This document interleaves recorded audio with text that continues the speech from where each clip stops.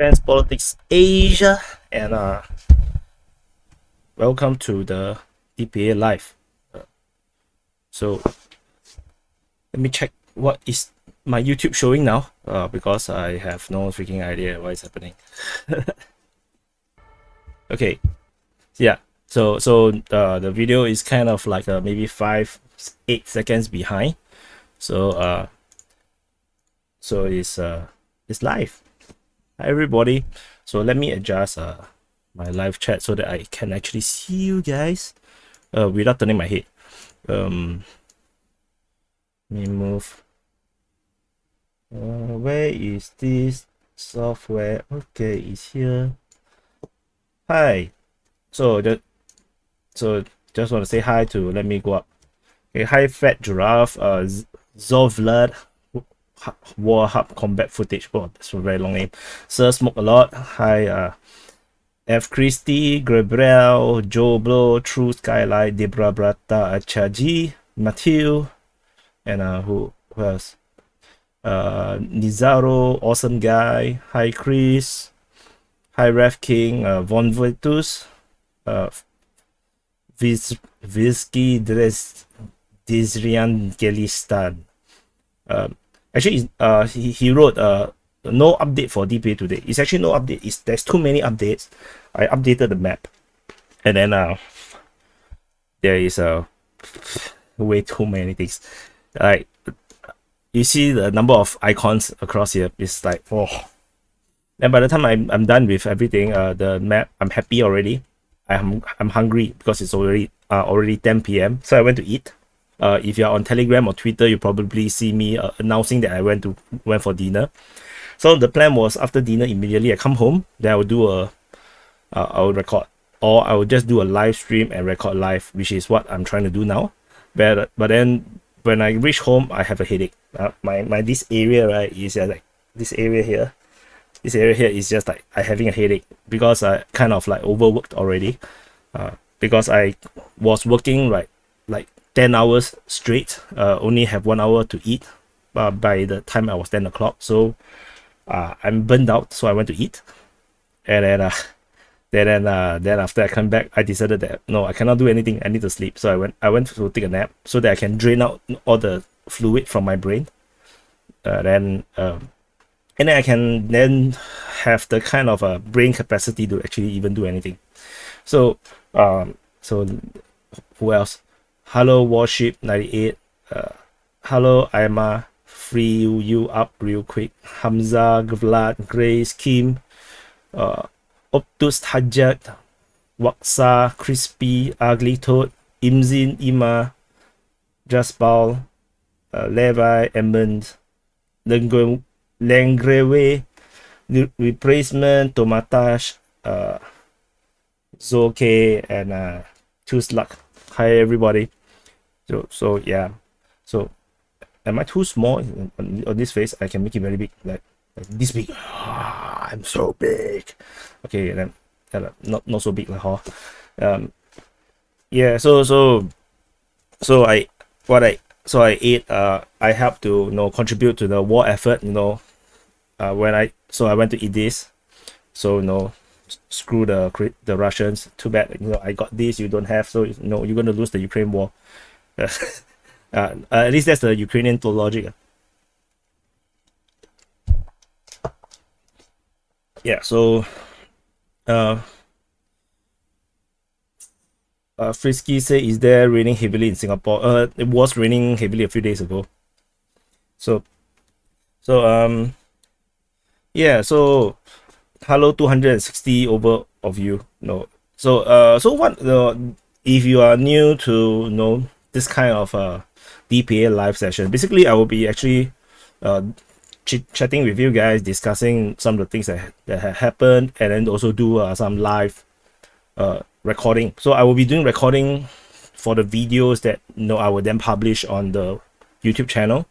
And then so in that moment, you basically is watching me, it's like watching the video, but I'm actually doing the recording. And then thank you, Doughboy Junior. He said thanks for your effort, nice quote. So Yeah, so actually, so in case you don't know, I'm reading here, you see.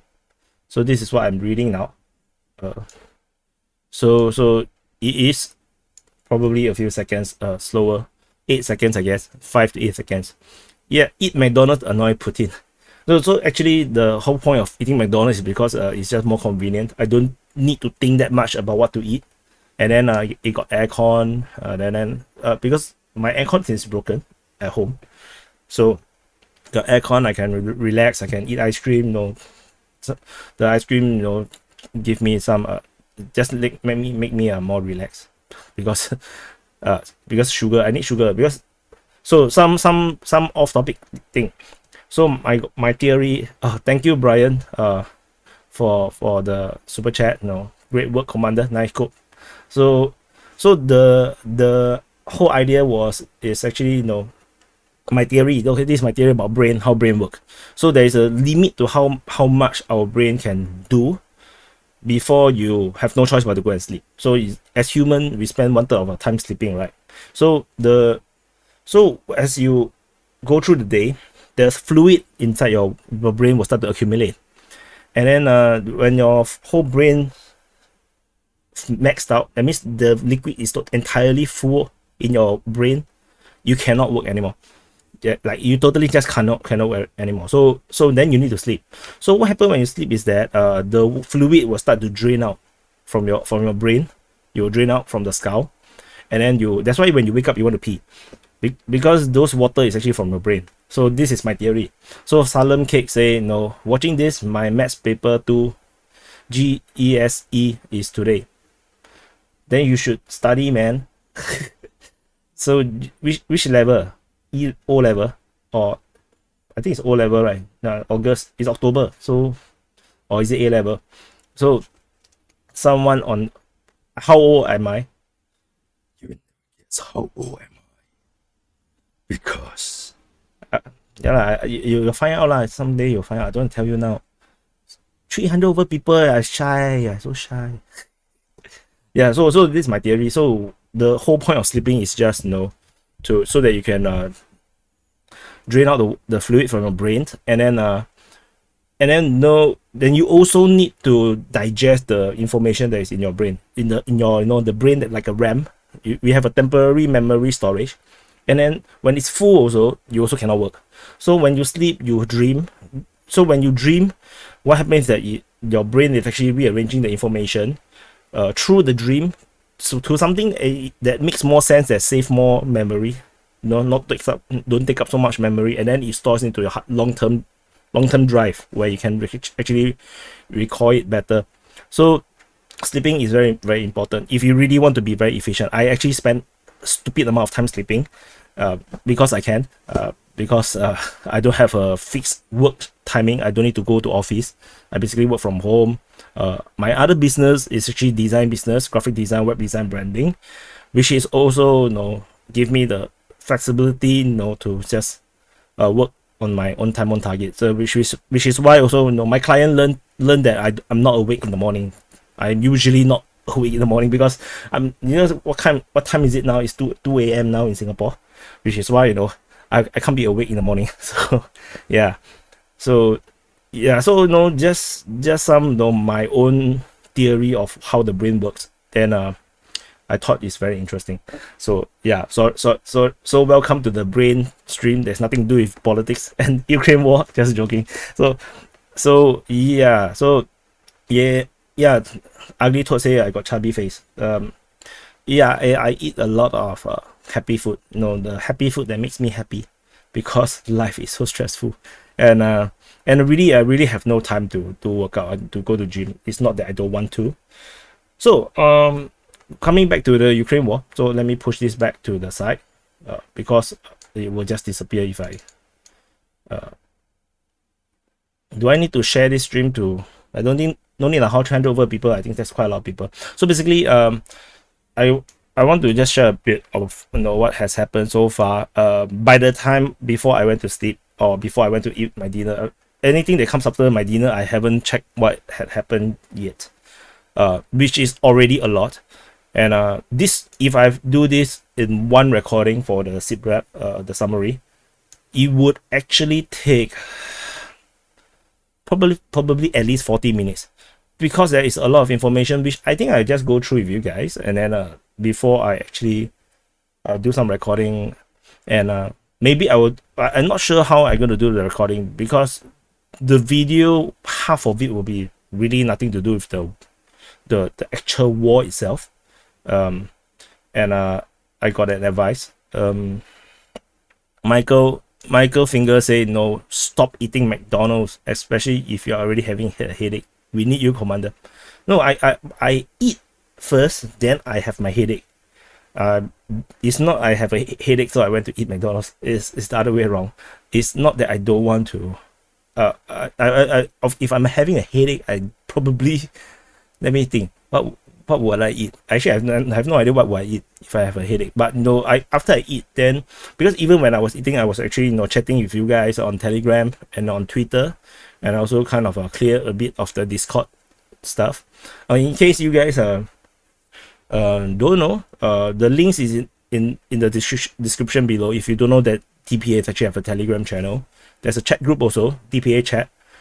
You can just search DPA chat, you will come out on Telegram. And then there's also Discord channel. So Discord channel is very oh my god, a big headache, because some people don't like one of my mods, and then there's a Discord war happening, and then it's like there's some of this guy, this main guy used to be a patron of DPA, so what the fuck. So yeah, so stop eating American food, you become morbidly obese. There isn't actually a lot of morbidly obese people in Singapore. There is, but not a lot. And especially but yeah, I'm actually going to want to do workout more. So okay, stop distracting me into other topics. I'm trying to talk about Ukraine war. So so okay, yeah, I was talking about there's a lot of things happen, so I want to go through, but I realized that it's not practical to do a sit rep now, because I think the time now is pretty late in Ukraine already. The time now is 9 p.m, so 9 p.m is a bit late for a sit rep. I probably would just do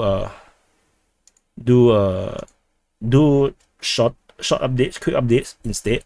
Then maybe I'll do the sit rep together tomorrow. But no, I cannot go through all these things in a sit rep. It's really very heavy. So the anti-mail collision, yeah, that is really lame, fucking lame. Like nothing better to do to come and attack my DPA server. A lot of the rules, right, in the Discord channel, right, the mods actually have no choice, because the Discord term of service, right, is actually very strict. And in fact, so a lot of content we actually have had to delete, and we have to forbid people from talking about certain things, because some of these NAFO guys, the pro-Ukrainian so-called bots, or self-hero thinking people, they actually will use this as a weapon to actually take the server down. So you rather offend a few people than to have the whole server deprive people. Drink less coffee. Caffeine isn't good for your health. Yeah. I actually drink quite a lot of caffeine nowadays. I think because I'm getting a bit not so fit, so end up I drink a lot more caffeine, which is actually not good as well. So what else? And nobody wants to talk about Ukraine war. Everybody is just talking about about stuff. Awesome guy, he say, I like every of your videos since day 42. You see, he's the veteran. Good job. Okay, so how do I leave this here? I think it's a bad idea. Leave this here. No, I cannot read that. No, just leave it out. Forget it. Yeah. So let's go back to Ukraine war. You stop distracting me with other things. Oh my freaking god, I keep getting distracted. So just go through some stuff. So no, don't use this as an excuse to not watch my video later. Okay. Some weird shit. Ukraine recognized the Republic of Chechen Republic of Ishkiria. If you do not know who is the Chechen Republic of Ishkiria, it's actually the country that is fighting the Chechen war with Russia twice. So basically, they are the Chechen rebels. They are the sworn enemy of Kadyrov. And Ukraine, kind of, if you ask me stupidly, gave recognition to this separatist country or entity, which is actually not in Chechen. It's not in Chechnya. They totally lost. So they are in exile.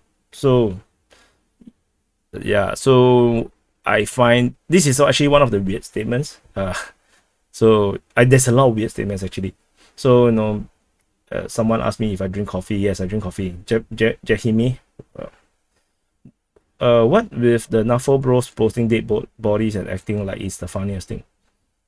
Okay, some theory or probably in reality. There's this group of people that there is anti-Russia. They support Ukraine or they support NATO. Don't know. Yeah, they call themselves NAFOs, and then they steal the NATO logo and then change the T to F. And then most of these people are very young. I believe they're all teenagers, many of them, or young 20s. So they don't really know better. They just think that they are making a difference in for the greater good. Like all young people, which are always the people who actually go to the protest, try to overthrow the governments. It's normal. But the thing is, they do not know what they're doing. And then, given the power of the internet, they actually garner some kind of power, and they think that they are doing something meaningful. But the truth is that most of them are cowards. I have challenged a few of them to come on streams. Yeah, nobody dare to show their face. So, cowards. Yeah. So, and then and some things. So I just slowly go through. Then later we decide how do I do recording for all these things. So and then Zelensky claims that so this is the official statement. I'm not joking. I'm not making things up. None of these things I'm putting on the map is made up. It's all real. It's all things that with sources. So general staff Ukraine posted a speech of Zelensky. So he basically said that Russia is currently militarily and politically bankrupt. So he said they spent billions of dollars on their military-industrial complex, and then still went to Iran to actually buy simple drones and missiles. Then they simple drones and missiles, $1 billion, then cannot help them anything, Then after that so they say at the tactical level, the terrorists, or basically they're talking about the Russians, still have certain hopes, and calculations are there. So basically, they still feel that tactically or in the short term, the drones gonna help, and then then after that, but these will all fall apart as will their previous calculations. Then I was like, yeah, I was like, oh, this is why sometimes it's very hard not to make fun of the Ukrainians, because they always come up with stupid statements. This is entirely impractical to talk about when the whole freaking world can see, especially the Ukrainians can see, that the freaking drones are just flying all over Ukraine and they have trouble shooting them down. And then 30, I can show you another thing. Up to 40%, according to Intel Slava, quoting some Ukrainian Telegram channel, that up to 40% of the power grid is already down. 40%, And then the drones are so simple, you can't, so lousy, they're gonna be the war. That's a freak, man. What the hell? So I just there's another super chat. Yo, Yahoo. He said, I heard about the MACD chat. I have to chime in my contribution. I prefer caramel frap, but I'm very, very upset that this contains the chopped chip frap. Can we protest for its return? Thanks, Will from California. Actually, I think Singapore still have it, chocolate chip frap. Maybe you go to other country, I think the Mac Cafe there might still have it. So for the 500 over of you, this is going to be the live stream. It's going to behave like this. It's going to be like, it's very serious. We're talking about Ukraine war, and then after that, something after that, we talk about McDonald's. So, yeah, welcome to the 21st century live streaming on news broadcast, where the newscaster is totally distracted.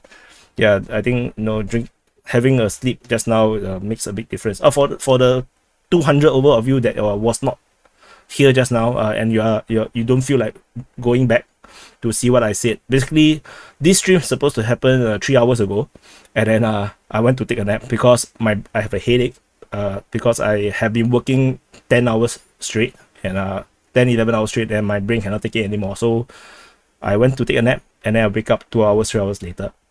Yeah, so and then before I sleep, I actually went to McDonald's to eat my dinner. After my dinner, McDonald's.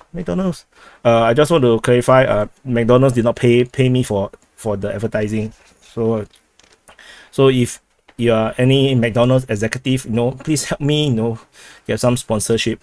I'll make sure every stream I talk about McDonald's.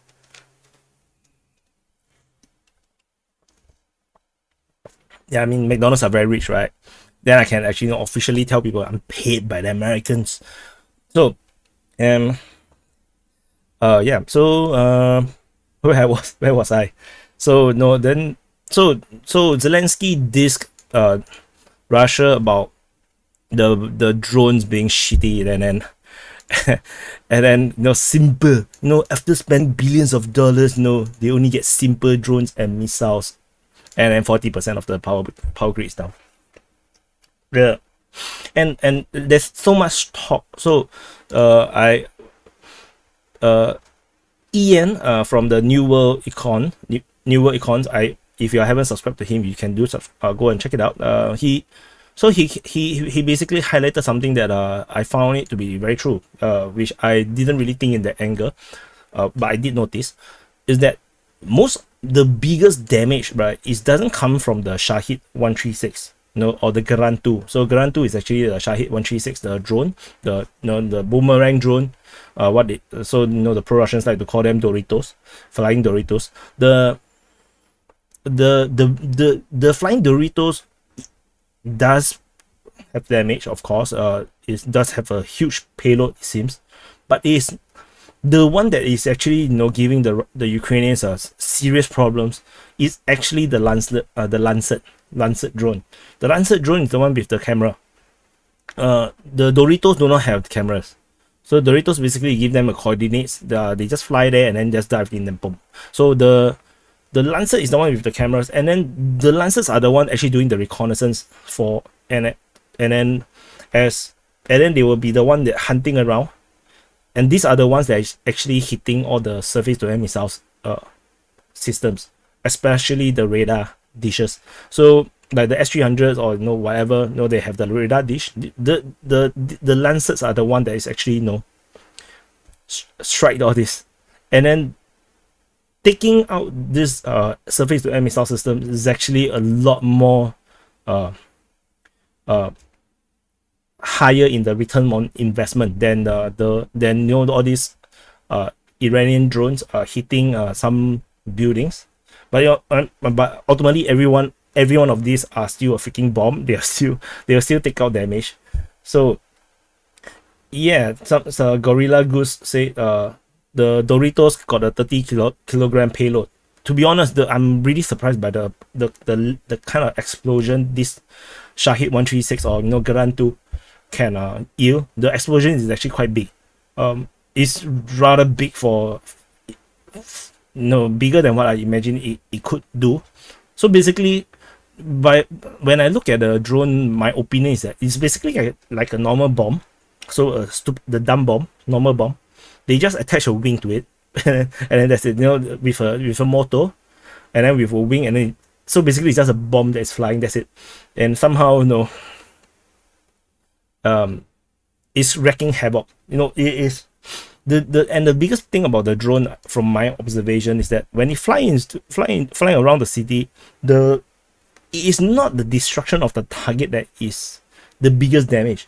The biggest damage, I think, is all the surface to air missiles trying to intercept it and fail, and then start to bomb itself, bomb the city itself, and then all the people that's using the rifles, assault rifles and machine guns shooting in the air, killing their own people, because basically when the bullet go up, you have to come down, you know. So it's not free for you to just fire as you like. When you fire, the bullet go up and it will come down, and if you're on the other side of the city, and then you're having a bad day, having a very bad day, you might die.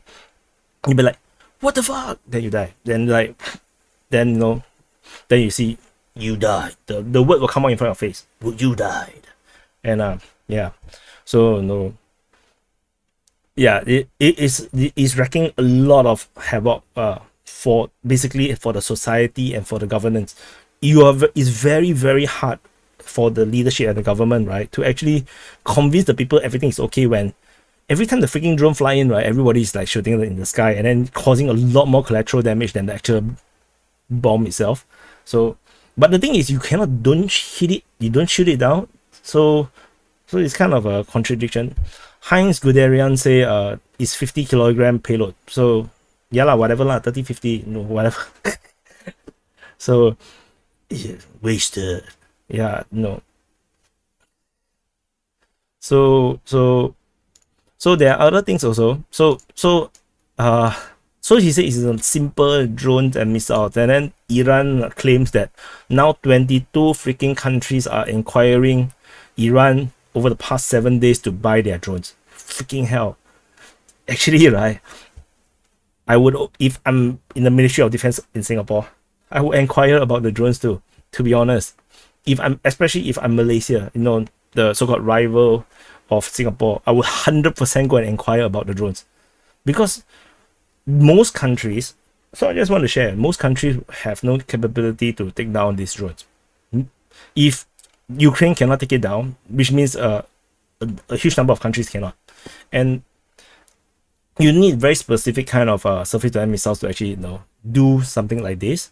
And Israel is one of these countries that have this capability. In fact, Israel is so good that their Iron Dome system can even take down Grad missiles or rockets, even, you know, lousy rockets. They can actually take down, you know, all these rudimentary rockets. So, you know, Iron Dome will have done the job. However, Israel pledged that they will never send weapons to Ukraine. So it's like, we are not selling weapons to Ukraine, said the defense minister. So know why this happened? Because their diaspora affairs minister Nachman Shai called on the government to send weapons to Ukraine in response to, you know, Iran sending missile to Russia. Then Gantz said, he is mistaken. I am the defense minister who is responsible for exporting Israeli weapons. So I gotta have a sense that, you know, they're gonna have a very exciting cabinet meeting, you know. So in response to Shai's statement, the Russian the former president of Russia, Dmitry Medvedev, also, you know, have an opinion. He said that, you know, Israel seems to be going to supply weapons to you know, Ukraine, a very rash step. It will destroy all interstate relations between our country, and this is a big freaking major issue for Israel. Because the situation over in Israel is freaking complicated. So, you know, you have Israel, and then this entire Syria itself is still in some kind of a civil war situation, but it's pretty quiet already. There's some fighting happening in the northern side because the Kurds and the Turkish forces are now, you know, fighting each other. And then some crazy news which I have no chance to follow. So, you know, there's a lot of things happening around here. And then Israel itself is trying to take out as many Iranian forces or, you know, positions within near their border. And Russia have been, you know, playing nice. The Russians have not intercept. Did not really, you know, stop Israel from doing anything they want. So Israeli jet basically fly into Syria and then bomb and then fly back out, and the Russians did not do anything. and they also doesn't seem to be supplying Syria with advanced surface-to-air missiles to stop the Israeli. So the Russians' commitment is purely against ISIS and its rebels. It's not against Turkey, it's not against the Americans. So the situation is very complicated. So in the geopolitics here is so complicated that Israel cannot afford Russia to become an enemy. Like the territory here, basically the Russians have already conquered 4 different Israels. So this is not that it's not very wise for Israel to make an enemy of Russia. So Israel being a very practical country, they decided they will not sell weapons to Ukraine, and I think that's very, very practical and a very smart move, because the world is changing. If you are not fully controlled by the Americans, don't join the Ukraine war's effort. And then so Benjamin Netanyahu, the previous prime minister of Israel, also said something. He actually commented that why Israel should not sell weapons to Ukraine, because the problem is any weapon sent to Ukraine may end up in the hands of Iran. And there's always this possibility that the weapons we send to the battlefield may end up in the hands of the Iranians, and they will use these weapons against us. And inside the JJ Post, Jerusalem Post article, he actually said that they actually already encountered their own weapons used by the Iranians at the Golan Heights. So it's not really good. So I just saw something.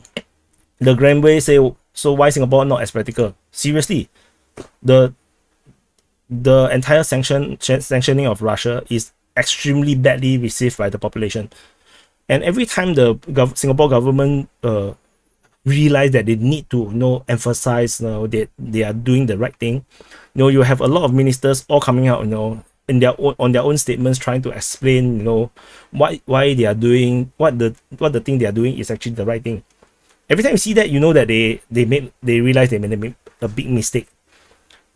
The sanctioning of Russia is extremely unpopular in Singapore, because in Singapore's our view, because Singapore is a very pragmatic people, we are like Israel.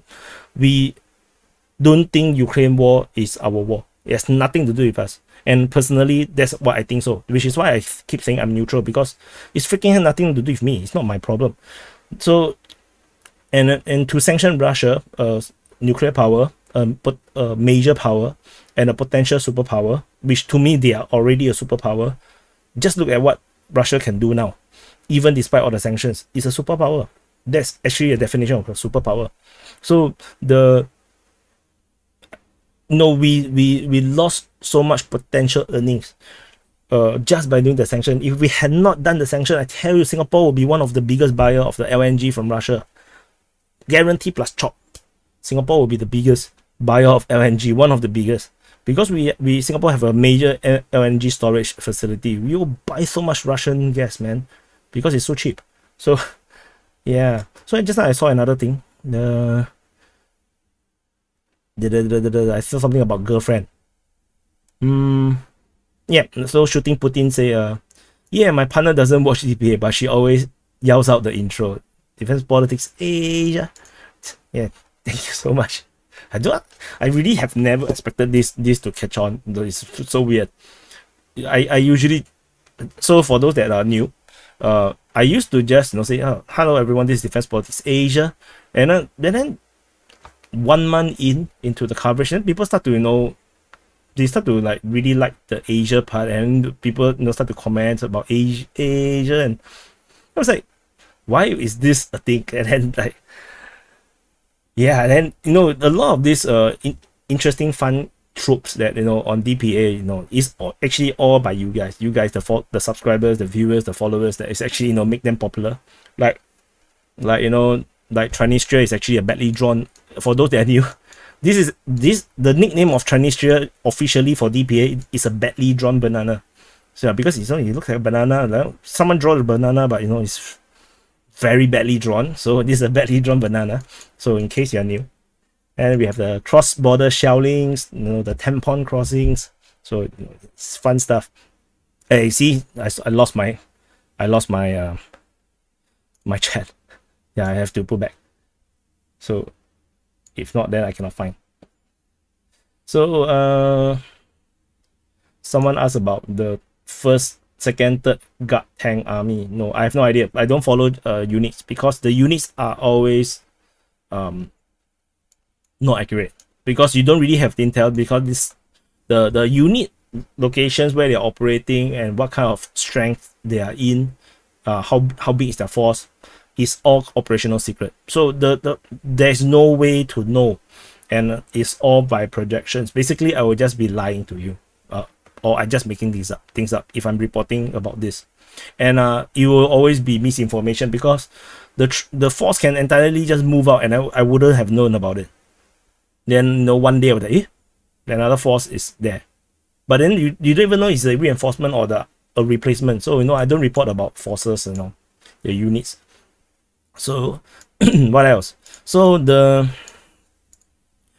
Then then there is another very embarrassing thing. I have no idea why all these powerful people kept getting tricked. So the prankster Lexus and Vaughan, I'm not sure if this is the same guys as the previous prank. Basically he pranked this guy, the head of Association of Defense Enterprise of Ukraine. So what happened is that he said that there is more PR and corruption at Bayraktar than combat use. Basically, he's talking about Bayraktar as a weapon. It's more about for PR and for corruption purpose than actual combat use. So the guy's name is Sergei Peshinsky. You can actually go and fact check and see whether this is true.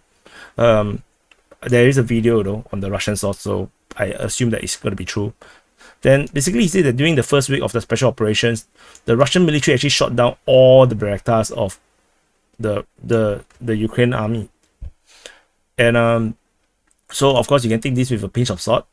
They thought that they were actually talking about he was talking to Michael McFaul.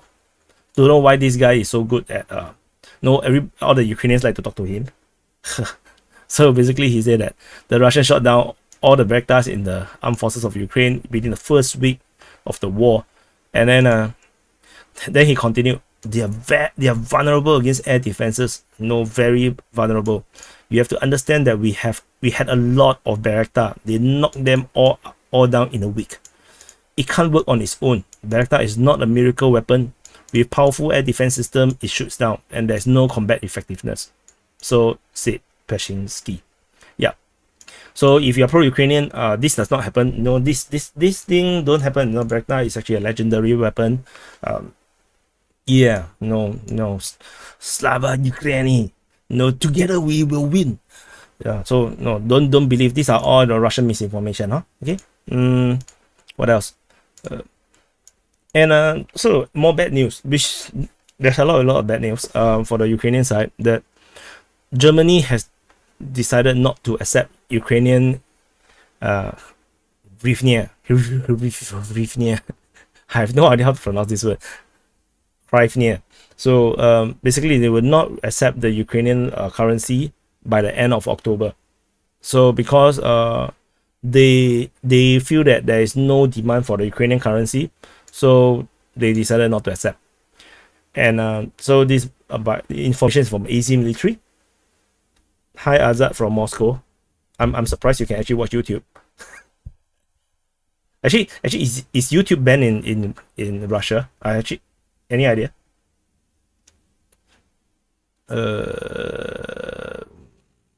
What else? What did I see in the chat? Someone say what languages can I speak? I can speak English, Chinese, Hokkien, a bit of Cantonese, Malay, a bit of Indonesian. Yeah. And I can speak Singlish.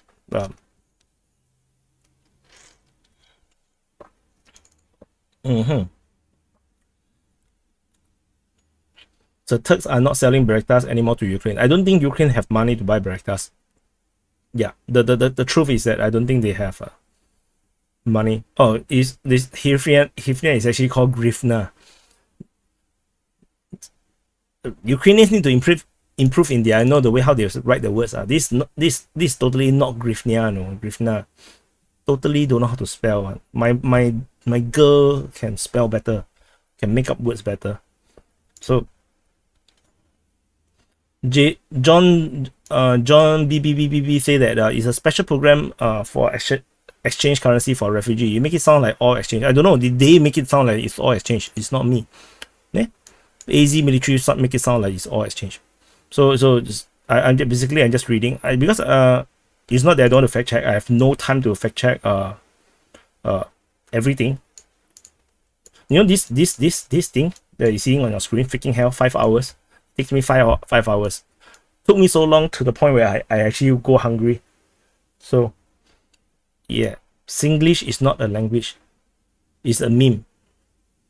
If I tell you I start to speak English, I think you also don't know what I'm saying. I tell you, because Singlish, right, is a mix of a lot of different languages. If I actually speak pure Singlish, like really how I talk to my friends, y'all would die, man. Y'all would have no freaking idea what I'm talking about. The Iranian drones are really lousy in the sense that they are really slow. It's easy to shoot down. The problem with the Iranian drones is not about the drone is lousy or simple. The problem with the Iranian drone is it's cheap and it can be mass produced quickly. And you can just send a swarm of it. It's like a Zerg rush thing, you know. You just spam them into your enemy. Your enemy who can't really stop it. They don't have effective weapons to actually to take it down. So La Grangue say he's Singaporean. Yeah, it's not a meme, it's a language. You have to be proud of your language. Yeah, so lie. There's also another news in Kiev that the Iris T, the game changer, is deployed in Kiev. So people have been the pro-Ukrainians actually, the pro-Russians don't really give a damn. The pro-Ukrainians are they kept speculating where the Iris T will be deployed, and then it was actually deployed in Kiev. So there's photo of the debris in Kiev or Kyiv of the Iris T missile. Yeah, for those that are interested. Then what else do we have? Yeah, so I covered this part. So then we have the Russian side. So there is this, if you don't follow the Telegram channels or Twitter, you probably will not know. The Soruvikin, the Russian new Russian commander for the special military operation, have an interview. I think this is the first time he actually talked to the media in a long time. Because he's not really a publicity guy. He don't really like to talk to the media. From what I understand, he's like those very serious, simple leader that he just do his job kind of people. He don't seem to like the limelight kind of type of person. So I can actually show you a footage now of him talking.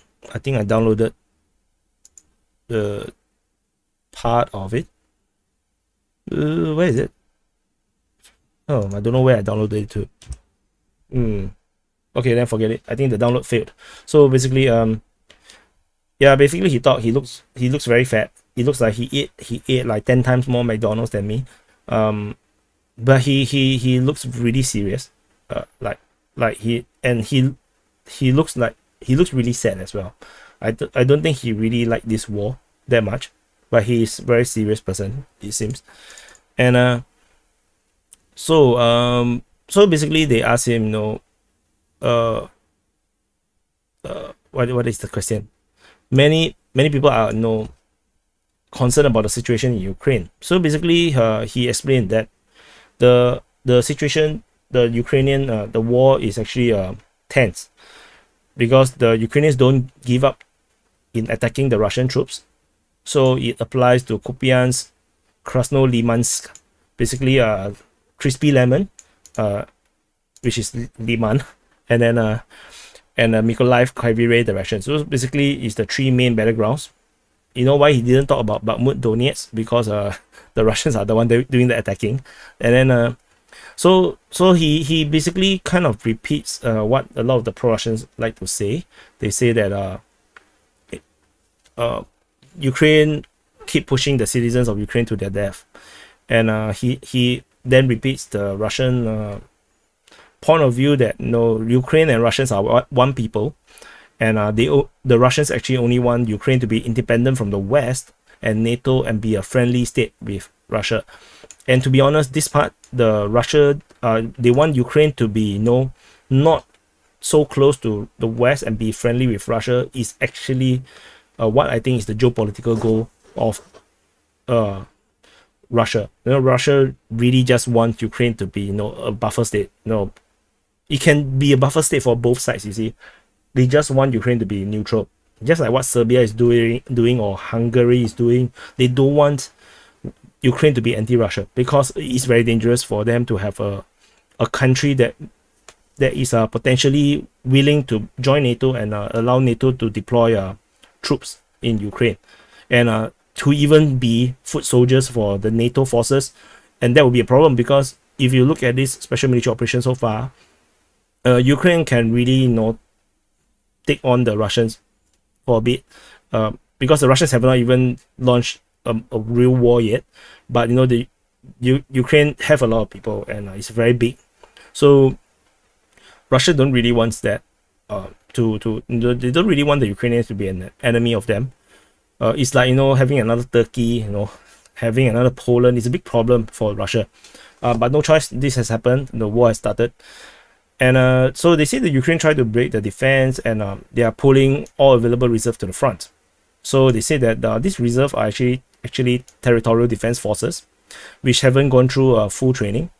So as such, they are sending, the Ukrainian leadership is condemning them to death. So as a rule, such unit have low morale. I'm not sure about the low morale part,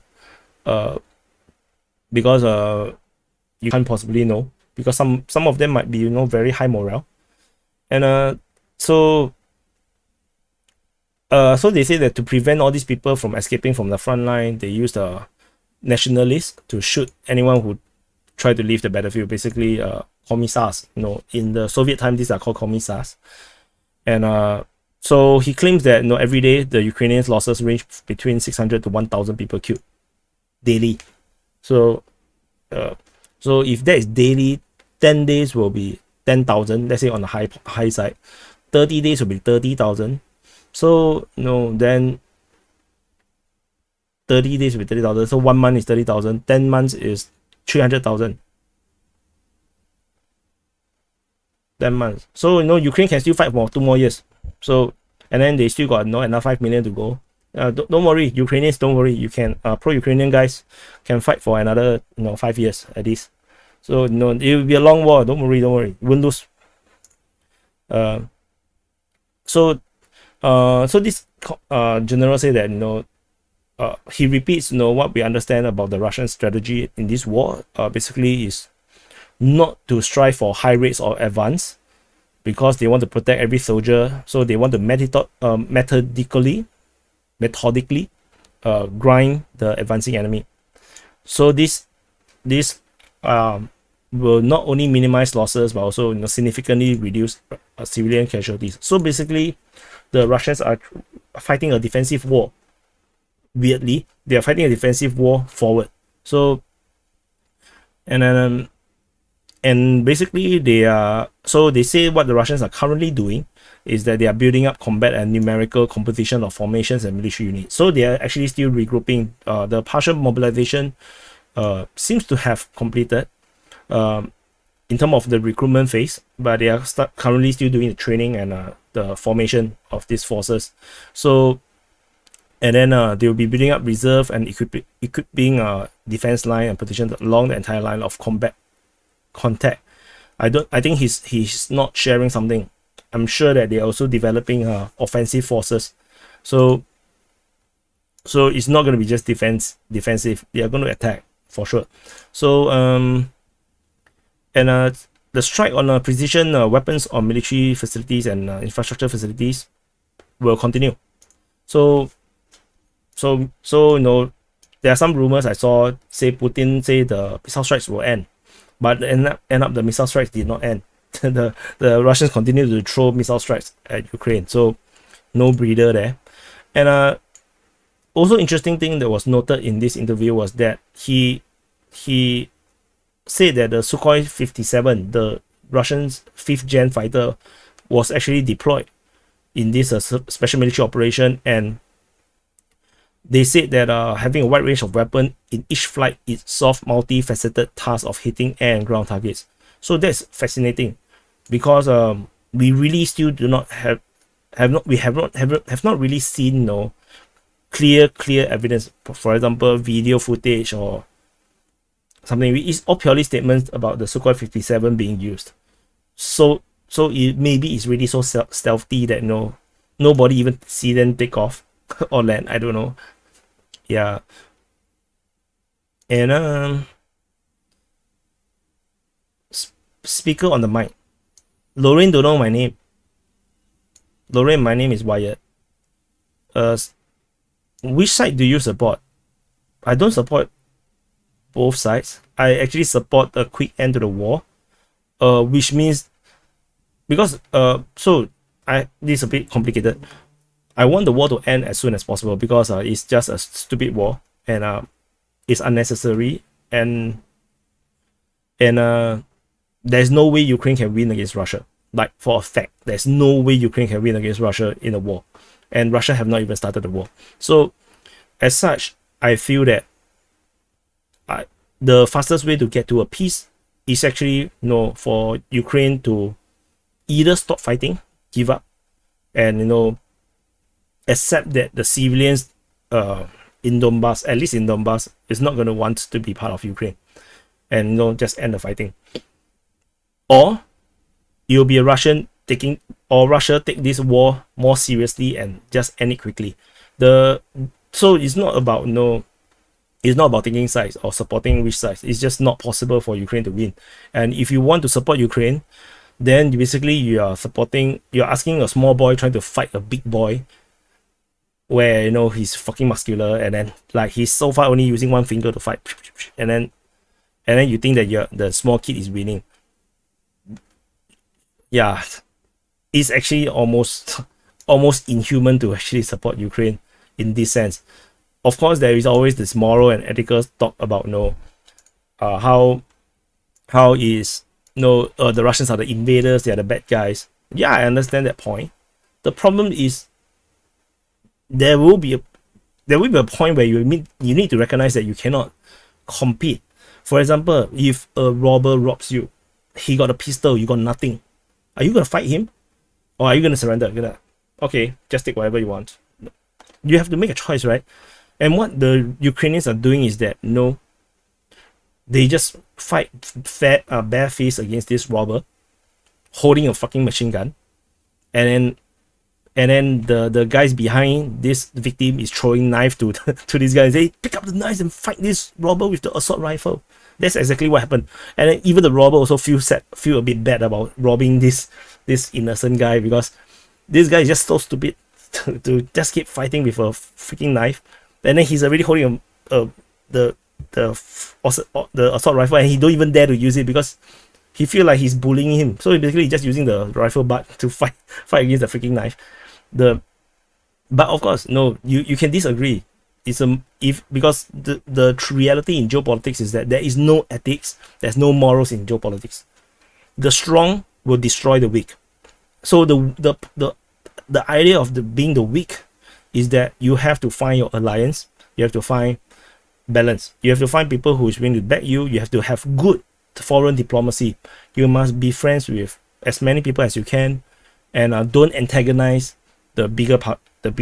If the bigger power have you, and you have a lot of differences, then you look at the part where the interests are shared, then you try to build relationship from there.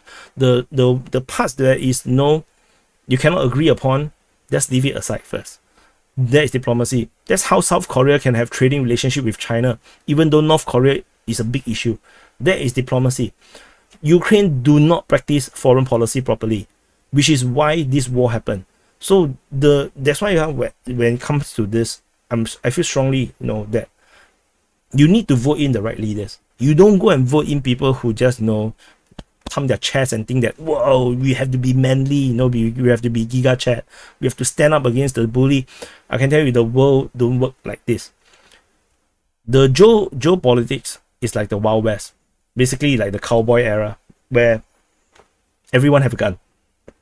The person with a better gun, with a longer range gun, who can draw the gun faster, is going to kill you. And it doesn't matter you're right or wrong. It's not about right and wrong. So some say, it's not Ukraine, it's NATO. Yeah, but Ukraine have control over their own country. He can make decisions. He just refused to make the difficult decision. The Ukrainian leadership, not just Zelensky, they want to go for this heroic kind of option. It's just like how Japanese in World War II, the Imperial Army went on banzai charges when they know that they can't win. They can't win. They know that the battle is lost. Tactically, they have lost the war. They lost the battle in the specific battlefield. So they went on kamikaze charge. They went on a banzai charge, and then they just charged holes into the machine gun and just die. This is what we are looking at on the strategic scale. What Ukraine is doing, they are just charging. There is no way they can win this war. The reason is because there's no diplomatic solution to what Ukraine is trying to do. What they're trying to do is simply what they think they're doing is to crush Russian military so badly that Russia have to give in and give Ukraine more things. This is not going to happen because in today's age we have nuclear weapons. Russia will never lose a war in Ukraine because at the very end they can always use nuclear weapon. And Ukraine do not have enough population to fight the Russian military. That is just the reality. If Russia cannot even defeat one Ukraine, there is no reason NATO have to fear Russia. Zero reason to fear Russia. You see, NATO don't even want to get involved in the conflict. They don't want to escalate the situation. The reason is because Russia have not even taken the war seriously yet, and NATO knows it really well, but they are putting on an act and trying to make the public think that Ukraine is winning so that they can continue to send weapons and send money to Ukraine and maybe whatever under the table deals and money and whatnot. So this is Russia, the freaking size of Russia. Yes, I know most of these parts have no people, but freaking hell, this entire area is super, a lot of people. Russia have a reportedly 25 million military reserve, and this is not counting conscripts. That is basically, the entire male population of Ukraine, if I'm not wrong, or more. So and you don't have the entire male population going to war. It's not possible. And if you do that, you don't have an economy, then your country is as good as doesn't exist. So, which is why it's not about supporting Ukraine or supporting Russia. It's recognizing the fact.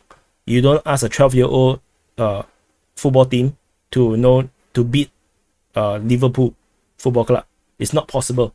It's basically Liverpool is basically just sending 5 players and then play against these 12 years old kids. And the kids still think that they are very good. No, this is a different world. So no, but this is my opinion. You can think differently, You can really think differently. It's okay. If you think Ukraine can win, then Ukraine can win. No. What does it matter to me? Doesn't really matter to me. I'm reporting the war for like freaking how many days already? 200 over days. What is this? 237 days. What I saw is just Ukraine trying really hard, but they are so spent. The Russians only just started partial mobilization. Ukraine have already lost most of its heavy weapons. They are already depending mostly on the tanks and heavy weapons, the artillery that is sent to Ukraine by the NATO alliance. Do you notice that, right? If you're following this war, you have noticed that the heavy weapons, the artillery, you know, what Ukraine is using now is all mostly NATO weapons. Only, you know, maybe the tanks are not, because a lot of the tanks are donated from Poland and all the Soviet tanks and Soviet derived tanks. But is none of it, most of it is already not Ukrainian weapons. They are all donated weapons, the weapons that are coming from the alliance. This, and the Russians only just do a special military operation. It's not even their current mobilization just yet. So when this partial mobilization fully goes into the front, how is Ukraine going to cope with it? I have no freaking idea. So which is why, you know, sometimes, you know, the time during the HIMARS hype, I was saying you need, you know, at least 100, 200 over HIMARS in order to even turn the tide of the war. The current number of surface, the multiple launch rocket system that they have is insufficient. It's just not enough. The front is huge, you know. You see how much I need to zoom in before you can see one person. And this is not even one person. The one dot, one full stop is the one person. And this is the freaking war that is being fought. It's not so simple. So, but you have to give credit to Ukraine that they are still managing to manage a war of this size. I think it's very impressive. This is the biggest war we have seen since maybe the Gulf War.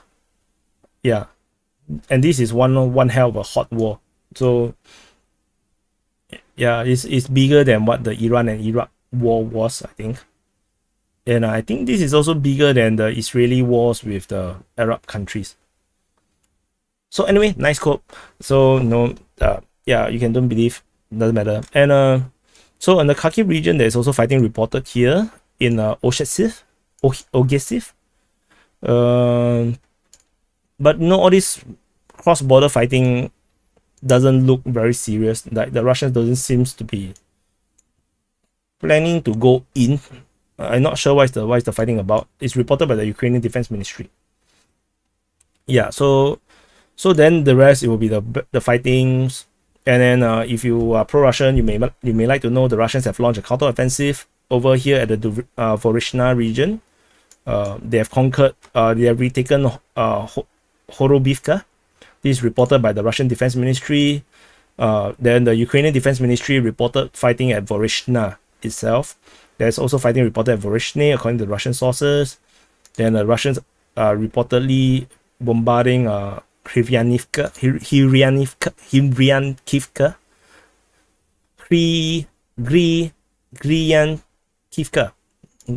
Kryankivka. Yeah. So Ukrainian Defense Ministry reported that. So, you know, this is one of the big things that happened. The Ukrainians still are fighting. Yeah. So the rest is just this. So the problem, then there's also this incident. That's interesting. The Ukrainians launched another amphibious assault across the Dnipro River. If you're pro-Ukrainian, this did not happen because this is purely from the Russian Defense Ministry. So yeah. So the Russian Defense Ministry reported at 4 a.m. the force of two companies launched an attempt to land on the left bank of Khovka River reservoir, and to try to seize the nuclear power plant. So it involved 37 motorboats and cutters, so 12 heavy and 25 light types. So, you know, 37 boats with Ukrainian troops. So the force up to two companies, let's say 10. One section is 10, 20, 34, 30, 90, 200, 30. I lost count. Yeah, it's quite a number of people. Yeah, quite a lot of people. So basically, and then the Russian troops took active action, and then they so-called neutralized the landing troops. So the losses amounts more than 90 Ukrainian personnel and 14 motorboats. The rest was scattered by artillery fire in the water area. So maybe the scattered is they retreated. Yeah, I'm not sure what is the meaning. So it's detailed yet not detailed. So it's very confusing. The information, and I really want to see, you know, photos. If you don't really see photos of all this, it's really hard to convince people, that this happened. But this is a lot of information, and it does corroborates with the training that was reported happening around here at also Korivka, and also about two boats going through the locks of this dam over here at the Dnipro River. So there are some corroborating information to this, but whether we can corroborate this still remains to be seen. Really depends on the video footage or photos they are willing to share. And I haven't seen anything before I went for dinner, so yeah. So what else? So the Ukrainians launched another offensive at Pyatikaki and Sukhanove after reinforcement was reported over at Novohorivka and Novokayamka. So the reinforcement came yesterday. Today they are actually attacking. I do not know what's the conclusion just yet because I haven't dig. So yeah. So the evacuation, the Kherson evacuation rumor is real. Apparently the Russians are trying to evacuate the civilians from Kherson city, or probably the Kherson region, because so this one is by Soruvikin, the general for the Russian side, and he basically details that the problem is that because there's only two crossings. There's only the Antonovsky Bridge, and then you have the Novokakhovka Dam. These are the only two crossings across the Dnipro River, and these two crossings has been consistently getting shelled, and the Novokakhovka crossing has already been disabled. As such, the Russians feel that the humanitarian situation is untenable, so they decided that it's in the best interest of the civilians to actually evacuate everyone and move everyone away from the battlefront. So this is not an indication of the Russians going to give up this entire territory. Not yet. At least it doesn't look like this. But there's always a possibility that the Russians might actually just withdraw all the way south of the Dnipro River, because it is congruent with what they have previously done. Like, they want to hold a more easily defendable position rather than losing troops trying to defend the undefendable. So this withdrawal, according to the authorities of the Kherson region, will take up to 6 days to evacuate up to 60,000 people. So 60,000 doesn't sound like a lot of people, which means that a lot of people might have already withdrawn over to the southern side, because we have already a lot of reports of civilians leaving Kherson, and the Ukrainians actually sort of make fun, troll about it, saying that the Russians are kidnapping children from Kherson and whatnot. I think that's very sinister to think like this. Any normal human being would want to bring their children to a safer place rather than stay in the front line, because Kherson will become a better zone. Even if the front is not there, bombardments are just too frequent. And given that Kherson has already been annexed by the Russian Federation, they can now move freely into Russia, like really freely. There's no border. The border situation, the border will be removed, and they are already in the process of being removed. So people can just travel freely into Russia. So there's no reason to stay in the front line. And this also presents the Russia side with two alternatives. One is that they can withdraw south of the Dnipro River. The other solution is actually that they can actually fight more freely without needing to worry about civilians. So this is a major evacuation operation.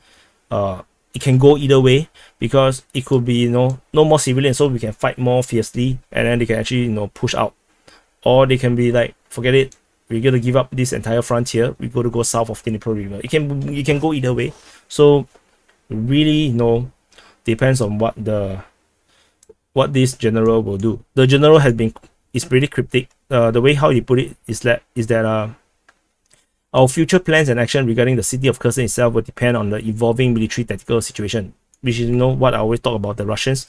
They do not have a very, very fixed plan. Sometimes they have a general objective, but they will always change the plans according to the situation. And he repeats that it's already a very difficult situation now. So he will proceed from the need to preserve the life of the civilians and servicemen as much as possible. So, which means that they will not fight just to hold land. They will fight to preserve life first. So he said that they will act consciously in a timely manner, not excluding the adoption of difficult division. This adoption of difficult divisions is likely to withdraw and give up the entire northern bank of the Dnipro River. The rumors are saying that US is actually forcing the Ukrainians to take Kherson city before the end of the midterms, and also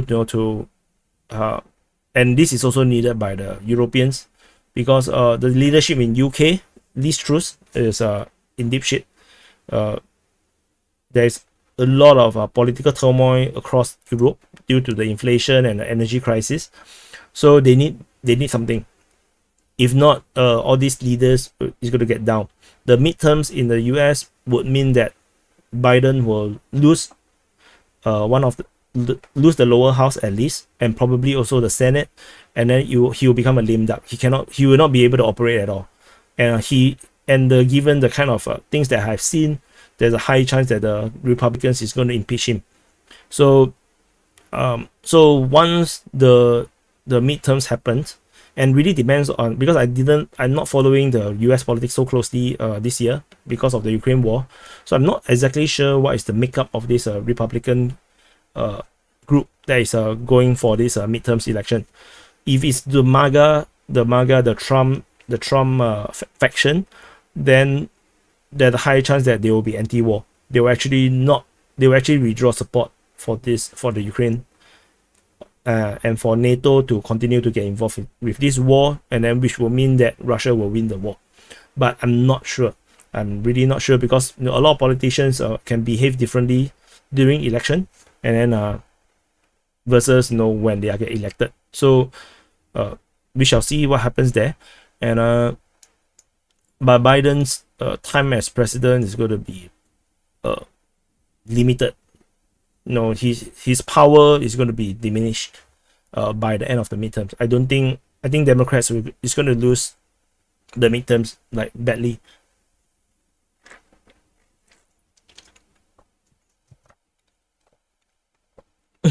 So for you guys, if you all have any pressing question, those questions that you cannot tolerate, you must ask me and you must get an answer. You have to do a super chat, because you all are chatting a lot, so it's not possible for me to read everything.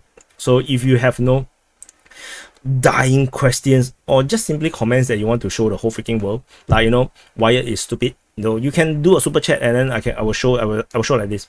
Then Wyatt is stupid, I will just show it, because you pay money for me to show it. The only things I cannot show is unless things that maybe will get the channel some strikes, then maybe I will not read it out. I'll just show you only. I'll just like this one like that. So yeah. So I don't play League of Legends through Skylight.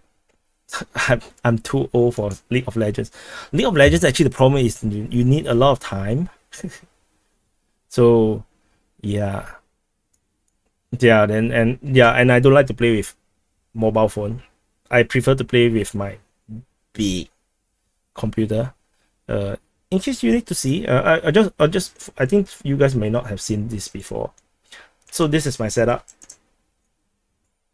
So you guys are actually here talking. I'm actually reading you guys here, and this is the software that I'm doing the streaming, and then the main screen, the center screen, and then this is my YouTube studio, which I also have other things. So sometimes I do some research. So basically, when I do streaming or whatever, actually I have 3 screens.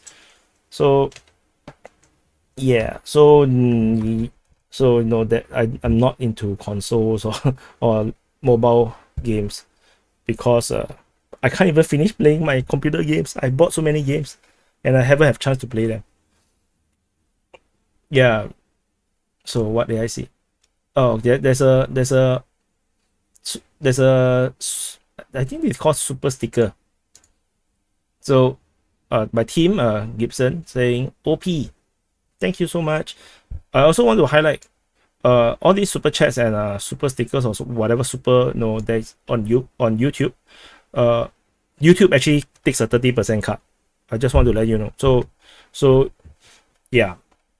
So there's then if you are a patron on the DPA Patreon, the cut is 10%, like plus. Cannot remember. I think coffee.com, there's this one called let me find this. Actually, there's this one also, coffee. I had never advertised this one, but there is people who donates here. Coffee, I don't think they take a cut at all. So it's coffee.com slash Defense Politics Asia. So this one I think I get 100% of the money donated. So there are people telling me that they don't like Patreon. So I also thinking because now there is also monthly thingy. Yeah, I need to figure out first. Maybe there's better ways to donate to my work. So yeah, I just want to share. But I never dropped this link anywhere. So no, yeah, I'm not doing a good job about fundraising. Wyatt, no. So David asked me, what's your favorite meal from McDonald's? I actually I like a lot of different meals, all the different food in McDonald's. So I actually don't know what's the favorite. I like everything. Not everything, but most of the things. Benjamin F. Tech super chatted, say, thank you for your hard work. You're a good man. Thank you so much. Yeah, I just try my best. My friend, I respect your map and channels. Thank you.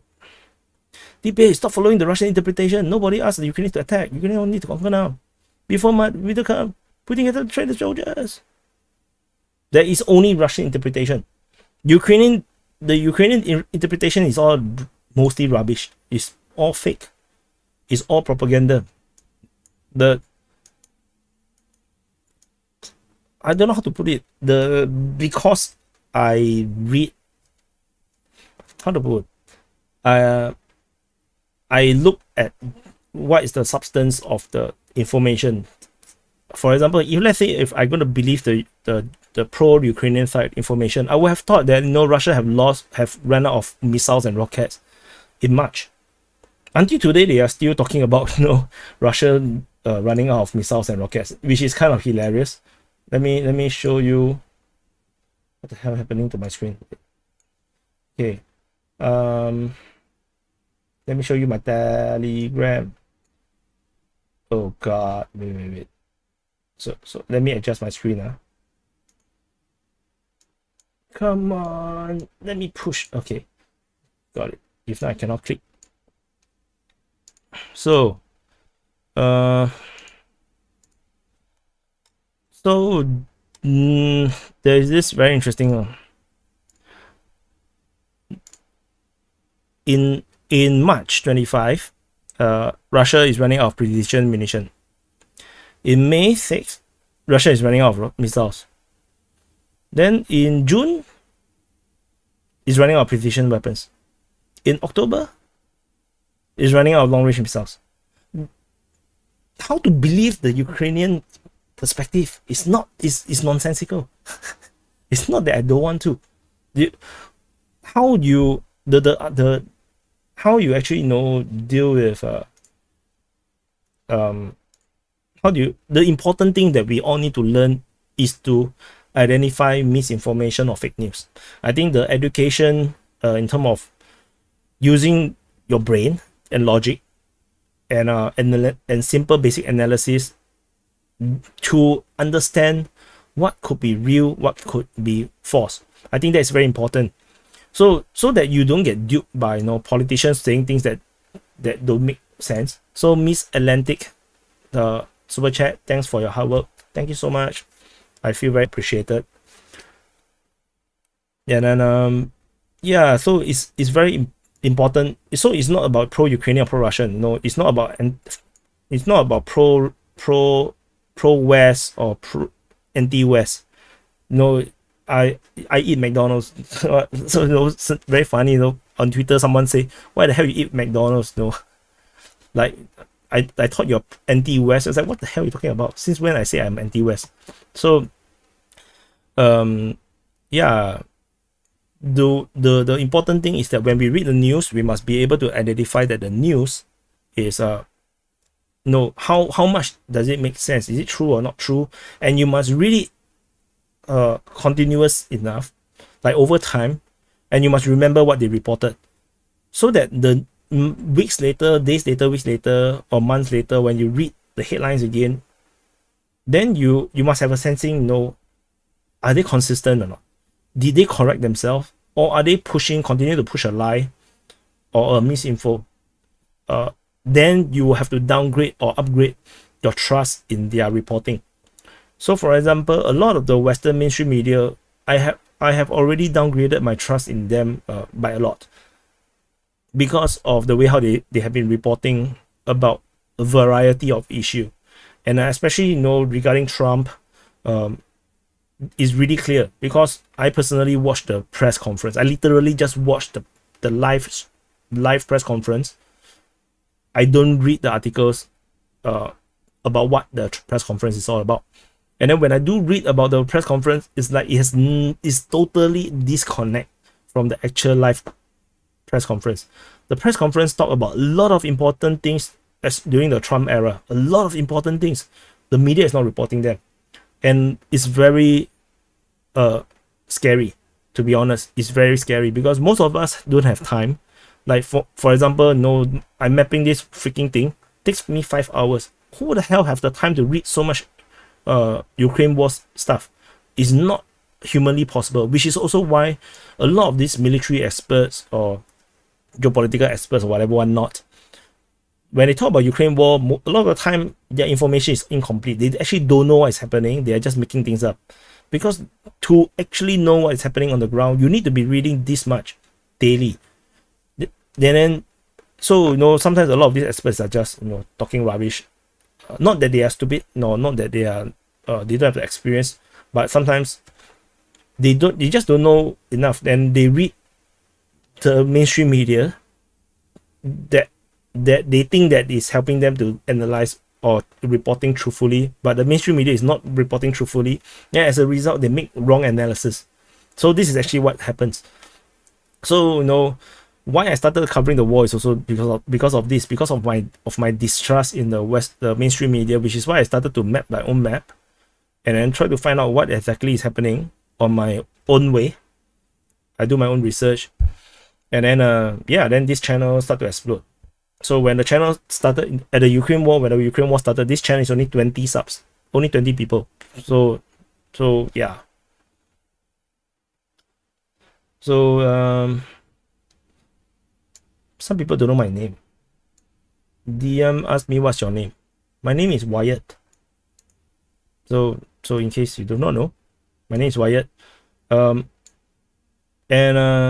Yes, True Skylight asked, do you hear the news about Saudi Arabia want to join BRICS? Yes, of course. So yeah, a lot of countries want to join BRICS, which is why I say again, Singapore sanctioning Russia is a bad decision. It's a seriously wrong decision. I will be freaking against. I'll always gonna use this to go attack my ruling party. I'm gonna just say that in their face. You make a serious geopolitical mistake by sanctioning Russia.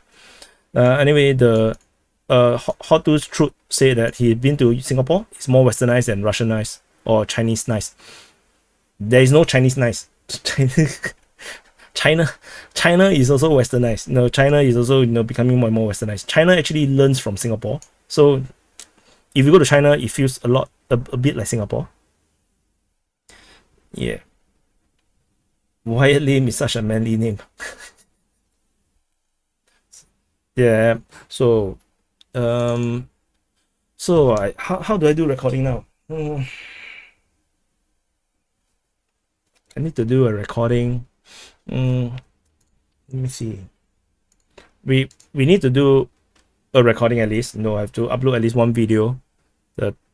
Because live streams don't appear on your main page much actually. So I need to upload videos in order to earn. Can we call you DPA? Yes, you can call me whatever you want. Some people call me Russian trolls. So yeah, whatever you like.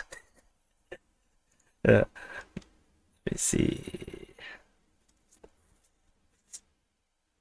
Oh yeah, I want to show you. Yeah, this is the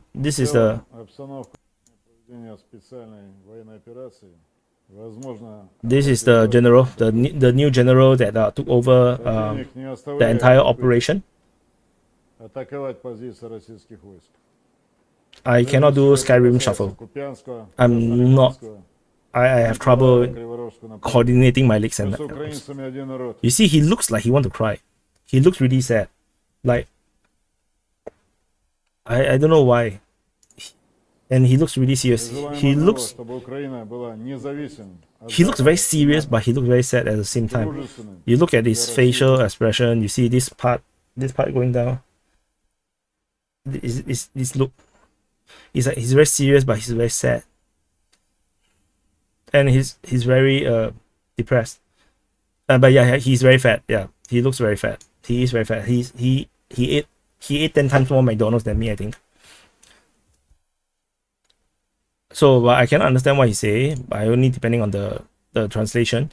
And yeah, and also interesting note, the MOD Russia, the English version, the translation is versus the Russian version where I use the auto translate. The Russian version is so much better. The Russian version's auto translation makes so much more sense. The English translation is actually rather poor. So end up I actually have to read. I already originally mapped the English version. Then after that I actually replace it with the Russian auto translated version because it makes more sense. The sentence structure, the translation makes more sense. So yeah, just some kind of interesting thingy. Why did Russia get a new general? Because okay, I suspect, okay, there's no source, this is just my opinion. I think whoever that was in charge of this Kharkiv region, the Kharkiv, the Izium front, under misreport, maybe they misreport their capabilities or make things up. And similarly the previous in charge, because I don't think he's the first overall in charge. I think he's the second overall in charge. The first overall in charge might have gave the wrong recommendations to Putin. You have to understand that Putin do not run the war. He's just the leader. He runs the politics. He do not direct the war. So the generals that is in charge of the war, it runs the war, and they maybe had not been truthful to Putin about everything, because Russia is a very, very big country. So when you have a very, very big country, you have a massive problem with corruptions and hierarchies. Same thing in United States. So which is just like Trump actually ordered the withdrawal of American troops from Syria, but the Syrian general actually did not withdraw the troops. He actually did. He only told Trump that he did, but he actually didn't. So this kind of thing could happen. So, and that's the United States. So don't talk about Russia, which is a more corrupted country. So So maybe, you know, they sugarcoat the reports to Putin, and then end up they have this massive withdrawal to preserve troops. Similarly to in the Kherson region, maybe, you know, the Putin asked the general, do you want more troops? Then the Russian general is like, oh, no need, we can do it.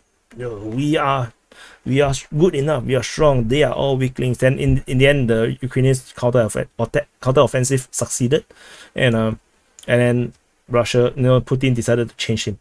So that could be also, you know, the situation.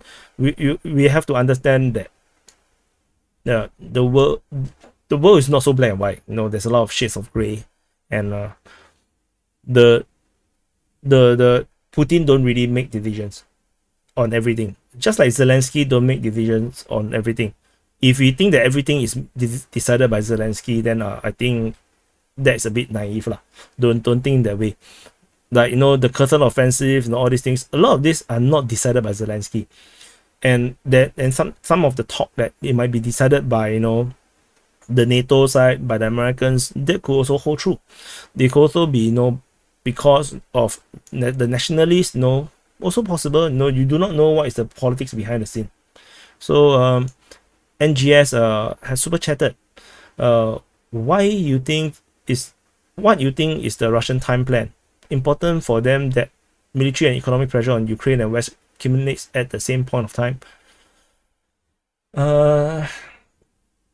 It might coincide. I don't think they plan it on purpose. I think that okay, so what I think the current situation, I think, is that Russia is waiting. I can tell you this entire special military operation has not been smooth for the Russian side. Putin did not expect Ukraine to put up such a big fight, and he also probably did not expect the West to be so blatant about, you know, sending in military aid, and Putin is a very conservative guy. He's very, very conservative. He's not the warmonger type. He don't react emotionally. So, for example, you know, Turkey shot down a Russian plane during the height of the Syrian civil war. Putin did not do a single thing to Turkey. I think he only cut trade to just 1 or 2 items, something like this. It's not something, you know, serious. Russia did not react militarily against Turkey. These are, you know, examples of, you know, Putin being very conservative. And, you know, when the West, you know, sending all these heavy equipments in, Putin did not kind of react. He did not react to you know, that in a very significant way. So, but the thing is, how the West, the rhetoric, the things that they say, the actions that they're taking, the sanctions they are applying on Russia have no choice. Putin have no choice. So, you know, they just try to, you know, remind Europe about their energy situation by, you know, reducing supply of the gas, you know, to Europe. But Europe didn't get the memo, and they still think that it's okay. It's okay to take Russian gas, and then while telling the whole world that you'll be diversifying away from Russian gas, and it will take 2-3 years, and then still expect Russia to provide gas. This kind of like very weird situation where, like, you know, you're already telling Russia that you're not going to buy their gas anymore, but you're still expecting Russia to supply the gas. So yeah, it's a kind of situation. I'm going so off track. So basically, the Putin, what I think the strategy now is that Russia knows that the West, the Europe, is not going to be able to sustain politically because of the energy crisis. And he actually managed to get the entire of OPEC Plus to play along, because even if let's say Saudi Arabia, you know, or, you know, Qatar or United Arab Emirates, even if they are not pro-Russia, they are pro-money, right? They're pro-money. Why would the OPEC Plus or any oil-producing country want to reduce price? There's zero reasons to reduce price. Make it as high as possible. Everybody want to earn a lot of money, and now is the perfect time because United States is weak. Biden is weak. Biden is a poor leader, and there's nothing the United States can do to threaten the Middle East now, because they are now so heavily engaged in Ukraine, and Russia knows it, and the West and the entire Europe have no means of doing things to the Middle East as well, because they need the oil and gas, and they do not dare to offend the Middle East countries, which means that these people, many of you guys, is going to be willing to pay any price for the oil and the gas. And what can you do if you are France or Germany or UK? There's no choice. You don't produce oil and gas. You have to buy. And then now you have a perfect excuse that a war is going on in Ukraine. So everybody can just jack up the price, and keep the price there. Then why bother? And with the price being very high, the Russian oil and gas can continue to be discounted, 20% discount, continue to be 20% discount, and continue to bring in revenue into the Russian Federation in order to keep up this war. And there is nothing. And you see, Russia is still earning more money than they did than last year, significantly more money, despite they're selling the oil and gas at 20% discount.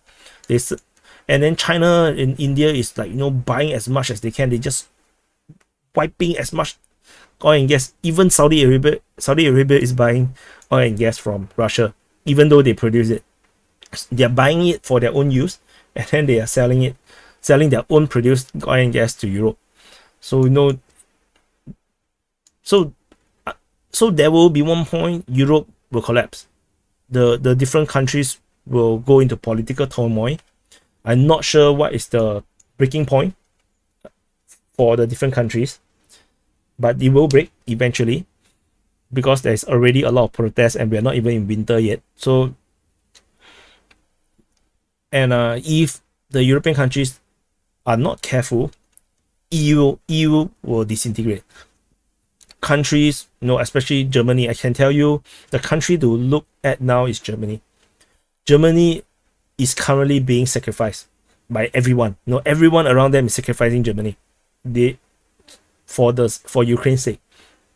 There will be one point Germany will say, no, I have enough. And then they will actually take side with the Russians. And it's highly plausible. And then then you're gonna have another, the the World War I, World War II situation where Germany suddenly is not friendly to the Western countries, or the Anglo-Saxon French alliance. That could happen because they are now pushing Germany to the edge. I saw a few of these. I saw some pro-Russian channels saying that few of the very very old companies are now declared insolvent in Germany.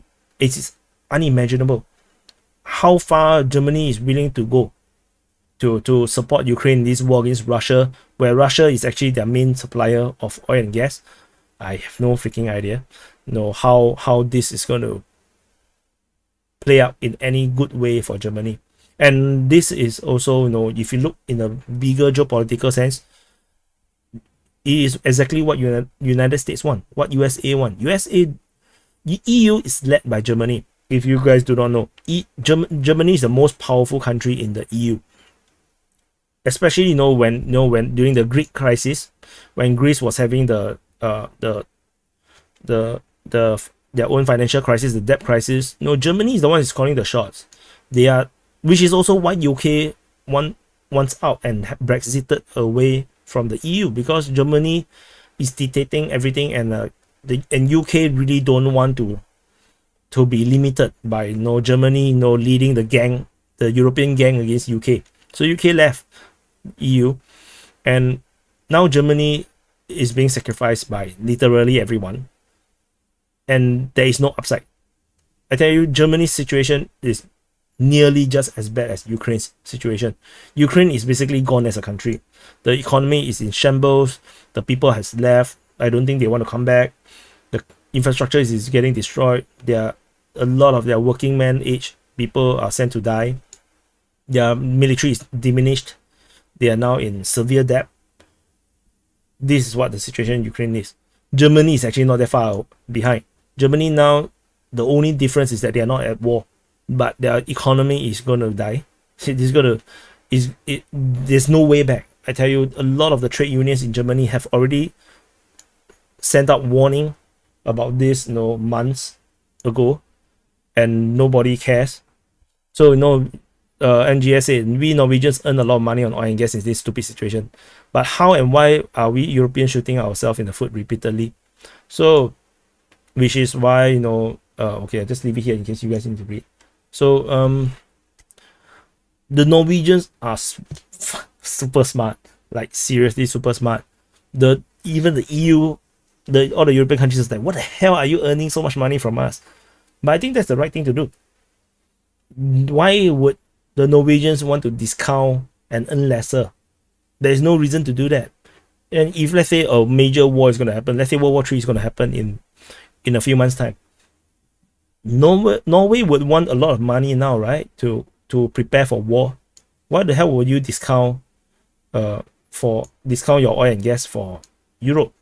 It's the same thing. I don't understand why United States is releasing oil and gas oil from their strategic reserve when a major war might be coming. Why are they releasing the oil and gas and then sacrificing sacrificing all this strategic gas and oil and gas, which later you have to buy back at a very high price? I have no idea. Someone asked about Paris riots. I do not know much. I know everywhere is riot. The whole freaking area here is all rioting. So, about French riot is that I understand that is the oil and gas people, the workers are asking for higher salary, because I think due to the inflation, and then they have a strike, and then the French power grid is already very fragile because a lot of the nuclear power plants is already malfunctioning. There are a lot of problems, and then the strike is causing the energy situation to get worse, and things are also getting worse because Algeria, one of the major supplier of oil and gas, is also looking to join BRICS. Yeah, they're going to join BRICS. They applied to join BRICS, and they are already saying that, we're not gonna have be able to fulfill our contract, force majeure. We are not able to provide so much gas to you guys. Shit is happening around the world, and we are literally watching the birth of a new era of a multipolar world. People talk a lot about this multipolar world for some time, for a few years already, but I never thought that it is possible. Not so easy, but this war just blew my mind, because it's like, what? How the hell can the West mismanage this entire situation to this point where they're actually going to give up their dominance on the world? It's amazing. Previously, the only threat was China, because China is a manufacturing powerhouse, and they are the factory of the world, and that is the only threat because they are so effective at using currency manipulation. So basically, it's basically they print money, but they do not need to answer for it, because the currency is not openly traded. So they can print as much money as they want and solve any problems as they want internally, and so that causes Europe to be not competitive in terms of price against Chinese goods. So which is why the European Union have a lot of tariff on Chinese goods. I'm sure the Europeans would know, things imported from China is very heavily tariffed in the EU. So to maintain competitiveness, at least within Europe itself. So that was the only threat. They get cheap gas from Russia to be able to at least reduce the gap, the cost gap. So, but now it's like they are now boosting Russia into a major player economically around the world. So like now Russia have a lot of leverage. I'm not sure if you guys have noticed. You might think that for those that are living in Europe or even United States, you might think that the sanctioning is crushing Russia. I can tell you it's not. You because they are a major supplier of oil and gas and also food and fertilizer, the whole freaking world, because their market share is so big that you cannot totally don't buy from them. Just like China had a problem with wheat, the grain, wheat. China have a huge trouble trying to cut off trade relationship with USA as well, because a lot of these things, US have too big a market share that there's no way China can totally cut off. But they're trying very hard. They are actually enabling Brazil and Argentina and all these South American countries to replace US. So this transition is happening, and Russia is becoming even more geopolitically powerful today than it was before the war. Like, no joke. Russia has actually became more powerful. If you don't believe this, just watch. One more year, you will see. The whole world will change. Russia will be calling the shots. Russia will be the superpower that everybody will be like, worried about. Johnny Yuma say he cannot make sense of what I'm saying. It's not easy to understand. Is it my language or is it the topic?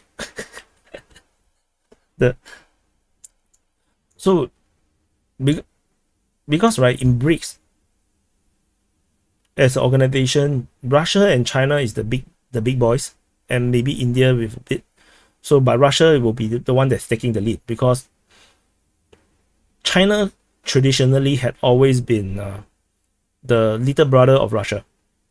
You can don't believe it, but it's up to you. No, Russia is the big brother of China, and India now have a very strong relationship with Russia because Russia have been helping India a lot.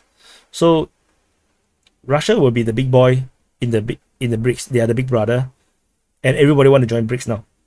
So this has significant geopolitical implications, and even with the Shanghai Cooperative, the SCO organization, that one China is the one that is holding the leadership role, which is also why I always say Russia and China is not exactly friends. They are competing, but it is very it is of their common interest now to work together, and it's working really, really well for both of them. NGS have another super chat. Western decay politically, culturally, and financially. Yeah, I think it's all of them, unfortunately. It used to be only culturally, because of the influx of refugees and illegal immigrants, and that actually become a threat culturally. You stop becoming you when you have too much foreigners coming to your country, and especially if these foreigners do not share your values or do not want to be part of your society. This happened in Singapore as well, and surprisingly, you probably would not know, unless you're Singaporean, is that we like around 10 over years ago, we have a problem with immigrants from Chinese. So Singapore is around almost 70% Chinese. So we are a majority Chinese society, and but you see, Chinese is a different kind of Chinese people, and the Singapore government in the attempt, because there's a low birth rate for the Chinese population, in the attempt to try to keep the ratio, because when you have a racial percentage change, then you will have a society problem. They try to import more China people into Singapore, give them more permanent residence or citizenships, I don't know. And then it becomes so bad that the situation becomes so obvious that as Singaporeans, we start to see China people everywhere, like literally just everywhere. Every trip you go on the train, you will see China people, like they are literally just everywhere, and this has a major political backlash. So that election, coupled with a lot of mismanagement by the government, we voted in I think five opposition members, which is unheard of in Singapore for a very very very long time, because there's usually only two opposition members at max in the Singapore Parliament. Everything else is swept by the ruling party. But the situation was so bad that we actually vote in a team of, I think, 4 or 5 politicians additional on top of the 2. So that immediately caused a reversal of policy by the government, because they realized that, oh, the people really hates it. It's like the Chinese are really different kind of people from us. We are different kind of Chinese. So the Chinese actually only stays with the Chinese people. They only talk and go out with them. They do not consume Western media. They only consume China media, and they are totally different. So culturally, it's a problem. And as such, today we don't, in Singapore today, there's still Chinese, but it's not as much as it was during that backlash period. So going back to just now, the super chat. Oh shit, I lost it. So now the problem now is politically and financially, both at the same time. Politically, the problem is that these politicians in Europe now is or in the West is not picking the right enemy. They are picking out Russia as the enemy, and I think that's a problem. And to view Ukraine as the good guys is also a problem, because both Russia and Ukraine are similar. They are basically the same country, not same country, same type of people, same type of system, same type of problems. The only difference is that Ukraine is much smaller, Russia is much bigger, and Russia have Putin. Well, Ukraine can't even live with itself. They cannot accept Donbass to be, they cannot allow them to think for what they want or do what they want, and then cause a civil war. Yeah, so and now the problem is financially as well. So I do not know what the West can do. And now we still haven't do any recording. Oh, freaking hell. It's already 2 hours in, I think. Yeah, it's going to be 2 hours and I haven't even do recording. So DPA is showing the bias big time. No, this is the reality. If you don't believe in the reality, you can continue. I mean, you just do whatever you want. Like if you are living in this area, you can continue to support Ukraine. No problem, man. I'm not the one paying your energy bill. So,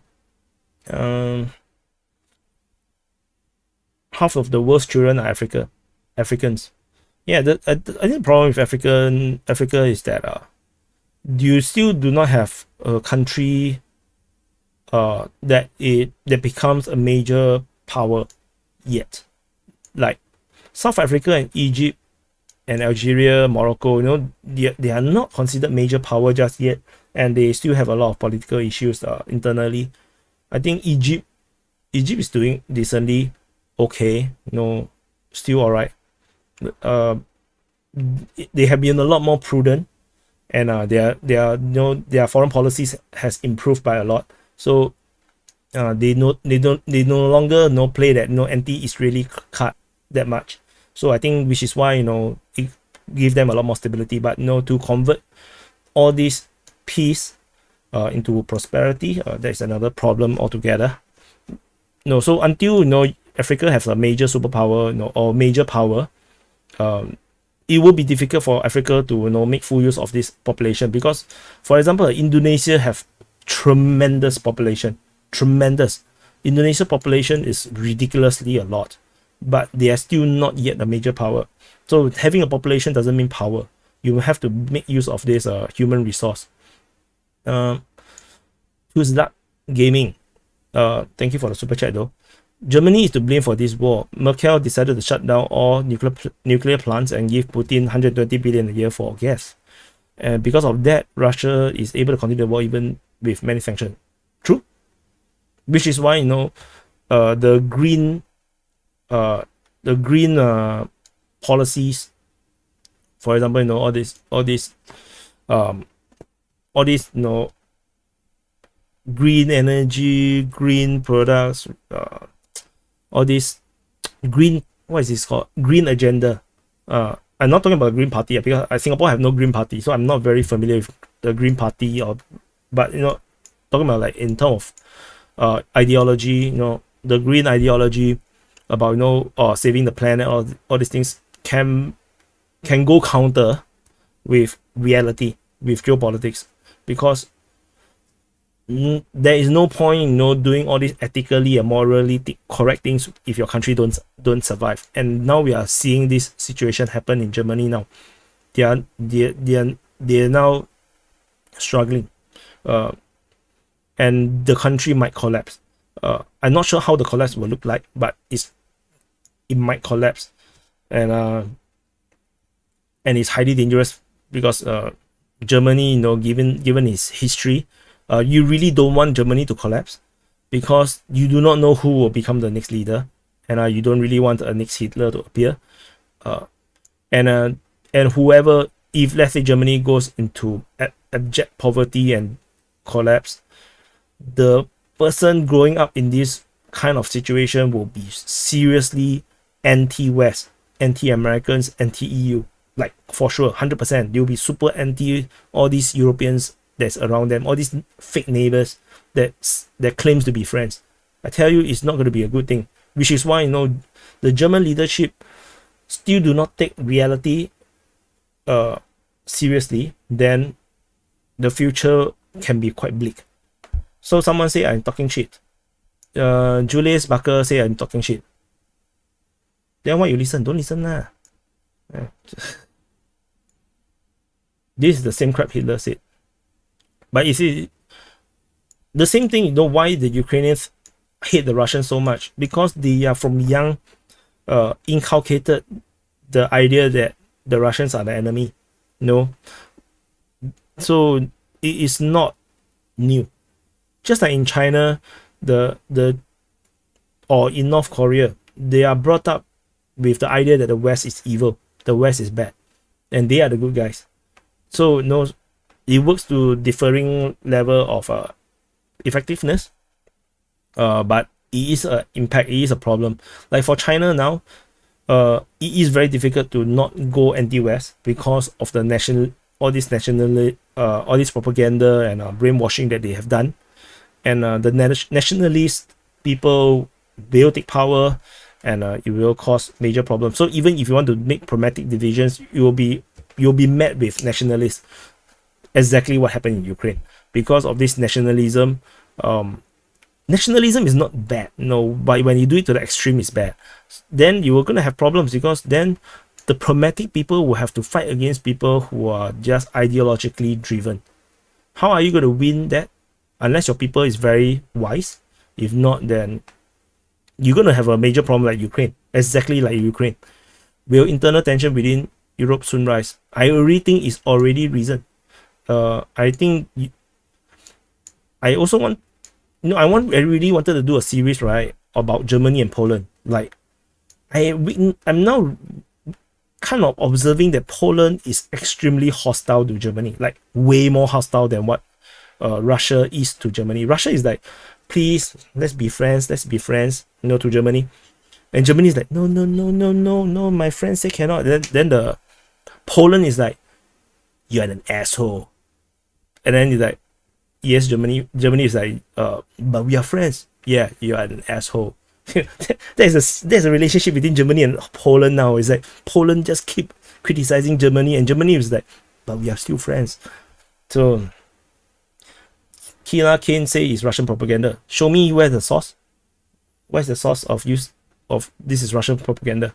I say my own opinion, it says Russian propaganda. You got problem? DPA fantasy analysis. If you guys don't believe, note it down, take screenshot, whatever. Then you check back in 1 year's time, you see whether I'm right or wrong. So Warren Flood say, what do you think is the main reason for Russia's slow approach to war? Putin misjudged, Russia paper tiger, strategy to win economic war against West, time on Russian side. Other than number two, I don't think number two is true. Russia is not a paper tiger. If it's the paper tiger, no, the NATO or China will not have given Russia so much respect. But misjudged, yes. I think everything else is correct. And maybe it's not Putin as well. Maybe it's just the general, the chief of staff or whoever, the people who are doing the war planning misjudged. Putin only made a division. He said, we need to go to war. We need to go into Ukraine. And then the general has to take over the war planning. But the intelligence, it's not KGB anymore. It's, what is it called? FBS, FSB, all these intel groups, they misjudged or they misread the situation in Europe and Ukraine. Or rather, maybe it's not misjudged. Maybe they judge correctly, just like I judge correctly that not say I judge correctly, but as in like it's common sense that Europe will not be able to sustain any sanctions against Russia, and to support Ukraine is self-defeating. This judgment is correct. The problem is the misjudgment is we didn't expect people to be so stupid to really still go into supporting Ukraine even at the expense of your own economy, at your own well-being. I think that's the misjudgment. That's also my misjudgment, because the judgment is correct, that it is not sustainable, but it's a misjudgment that political leaders in all these countries can be so stupid that they will ignore the well-being of their own people and still go and support a country that they have not give a damn about the past decade. So it's really weird. So strategy to win economic war against the West, yes now, but I don't think the Russia's approach was to ever go into a war even economically against the West. They just have no choice, because this war is really out of no choice. Russia have to invade Ukraine because this war will happen sooner or later, given what is happening in Ukraine. If you know what's happening internally in Ukraine, Ukraine has been building up their forces, and they have been militarizing. They have been planning to join NATO, to launch a major offensive against Donbass, to even take back Crimea. But all these things are happening, and the longer Russia waits, the worse it will become. To be honest, if Russia have launched this offensive 8 years ago, immediately after annexing Crimea, Ukraine will have already been conquered. Seriously, Ukraine at the point of the Euromaidan was really weak. So Russia waited, and now the war become much harder to fight, because 8 years ago the West is not even supporting Ukraine just yet. They only started supporting Ukraine around 1-2 years after Euromaidan. So which is why I don't think Russia came in with an economic war game, but they probably have an economic resilience game. They try to survive the economic sanction, and by looking at what's happening now already, it becomes an economic war. Russia is definitely because they have time on their side, and they are trying to hold on for as long as they can to beat the West at their own game. I think this is what is happening. Yeah.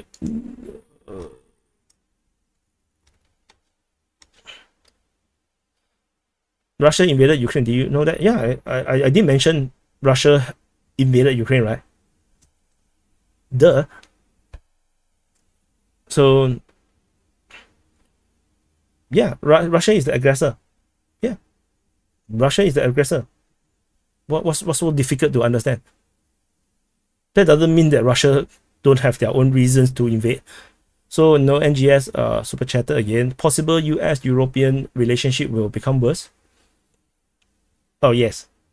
I think if US is now gaming Europe, how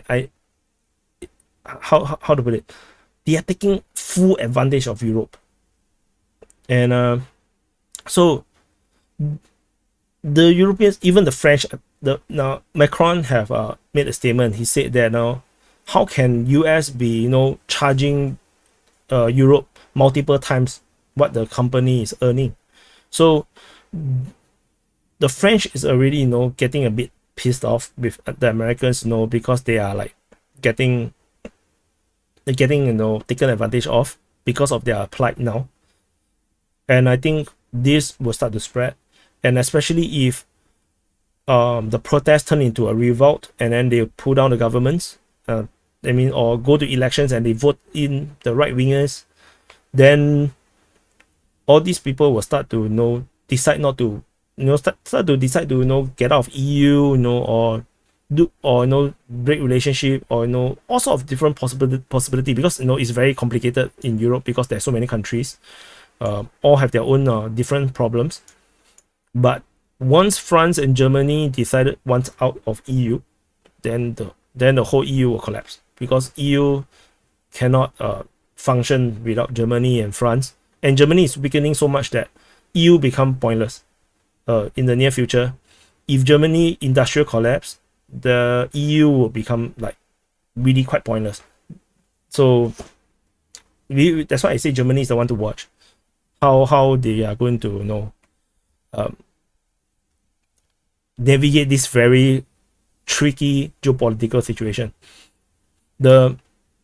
Which is why I keep saying, you guys don't be so emotional. Don't take sides. Don't say, because I support Ukraine, so I must do this and that, think this and that, or I support Russia, so I must do this and that. It's not so simple. Sometimes it's like there is realities that we need to face, and there will always be a solution to any problems, or you can always delay the problems to be solved later. But what we are witnessing now is that they are just going head on to crush themselves, and I kind of like stupid.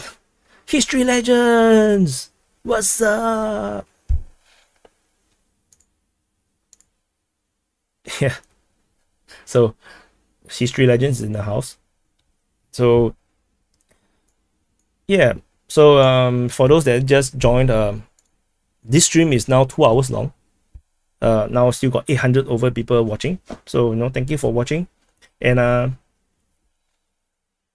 we are still haven't recorded anything yet. Damn. So what should I record? So I need to decide what I want to omit from the zip wrap, so then I can do a separate video. Okay, I think I should do a video on this. History legend say I'm not holding back on this stream. Since when I hold back? I never held back. I'm always in your face. So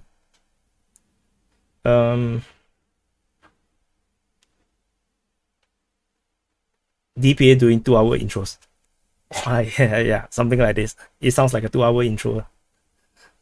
So so we can do a recording for this interview, and also talk about the situation here. I think that can be one video. But is this an opinion video, or would this be a news media video? So, which is why I'm doing this live stream, because I have no freaking idea what to do. Video on this. Oh, there's a super chat. NGS said, what would you advise to Europe regarding Ukraine? Stop supporting Ukraine. Why? There is no endpoint. There is no endpoint, right? For Europe, if the action is just to support Ukraine to win against Russia, because there's no point where you will win against Russia using purely Ukraine. You need the entire of NATO to fight with Russia in order to win Russia, and that will also mean World War III. So they say they don't want World War III. They are struggling with energy, yet they don't want to escalate the war. Yet they want to support Ukraine. It's a cognitive dissonance. Things are just don't make sense. Budget Gaming say do a collab. Budget Gaming, go and check the video, the channel. Go to live, the video. You can see that there's already a collab with a history legend. We actually review the Chinese interview, military advertisement. Let me open and show you.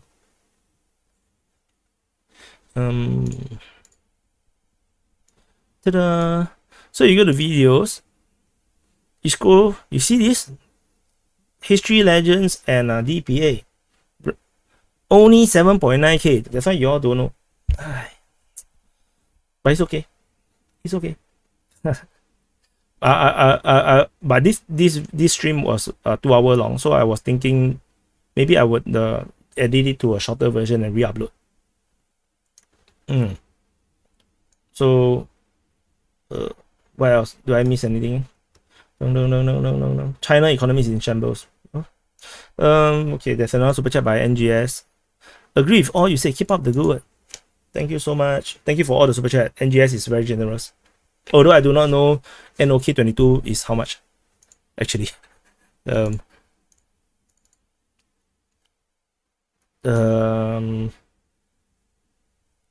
are you from? Are you asking me? I'm from Singapore. I'm in Asia, and it's 4 a.m. here in Singapore now. So there is a lot of things I really want to cover. I really have no time to do the research and videos. There's a lot of things that is happening around the world. I just want to share so that maybe you guys are, if you guys are free, you can go and check it out. Oh, so there's a super chat. Uncle Cheeseburger, wow, you look tasty. Witness me, South Africa. We watch every single episode and love your work. Thank you so much. Thank you so much.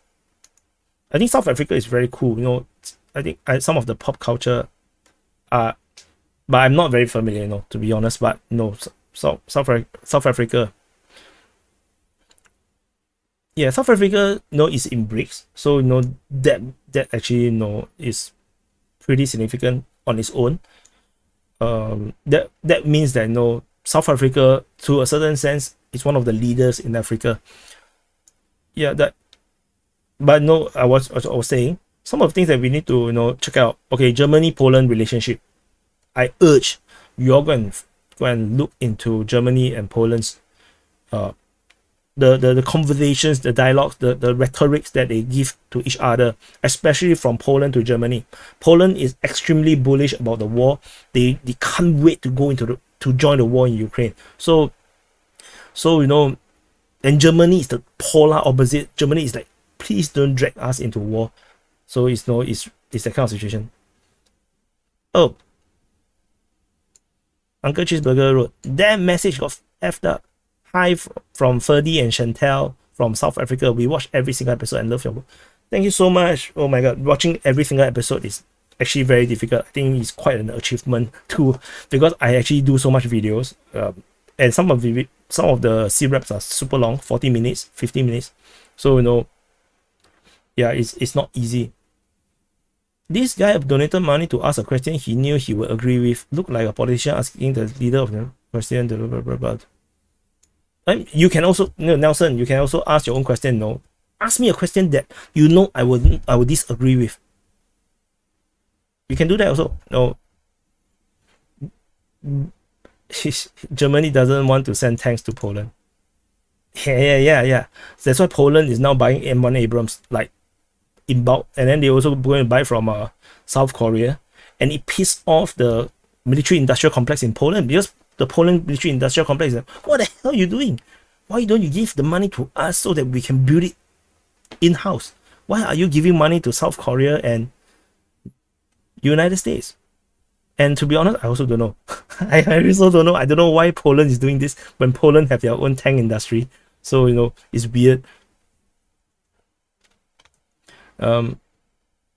Kaliningrad belongs to... Wow, that is a trick question. But it's Russian, or it's Russian now, right? Poland is basically like a parasite. I think the parasite thing, I think there's so many challenges to being a parasite. If you talk about like EU or NATO, I think these three countries are parasites: Estonia, Latvia, and Lithuania, because they literally contribute nothing but just buffer zone to NATO.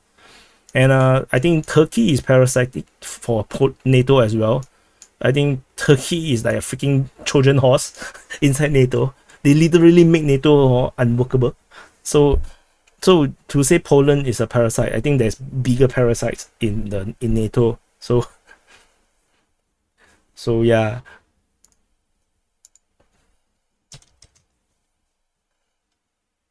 And okay, where was I? I'm lost. Oh, okay, where to take note? Azerbaijan and Armenia is a pointless thing. It's really lame. I don't really think it's very important. I think another one to watch is Turkey. Turkey and Greece. Turkey and Greece could be one of those flashpoint that will break Europe, because both is part of the both is part of this European community. They are both in NATO, and but they really hate each other. Like, they really hate each other. So if they go to war, then it will break the European community apart. And I just want to give more airtime to Killer Kane. He said Russia isn't losing; they lose men and equipment every day. Then you also lose. Everybody is loser, right? Because we shit every day. Also, what? We also lose shit from our body, so we are losing. We are all losers. Singapore is a parasite on Malaysia. Maybe. If you think so.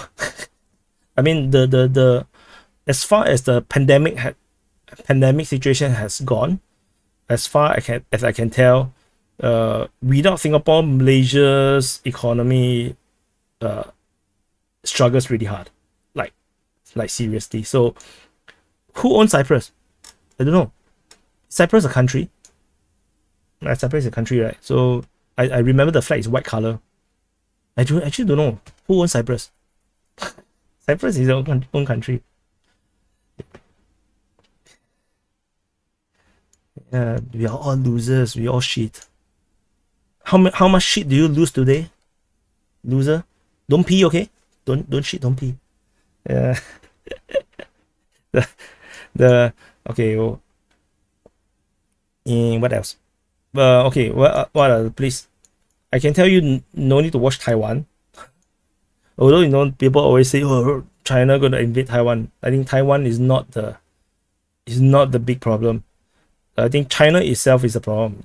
What to watch is actually whether China can sustain its economy, whether they can sustain their stability, because there is a lot of undercurrent happening in China now, which I want to cover.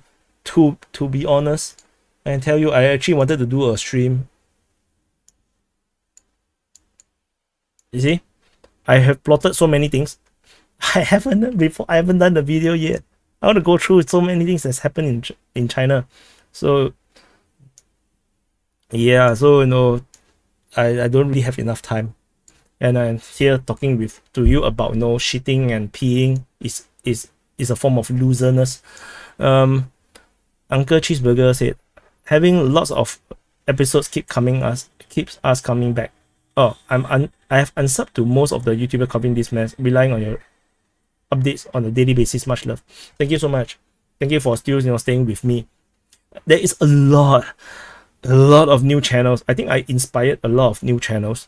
Because I do heard of people saying that I inspired them to do things, then do their own coverage. And yeah, I probably, because the way how I cover it looks easy, or maybe it looks fun. So a lot of people doing their own Ukraine coverage, and all of them got boosted by YouTube. It's like, oh my freaking god, the kind of views that they're getting, I'm so sad. But forget it. No, it's okay, because they are pro-Ukraine most of the time. So what happened? Okay, then NGS said Europe shaped the world, has no will to sustain itself. Europe, which shaped the world, had no will to sustain itself anymore. You should check the situation regarding Svalbard between Norway, Russia, and EU. What is Svalbard? I really don't know about this. Has Singapore got an army? I just saw this a very funny question. Singapore have an army. Singapore has the most powerful military in Southeast Asia. What are you talking about? Every day, right? I'm watching F-15 flying across my sky. F-15s. We have like stupid a number of them as well. I have no idea what is Svalbard. Can I Google Svalbard? Norwegian archipelago in the Arctic Ocean. I think I can find here. Svalbard.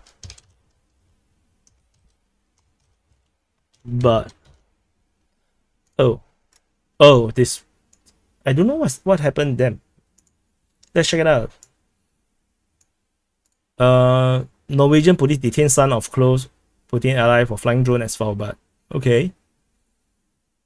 Then there's a restaurant there. Okay. Foreign intel with drone flight. Okay. There's a dog captured in the photo. Okay. So it's just a drone thing? Is it just a drone thing? Russian for using drone. But it's in the middle of nowhere, what? What's so... Unless there's a military base somewhere around here, no, what's wrong with flying a drone? Is there a military base over there? Singapore can destroy Russia in a few days. Russia got nuclear weapons. Don't dream. Yeah. Hypersonic with a nuclear warhead, Singapore is gone. Like that. Which is why I'm against Singapore sanctioning Russia. It's not smart.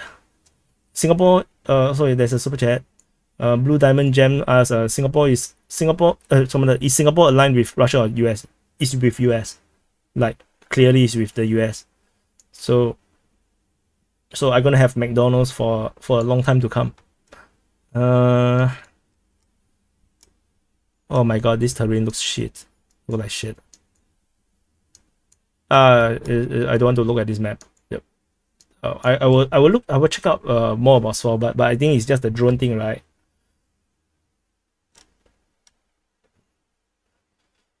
The 20th Party Congress once concluded. Actually, so knows Basaka asked about video on the 20th Party Congress. Actually, this is exactly the reason why I wanted to do this one first. Where is it? Oh, wrong one.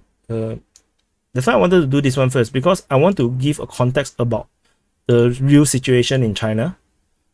Is not so good. Actually, I can actually do this recording now as well. Okay, so there's a few more super chats.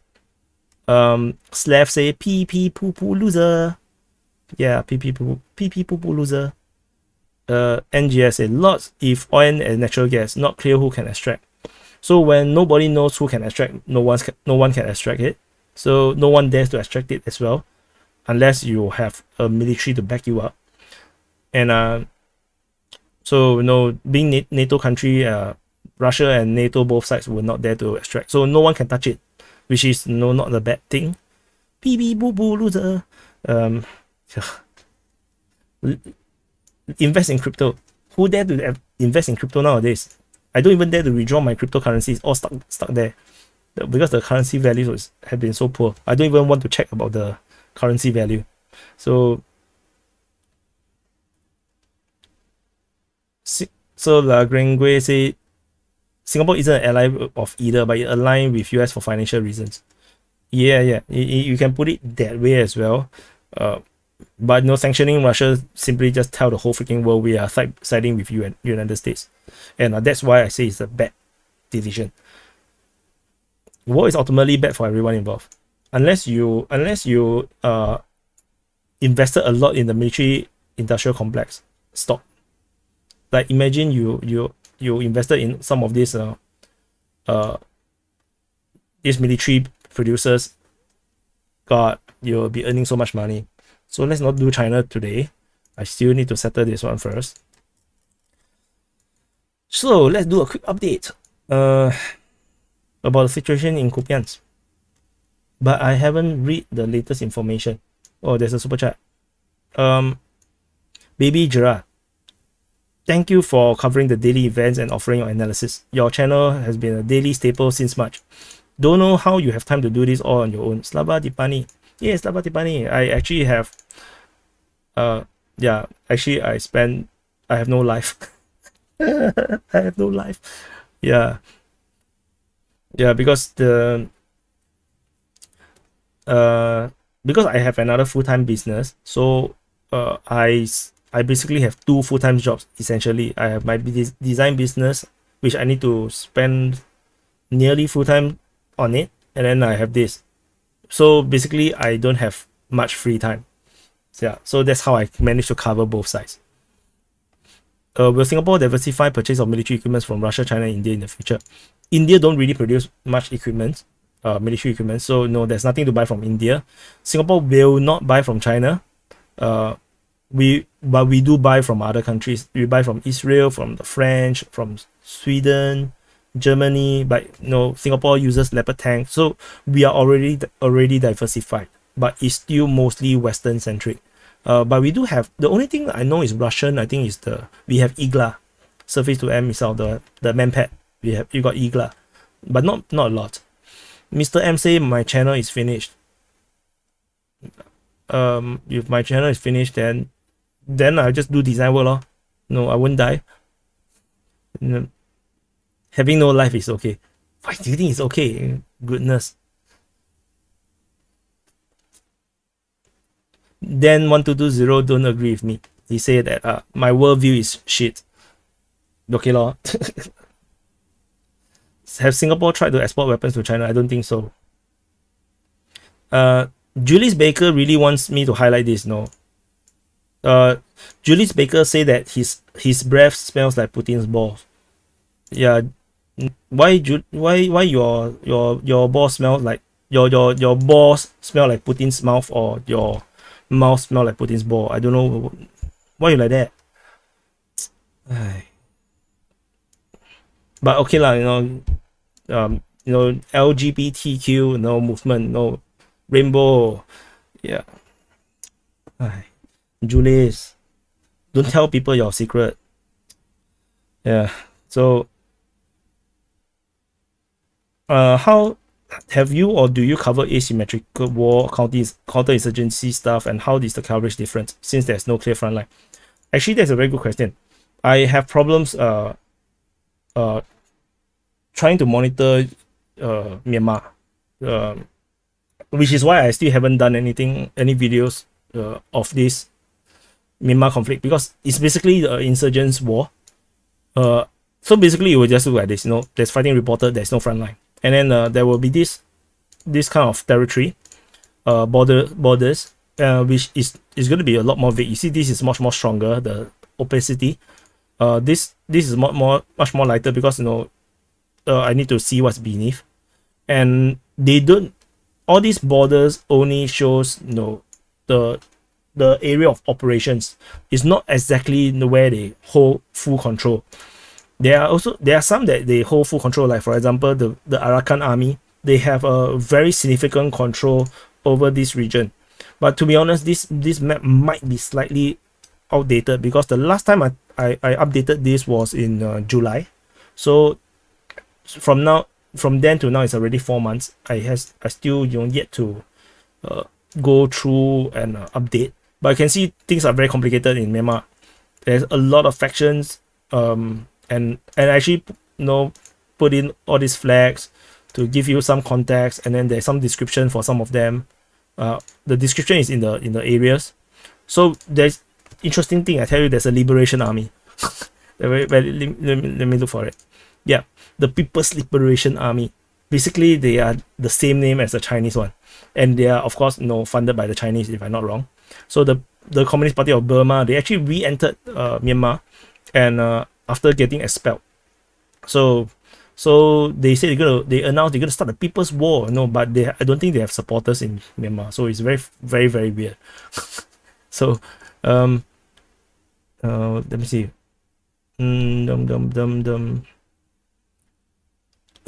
From the emotional damage fund, I have been hit today. DPA Dagot. How did I hit you? But thank you for the super chat. no, don't be sad. No, I will incur emotional damage on everyone. No, when the Ukrainian offensive happened, I also joke about the Russians, right? So a peek on the Chinese situation. Or Nelson say that my bubble Discord and Twitter is 90% pro-Russian. Not true, no.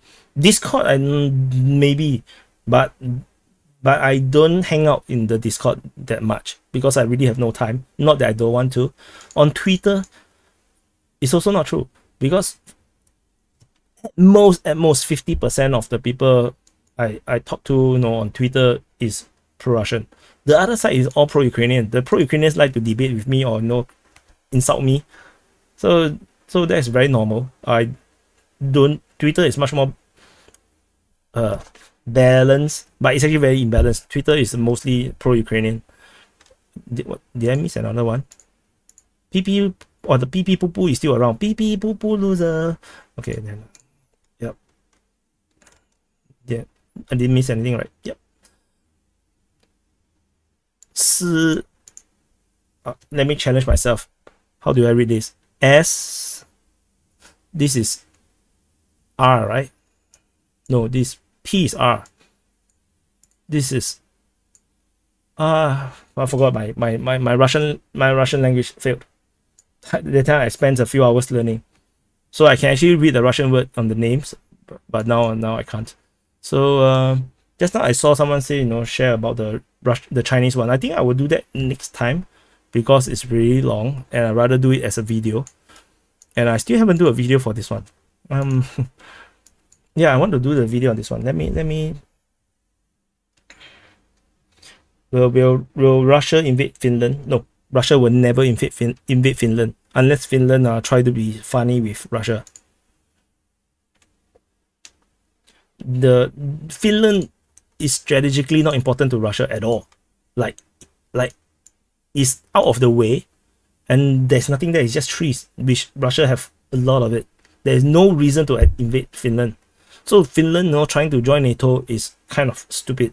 It's a stupid move because you're putting the crosshair on yourself. It doesn't give you more security. So just like Switzerland, right, is just next to Germany, but Switzerland was perfectly fine from World War II. The neutrality have its own perks. You don't underestimate that being a very staunch neutral country can really keep you safe in a major war. So yeah, for example, Thailand is another one. In World War II, Thailand declared neutrality, although they have a small skirmish with the Japanese forces because the Japanese actually landed at Patani, and then they actually because they want to bypass the defenses of the British over at the coast, they actually land in Patani. The Thais, of course, they have to defend their sovereignty, fought the Japanese, but they failed. The Japanese then went through and then invade into Malaysia from the north. So, but other than that, the rest of the World War II Thailand is actually pretty safe. They really don't have a problem much. They just need to deal with the Japanese just like they deal with the British. So yeah, that's that. So neutrality, no. So I think Finland should stay neutral. They shouldn't join NATO. Joining NATO, is you are only setting yourself up as a buffer zone. That means big countries like United States, Germany, France, they will just use you as cannon folders, unfortunately, and then your country get destroyed for nothing. So can Singapore take on the Malaysian army? Maybe. I mean, in terms of numbers, in terms of technology, Singapore is much more stronger, but Malaysia got more people, which means that if Singapore cannot conquer or defeat Malaysia in a very, very short time, then Malaysia will be able to fight back.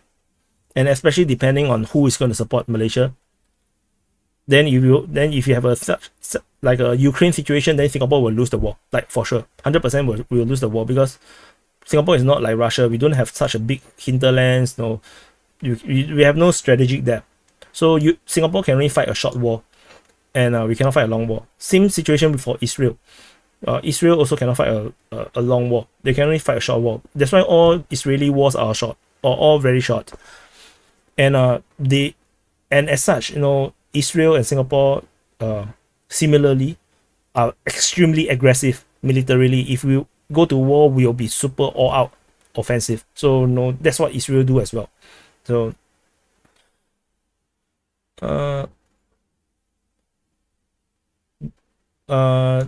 one that smells like the Putin's balls say I look wrecked. Yeah, no, it's 4 a.m. coming to 5 a.m. So yeah. Thoughts on Singapore and Australia? Singapore and Australia is very good friends, like really, really good friends. So, like for example, in Singapore, we don't feel any threats about Australia joining AUKUS and then having nuclear subs. Like Singapore don't really feel a thing, but Indonesia is really is a bit unhappy about it. But even Indonesia also don't feel threatened by the Australians. So Australia is perfectly fine with the Southeast Asia.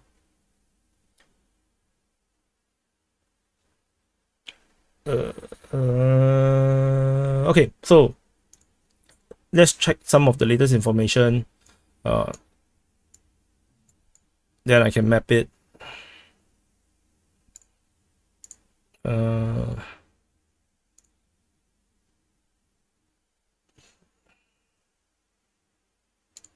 What is that? Oh, okay. Okay, then oh, so you may not be able to read that. Okay, let me drag further. Then I will not be able to update. Okay, wait. How do I think I may have to change the UI. If not, then you all may not be able to see. Yeah, better.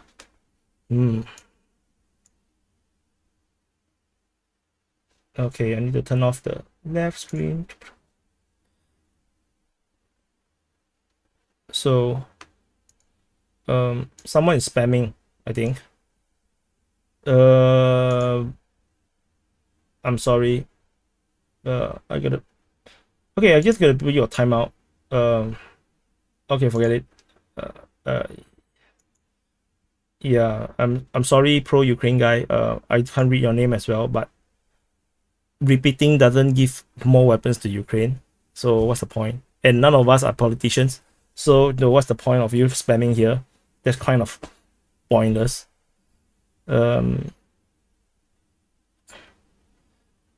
Japan providing India with stealth antennas for its army. I have no idea what is a stealth antenna. Okay, so let's go through some of the latest intel. So you guys can also see how I do my updates.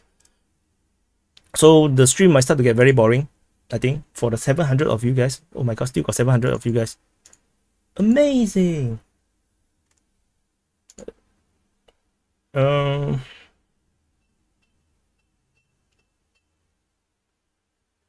So sorry, I do have. I was like, no, what the hell is happening? Okay, yeah, better, right? So a bit more map. Okay, that's all from. Nothing much from the Russian MOD. I think this is the same. For those that not sure, the Russian Ministry of Defense, the Russian version is more complete. They got more things, more information, and the writing is much better. The English version, sometimes their translation is quite bad. So Zelensky, we are working to guarantee complete security of the Ukrainian sky. So they have significant results. Within a month, 233 Shahids and dozens of missiles have been shot down. Unfortunately, there are hits. New damage to.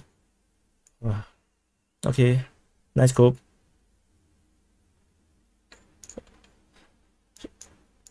Shutting down this 233.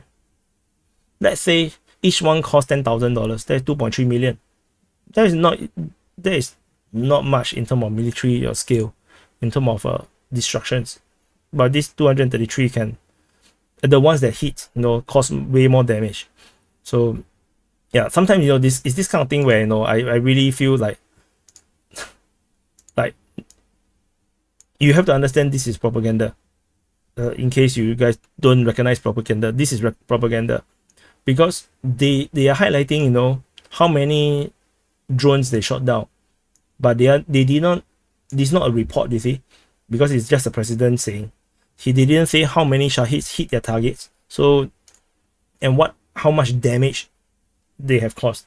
So this is considered propaganda. So Deep State UA. So if you guys have any pro-Ukrainian Telegram accounts that I should follow, please drop it in the comments.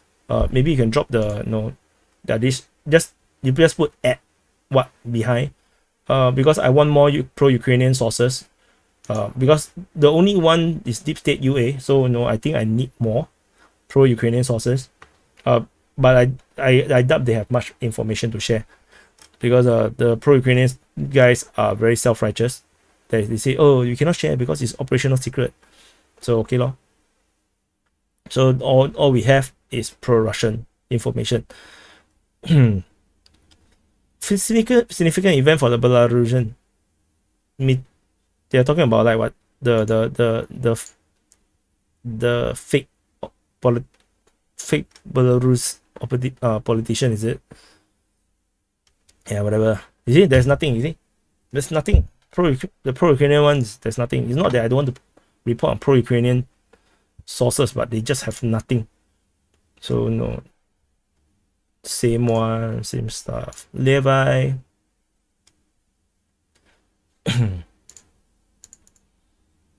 Oh, the viewers has dropped to 600 something, because I told you, right, it's a bit boring, right? Updating the map is a boring shit. I wish it on no one. Let me change. The summary is going to be 2 days already. You'll update tomorrow instead. I'm running out of energy also.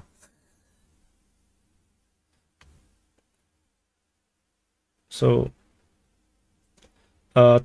Textured Fiber 93 asks if Israel will provide weapons to Ukraine. No, Israel will not provide weapons to Ukraine.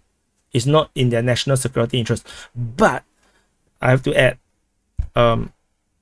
political leaders can make stupid decisions, just like how Europe is sabotaging themselves with all the sanctions.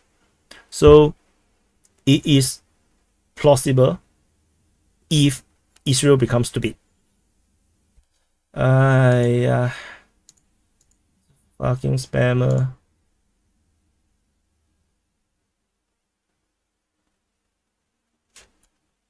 Bye bye. So that's not a Taiwan bot lah. That's just a bot lah.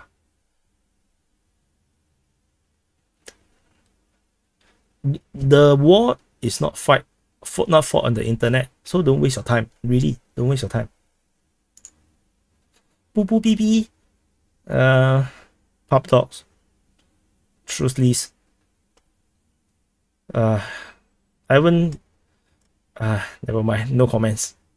India urged its citizens to leave Ukraine immediately. Okay. Zelensky called on all Ukrainians to save electricity from 7 a.m. to 11 p.m. Nothing much from nearby. War Gonzo. So War Gonzo, right? I just want to highlight. War Gonzo's information is not always very accurate, but the key redeeming aspect is that they have journalists on the ground. They have reporters from the ground. So, which is why they do have information that no one have. They are a source. So this is why I still follow War Gonzo, despite sometimes their information is not accurate, because they quote the Donetsk or Luhansk People's Republic leaders or commanders, which sometimes they just give wrong information, and then they just report the wrong information as such.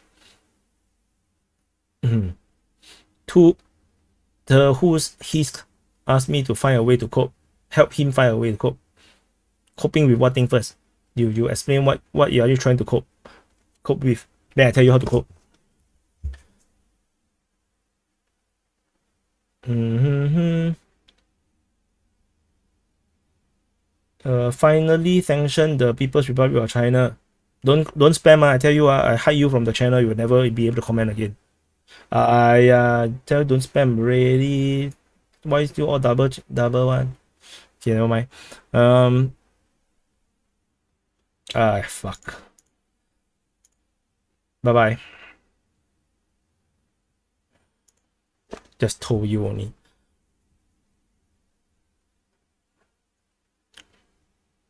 He wastes effort. I only 2 clicks away. He gone already. Why the hell try so hard?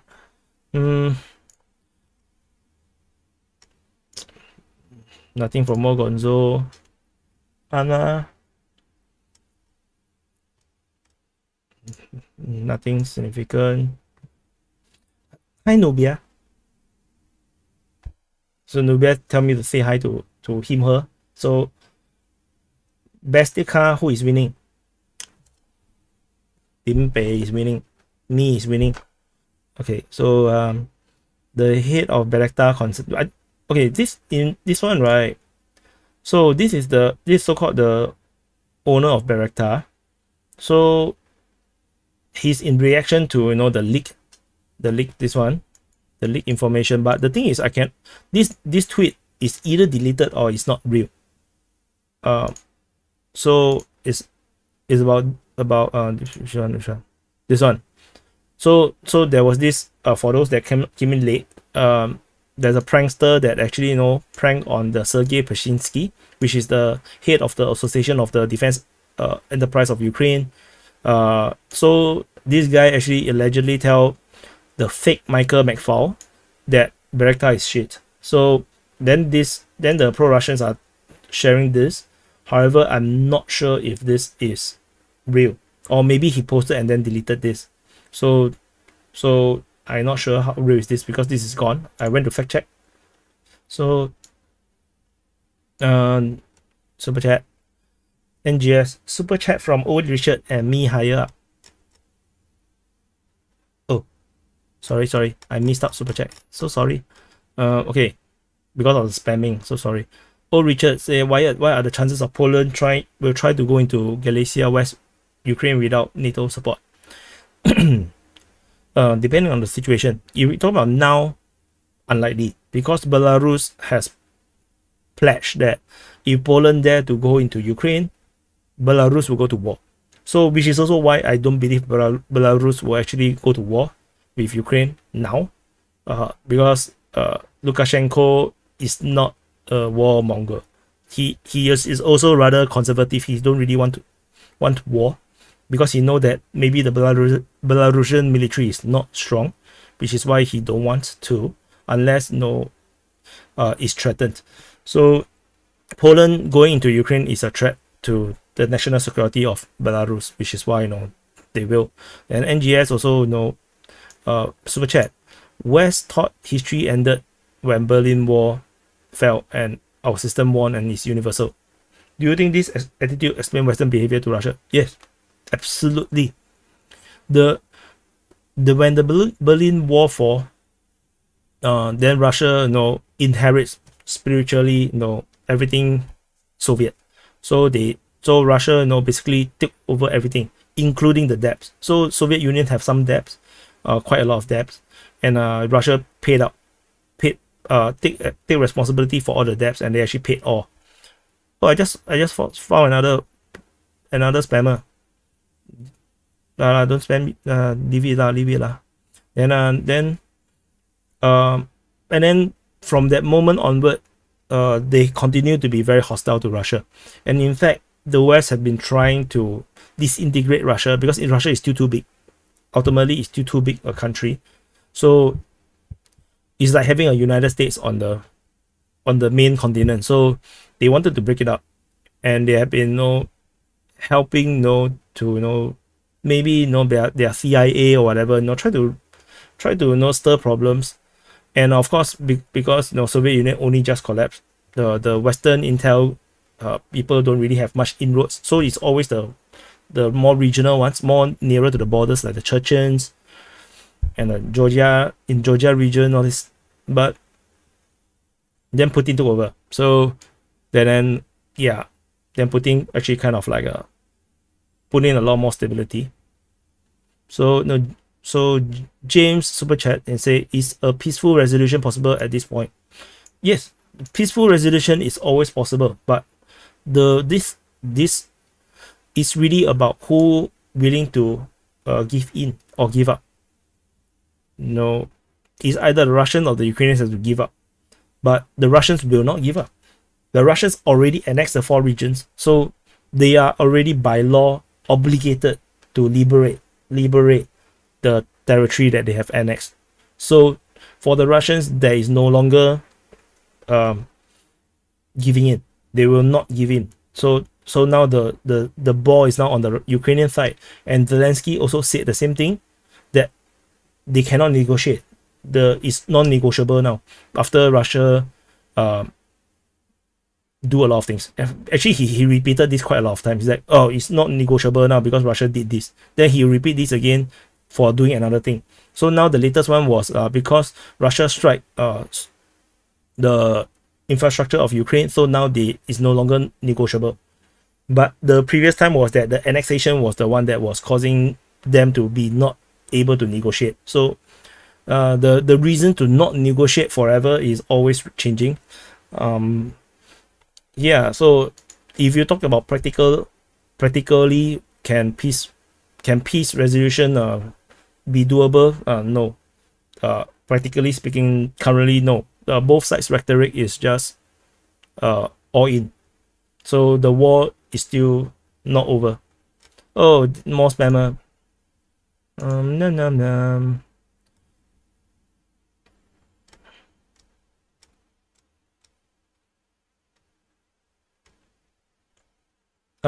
This spammer guy, look at my face. Do you think I care? I don't really care. No, it's not going to like make me feel anything. So try harder. Yeah. So yeah, that's that. Put the chat on slow mode. Really? You really want me to do that? oh, I just saw something new.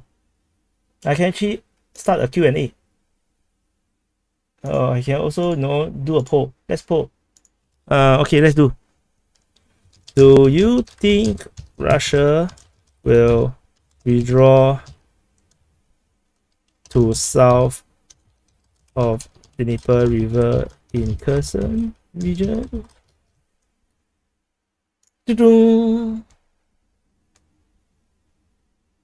I started the poll. I started a poll.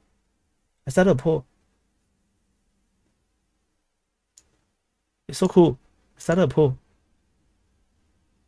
What do you think? What do you guys think? So cool. Next time we can play games, Freaking hell, I think the Ukraine war game can come back. We can do live one. Then we can say, oh, we can fight war. Oh, that is so cool. Then then we no need to spam the community post. We can actually just do live. But no, you have to join DPA Gaming because not very appropriate to do it on the main channel now. Because I see the main channels age group a lot of older guys, so not so nice. So very quickly say no.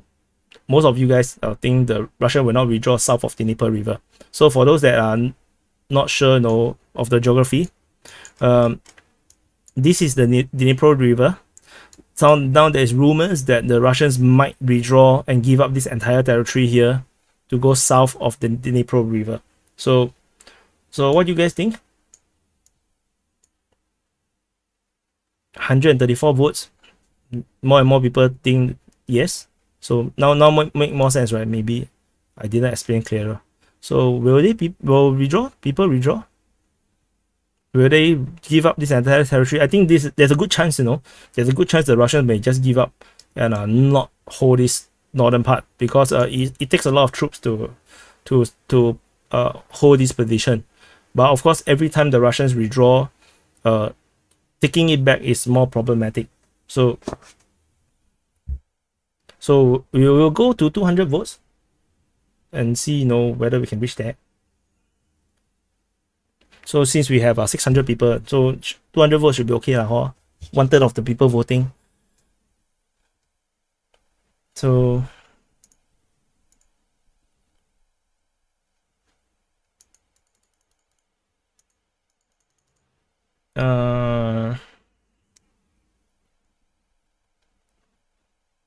Super 57 have a confirmed air to air queue. I really didn't know that. Okay, I think the vote is not going to turn more. So end vote. Oh, 71 already suddenly. Okay, we're gonna end poll lah. How end poll? End poll. That's interesting. So where the poll goes to now?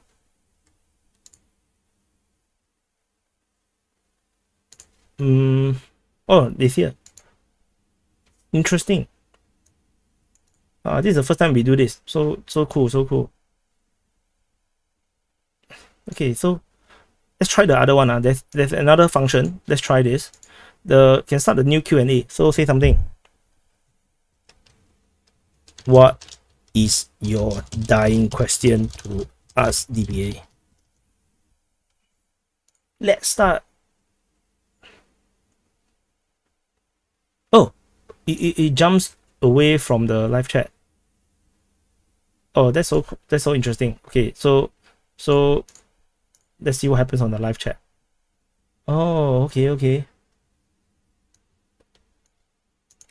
Miss Atlantic, thank you for the money, the super chat. Thank you so much. Miss Atlantic is from where? Where are you from? Pete Atomic, thank me for the stream. You leaving soon? Bye bye. Okay. Let's see. No. Hi. So the question is hi. Why aren't you wearing a green shirt? I have a green shirt, actually, my army shirt. When is offensive going to start? It depends on where you're talking about. Some offensive have already started. The Russians are continuing their major offensive across the entire Donetsk region. There is this interesting development that they are fighting at Kalinove. This is a new spot because this area has not seen fighting for a long time. So the Russians attacking Kalinove is rather significant. And then there's a counteroffensive over here happening around the Vorishna region. Oh no, then this is bad. Too many questions. Okay, so I gotta end the Q&A. It's no good. No, go back to the confirm. So sorry. Please re-ask your question in the normal chat. Hey, the spammer is back. Anyway, I don't think this is the first time he come and spam already. So no, he has been spamming for quite a few times already. Sorry, your bye Ocean. You should sleep, Wyatt. It's almost morning. Hey, yeah, it's 5 a.m. already. I said I wanted to do a recording, but I still haven't do the recording. Yeah, so I forgot what I wanted to do.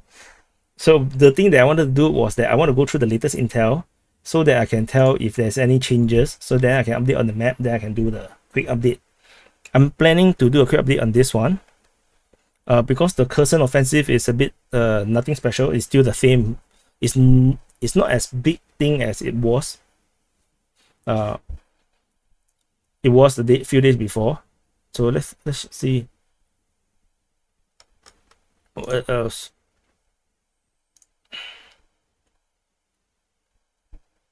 Nelson asked me why I think Russians haven't finished the war already if it's so easy for them. It's not easy for them because they're not going to war yet.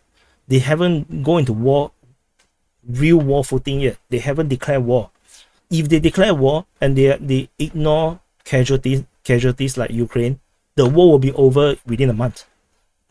But the thing is, the Russians don't want to waste the life of the soldiers, so they are fighting very conservatively. But of course they still die because it's war. There's artillery, there's missile strikes, there's HIMARS, people die, there's drones. Can you cosplay as Zelensky? I don't have to cosplay as Zelensky. My army shirt looks like Zelensky's army shirt. Yeah, so So I want to check other sources. Drunk Bear say, you're really hard worker, maybe a little too hard. How do you sleep at 5 a.m.? If I'm tired, then I will sleep at 5 a.m. Why haven't you done the recording? Because I'm so busy chit-chatting with you guys. I'm so distracted. No, I enjoy the live chatting like this. I also enjoy the open mic. But open mic is not about me. Open mic is about you guys. So no, I want to hear you guys' opinions, and I try my best not to intervene in open mic. But for this live streams, no, that I will share my opinions. Yeah, so it operates a bit differently. What else? What else?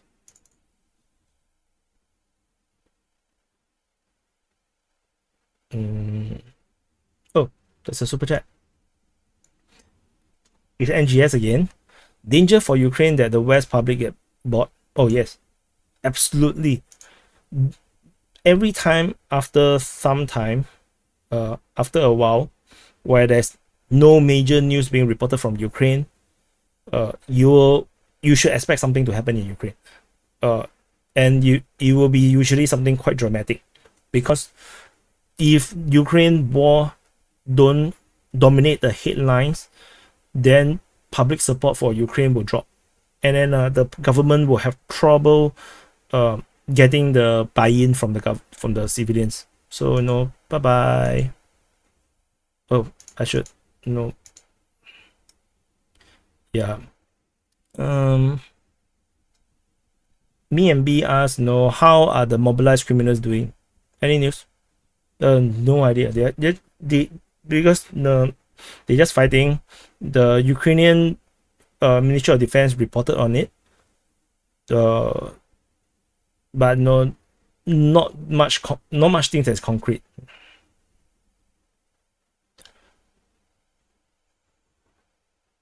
So lame. Are you 3 years old or 12 years old? This hail of bomb on PRC. 我的天哪！哇老诶。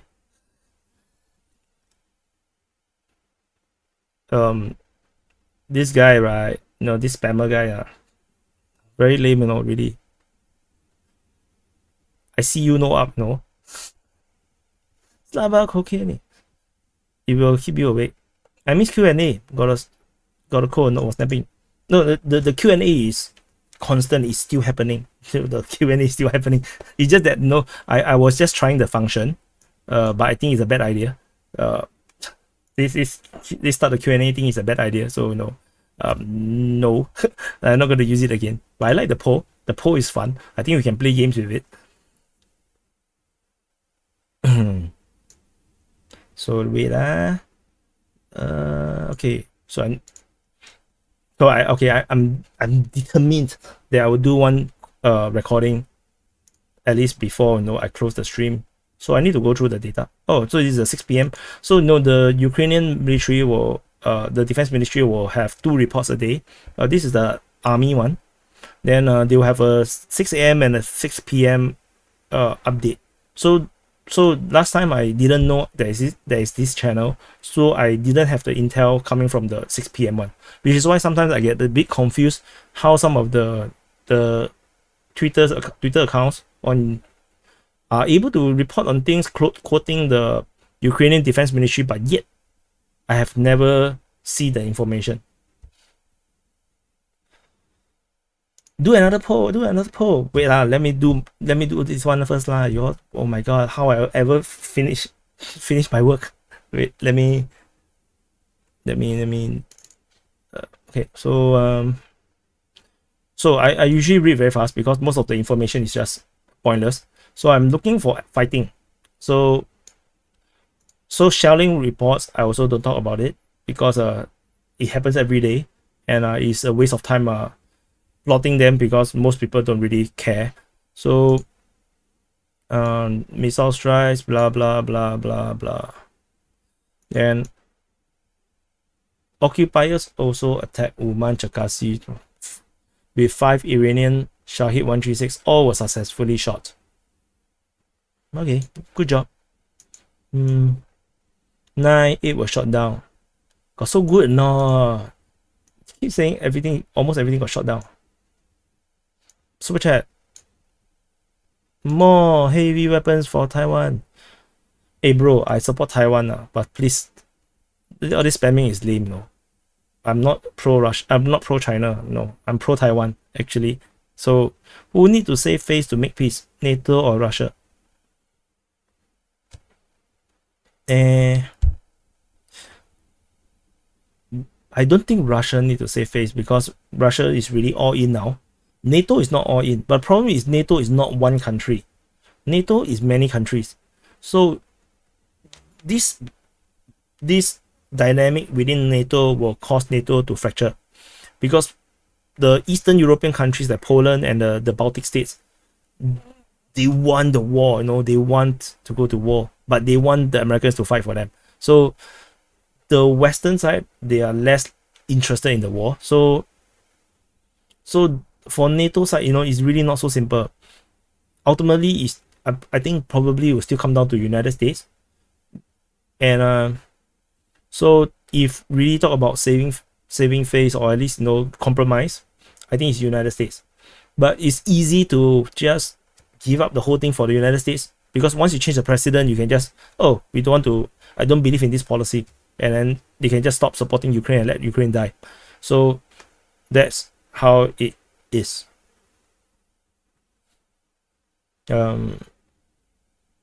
Singapore will become more prominent as a financial hub than Hong Kong going forward. Singapore is already a more prominent financial hub than Hong Kong already. Like, no joke, Singapore is already the more prominent financial hub. Hong Kong is now becoming just another financial hub for China. In fact, Hong Kong don't really figure in the normal society's thinking anymore. Like in Singapore, we no longer compare ourselves with Hong Kong anymore.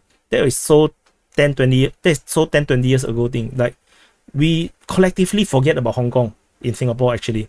Like when we want to compare with other cities, we talk about Tokyo, New York, LA, London, we literally forget about Hong Kong. To us, Hong Kong is part of China, like literally. So it's a very interesting thing, and I think the Hong Kong people don't really like it. That I say this, but that's the reality. When I go to Hong Kong, a few years ago I went to Hong Kong. The Hong Kong people still think that Singaporeans are obsessed with Hong Kong. They still think that we are still the Singapore of the 90s, in the 1990s, that we are still, we are always comparing ourselves with Hong Kong. We don't do that anymore actually. We haven't done that for 10 years at least, 10-15 years. Hong Kong has basically disappeared from our collective mindsets. Like, even we go holiday, we don't talk about Hong Kong. We don't really think about going to Hong Kong. We will talk about going to Taiwan. Hong Kong is not even considered fun for Singapore anymore. So the conversation and dialogue, really don't come up. Hong Kong really don't really come up. And when it comes up, it's usually not very positive because when we go to holiday, the Hong Kong people is very rude to Chinese people, as in the Chinese people. But the thing is, when Singaporeans go, because we are mostly Chinese, when we go, they cannot tell us apart from, are we Chinese or are we not from China? They cannot tell the difference. And only when we started to speak English, then they realize that we are not from China, then they will treat us nicer. And this is a very bad habit. And I think that as a result, most people have very bad experience in Hong Kong. And people, especially, they are not from Singapore because they don't how to say,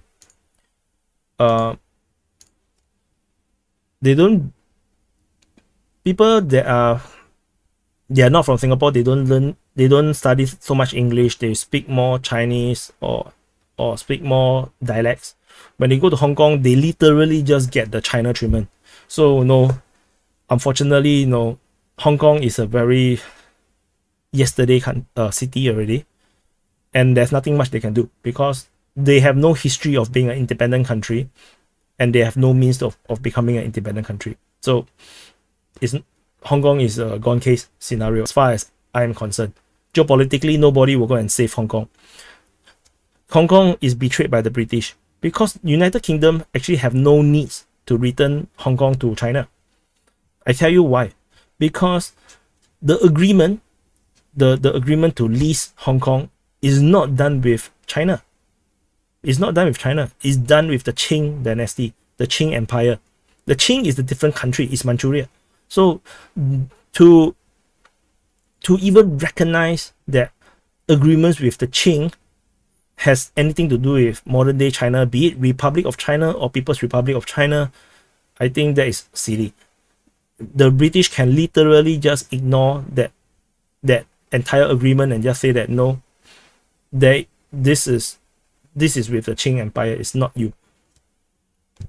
So no, but that's it. Too bad, that's already gone case. The United Kingdom got duped into thinking that Qing dynasty or Qing Empire is actually China, the People's Republic of China. That is so silly. So which also means that the United Kingdom don't really want Hong Kong. They really like, just get rid of this country, this place from us. It's that kind of feeling. Like they really don't want Hong Kong. So yeah, that's the feeling I get. If you speak Cantonese, they won't be rude. But my Cantonese is shit.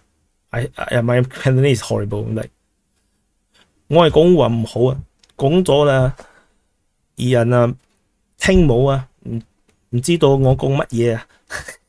So yeah, so this is as far as I can go.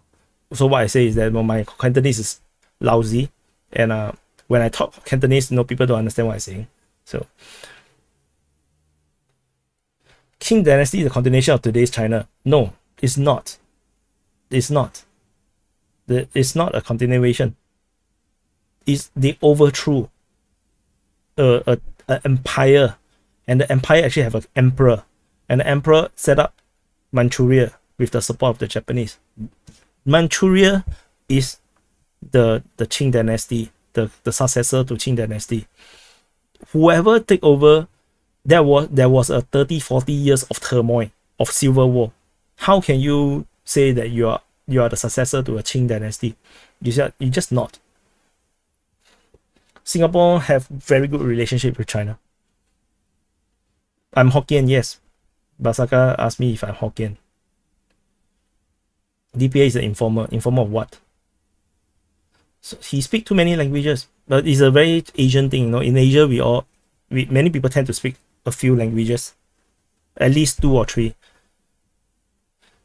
But my Hokkien is also rubbish. It's better than Cantonese, but it's still rubbish. Why Hokkien話講了，真濟人聽無，唔知我講什麼。Okay, you see, I'm distracted. I'm supposed to do updates. You guys lah. So, okay, so the bombardment.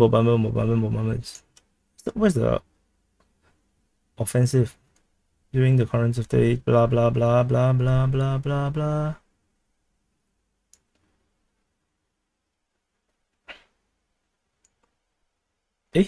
They didn't write about offensive. They wrote about shooting down of a KF-52, which I already reported in the map in Kherson region. You see, this is what propaganda is. You see. The occupiers continue the practice of forcibly involving local population to carry out fortification work near, and allegedly, blah blah blah. Then, all this is like, these are all propagandas. So when you read this kind of thing, just ignore, because it's a war. Dun, dun, dun, dun, dun, dun, dun.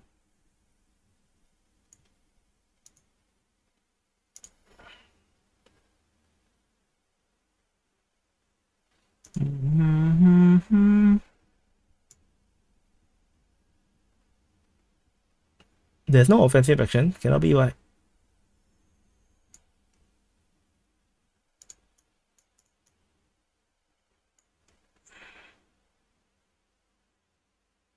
So there's no offensive action on the Russian side over the past 24 hours. On the 19th, which is like yesterday. Okay, then there's nothing to write about. Is Singapore woke? Some populations are. Singapore is not. The woke culture is trying to infiltrate into Singapore, but it has not been very successful. There is a woke politician on the opposition side. She lied in parliament, and then she got sacked by the party, and then she also got punished by the parliament as well. So he's no longer a politician. So Singapore, we don't play games with politics. We take politics very seriously. So which is also means that politics can be quite boring in Singapore. So if I do a YouTube channel or I report on Singapore politics, nobody will watch. Nobody will watch. Only the opposition people will watch, and they'll be looking forward to me criticizing the ruling party. And if I don't do that, then nobody will watch. So that's a Singapore political scene. But when it comes to election, the majority of people will still vote the ruling party because they are effective. Yeah, Lee Kuan Yew is the most based politician of 20th century. Yeah, I'm a fan of Lee Kuan Yew, more so than I was when I was younger. When I get older, I appreciate him more, and which is why when I like to call people coward. I call these people who all these spammers that don't dare to show their faces. That's where I learned from. I learned from Lee Kuan Yew. Cowards, that's what they are. That's where I learned from. Yeah, come to Singapore. Really, Singapore is a very free country, right? Really fun, but it's very expensive. And as long as you don't do protests, because Singapore don't like people to intervene or get involved with local politics. If you just come as a holiday, if you have political opinions, it's perfectly fine. Like we have really freedom of speech. You just don't slander people. You just don't say lies. Joseph Stalin asked me if I remember Amos E. Yeah, we are so happy that the Americans took him, and end up he go and screw up his own life in United States. So no, he's a joke. I did videos on him actually. Or you should talk about make videos about the war in Ukraine while walking on the streets of Singapore. That would be dope. Well, yeah. Actually, I thought about doing that, but the problem is I have no life. I'm always at home. It's not that I don't want to do it. I'm so busy, right? That is like I don't even have a chance to go out much. Do you have seen the BMP evaporate? No, not yet. I'll see it later. The link probably. Because I need to do this thing now.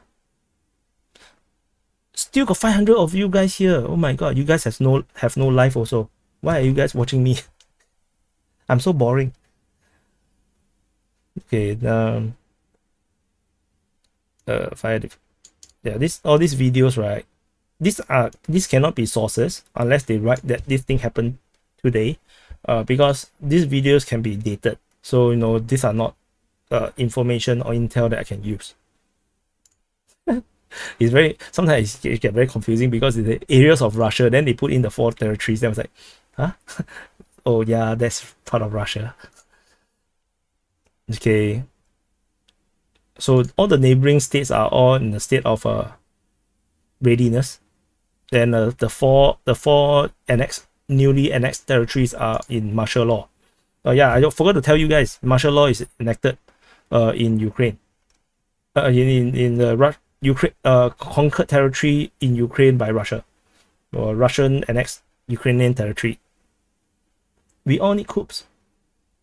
I am eating your supper entertainment. Having fun. We just got nothing to watch. Got so sad, no? YouTube got so many things to watch. I can't even finish watching everything. But no, most of the time, okay, for those that don't know, I repeated this quite a number of times. I don't watch Ukraine war stuff on my free time. Like, I'm so bored with Ukraine war because reading all this intel. Imagine I didn't manage to do the SIP rep because it took me 5 hours to finish mapping everything, and which is why I don't really want to watch anything about Ukraine war after that. I just want to like relax, watch something fun. So usually I watch gaming stuff. Nowadays I can't even watch heavy talk shows, because when they talk too much politics, I also very tired, because I already reading so much this kind of stuff. Yeah, so if not, I used to watch a lot of Tim Pool. I watch a lot of Jordan Peterson, but even Jordan Peterson stuff sometimes I can't watch nowadays, because it's a bit too heavy for my brain. Yeah. So the spammer is still trying. Every more or less every stream he does that. It's so lame. Okay, Julius Baker, no, you are very rude. So no, I gotta hide you from this channel. Bye bye, Julius. So the guy that like to smell Putin's balls is gone. I will never see his comments again. So I just want to say, Julius Baker, bye bye. He say his mouth smell like Putin's balls. I have no idea why he say that. Fake news, this is how misinformation works. I'm a big fan of Jordan Peterson, like major fan.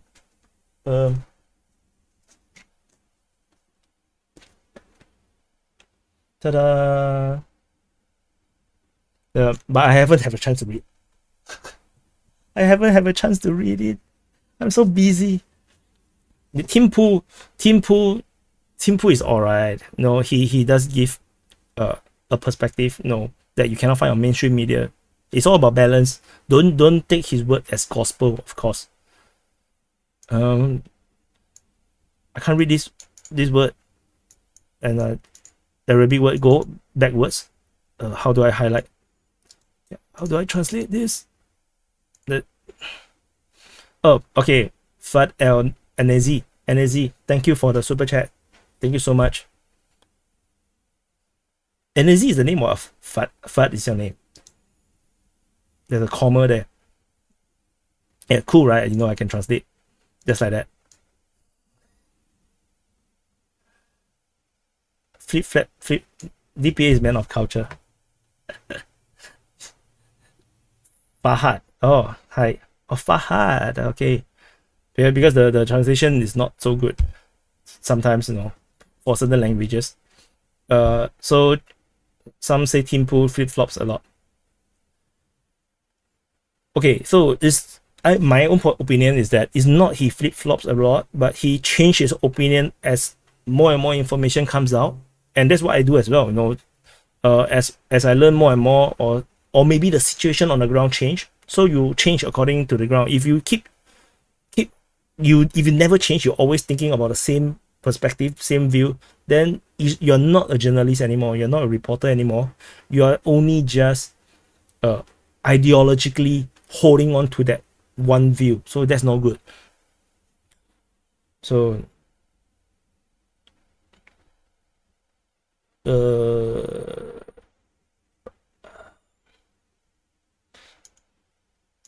haha, People's Republic of China cut the umbilical cord. I already mute you before you can spam. Haha.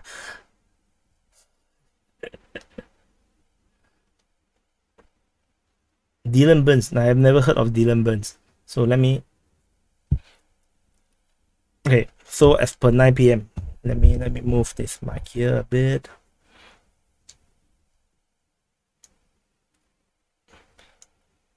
Fahad is from Iraq and he loved the videos. Keep up good work. Thank you so much, Fahad. Oh, it's actually quite late for you also, right? No, by now, I think Iraq is doing pretty decent nowadays, right? Because the oil price is so high that Iraq have paid off all the debt, pay off all the debt to Iran, and I think things are pretty decent. I mean, I'm not sure politically, but financially, Iraq is doing pretty well now, right?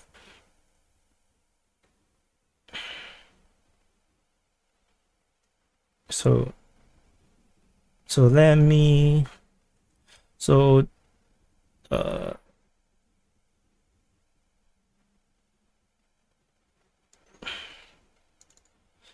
okay, let me Starting to feel a bit dizzy already.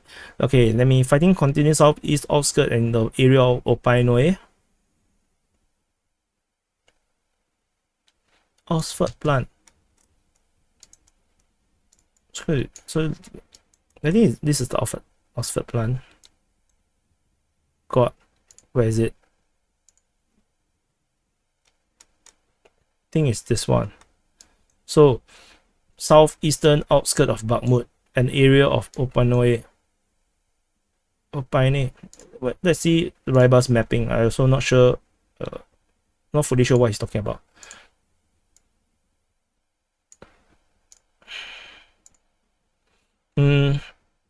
So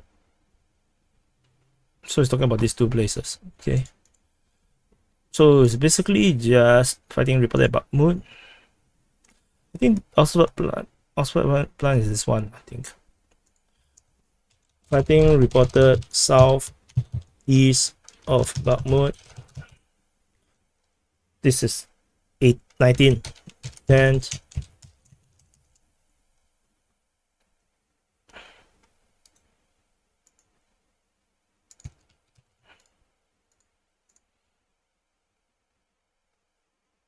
Dylan Burns is like me, a lot of war stream and outlook. He was in Ukraine for the last few months. Oh, awesome.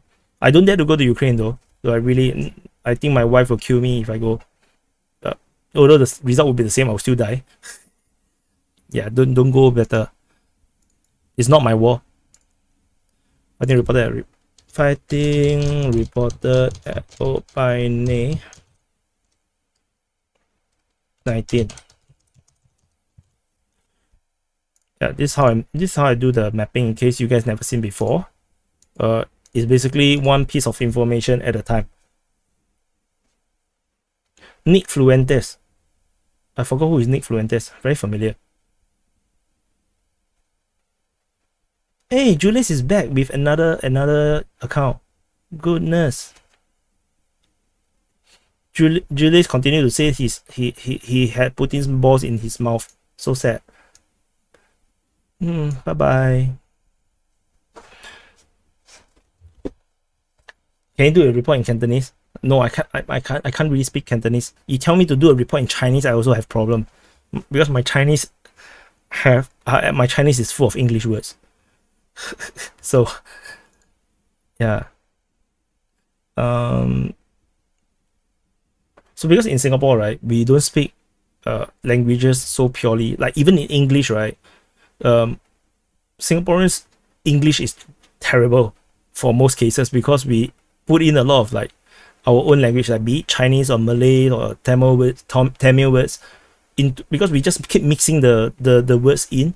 So it's just natural to us. So we switch language all the time. This is Singlish. In Singlish, we keep switching the languages. So it makes it impossible sometimes for people to speak pure English or pure Chinese. And I can speak pure English because I practice enough. I speak too much of it. But pure Chinese sometimes a bit difficult because sometimes I just cannot get the vocabulary. I cannot remember what's the word for certain things. How do you get your information about Germany? Not true. Makes me wonder how good your sources of information are. Please inform yourself better if you talk about other countries. Actually, Ron. So Ron said this. Please come onto the open mic. Then you can share. Because I'm only one person. Like I said, just Ukraine war alone, I spend 5 hours a day. It's not possible to read so much. So no, I read every time is when I'm doing this. When I do the headlines, then I have information. So if you want to know where I get this information, yeah, I read all these things. All this news, I read it. So how do I know about Germany? No, all this. So that's what I read. So, but of course, I can't possibly know more than the person who is in Germany. So which is why, the open mic is important. The open mic allows people to share views. What is the realities that's happening within your own country or your region? Because I can't know everything, and I'm not better than you guys. I'm just happen to have a YouTube channel. We are the same.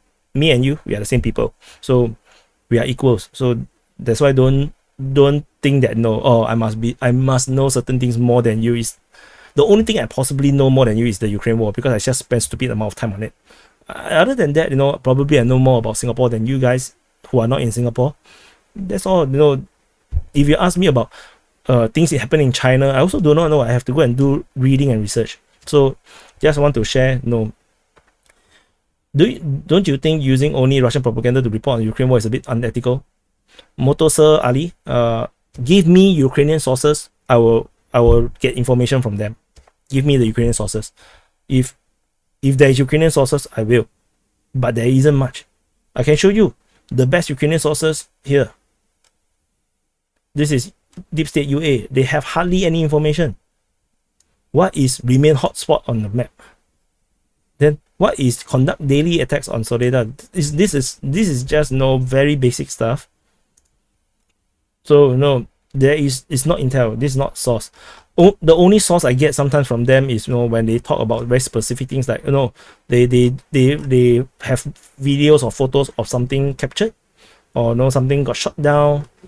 Maybe the sources from Deep State UA is Deep State UA is decent, but very rarely they have things I can map. Not a lot.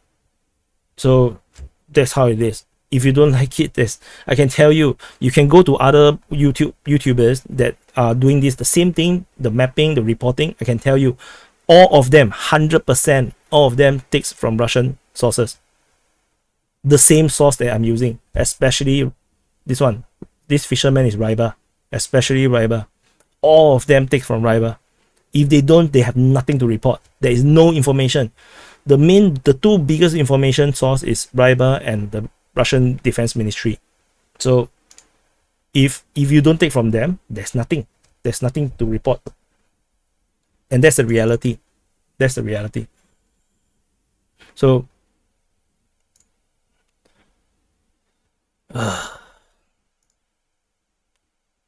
did I get triggered? So anyway,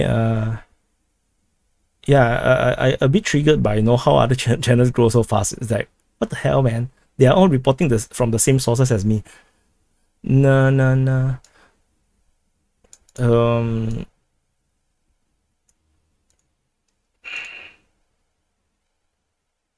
Sorry, I want to see what did I put in here.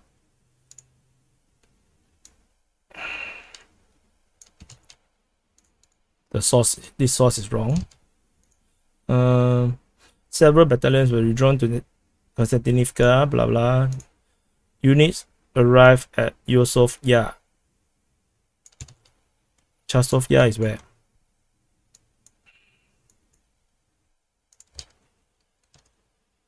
Chasiv Yar.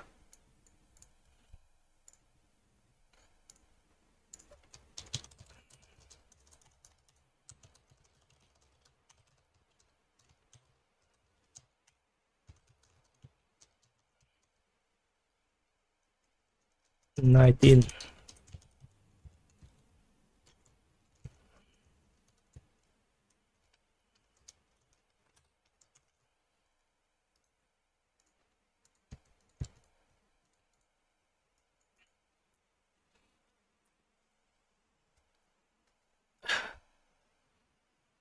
Far right. Nick Fluent takes a far right conservative that pig nose 80.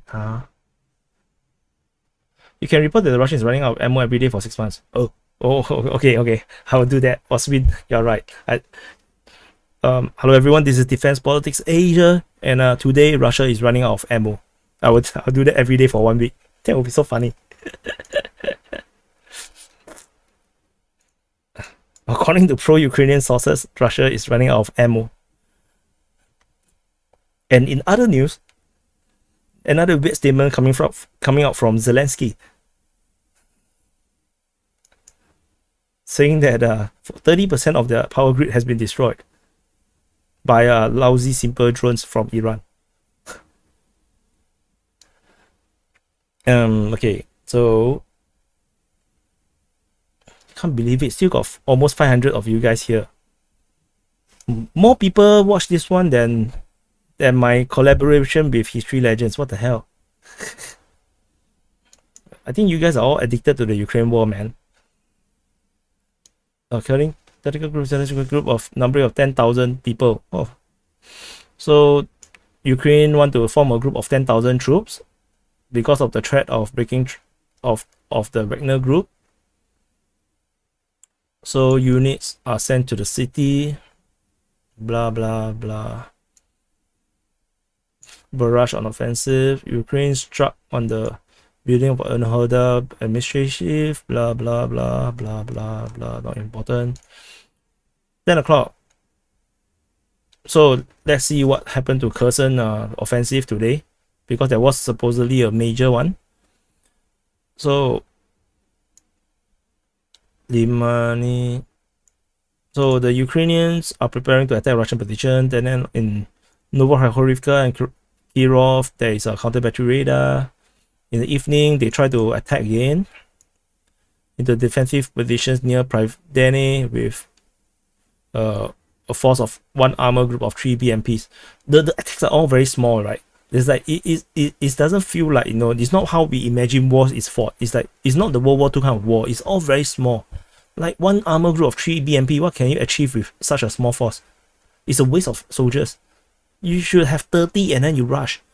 What do you do with 3? No, anyway, 3 is just waiting to die. So let's Pravdene is here.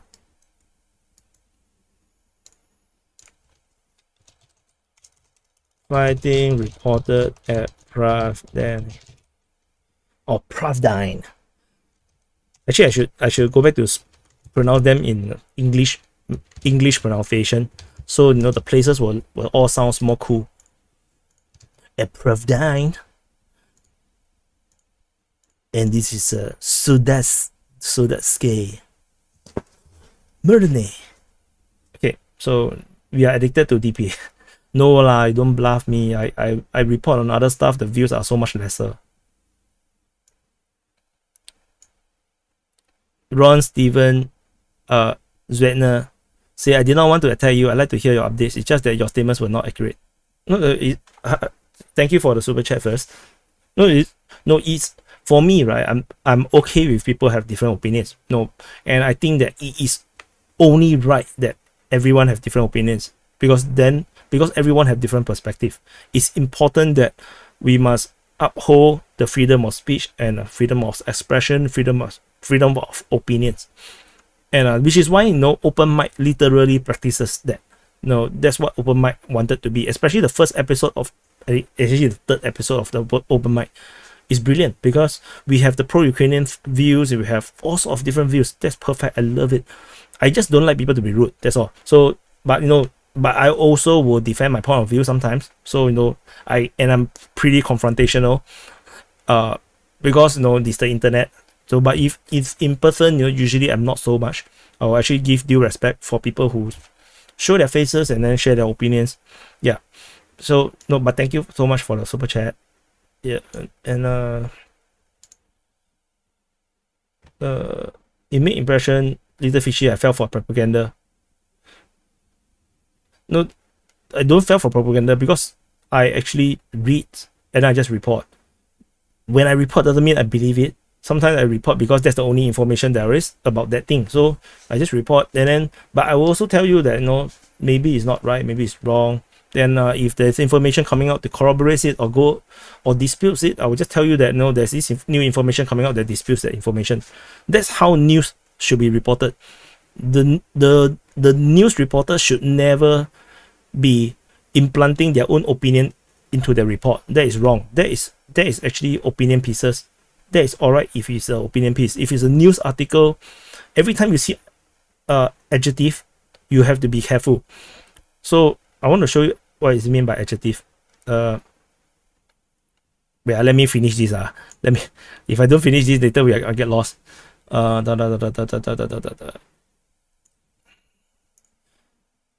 So the command staff held a regular meeting, plan of further action after immediately that. First and third company of 1 of sent to Shinove and the rest transferred to America. Okay, so there are 3 reinforcements reported in this region.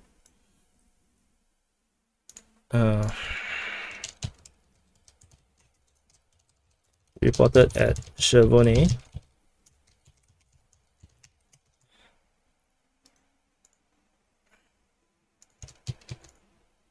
Okay, I saw a super chat, but let me finish this first. Novo Horivka. Reinforcement. Reported at Novo Horivka.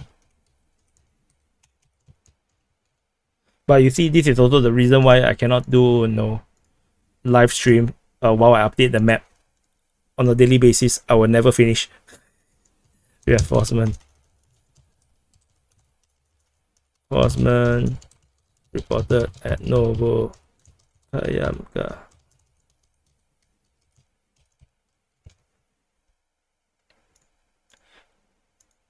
So, super chat from Joy Lemma. I saw a fellow Iraqi comment earlier. Just want to show my support from an Orthodox Christian community in Basra, Iraq. Slava, Iraq. I'm very glad to see Iraqis. I also have, I think there's a Discord member also is an Iraqi. So it's awesome because Iraq gone through so much over the past 20-30 years, like really a lot. So I'm very, very glad that to see Iraqi comments. Didn't see Iranian comments though. Is Iran banned from YouTube? So thank you so much for the super chat. YY asked me, what do you think about other channels covering the war? I don't watch them. So I have no idea who is better. But if you go by viewership, then I think reporting from Ukraine have the biggest viewership. But he is pro-Ukraine. So if you go pro-Ukraine, then you literally get supercharged by the YouTube algorithm. So I actually have a nickname for the YouTube algorithm. It's called Aslan, as in the Aslan from the show, which is the god. Aslan is the god from what's that show? Where's that? You guys will know one of these fantasy shows where the god is a lion. His name is Aslan.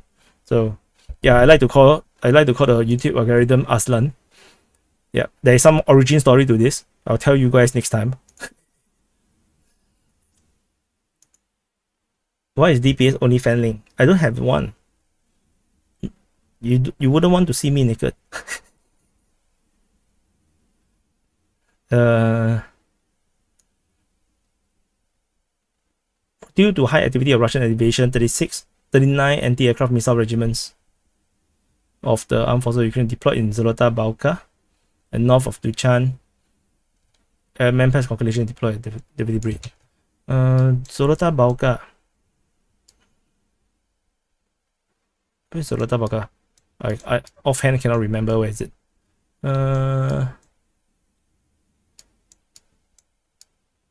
Hey shit, I forgot where is it. Zolota. Oh, it's here. Oh, he deployed all the way here. Okay, interesting. This is to cover any amphibious assault, I think. Ukraine deploy SAM system at Zolota Balka.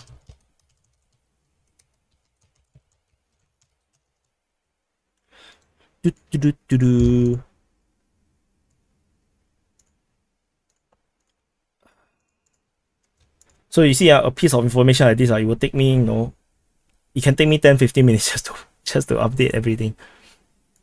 To complete blah blah blah, Chevrolet. I already reported that as reinforcement, Director, okay. Situation in the Starobis. So okay, going back to Nania. Yes, Nania, correct. Yeah. You should post your food pictures on your OnlyFans page. Who the hell will pay money for my food pictures? Many of those channels are supported by bots that generate views and food algorithm. The truth is, even DPA channel actually had bots. I think pro-Russian bots. So, and then the channel actually got sent to YouTube prison for 3 months. So the channel growth was entirely impeded for 3 months. We only just got out of jail late last month, which is why after late last month, you know, we start to grow more naturally again. The viewership seems to be higher again because DPA was actually, you know, kind of shadow banned by YouTube, and which is also why you see I keep changing a lot of things. I keep trying new things because I was trying to figure out what is the problem.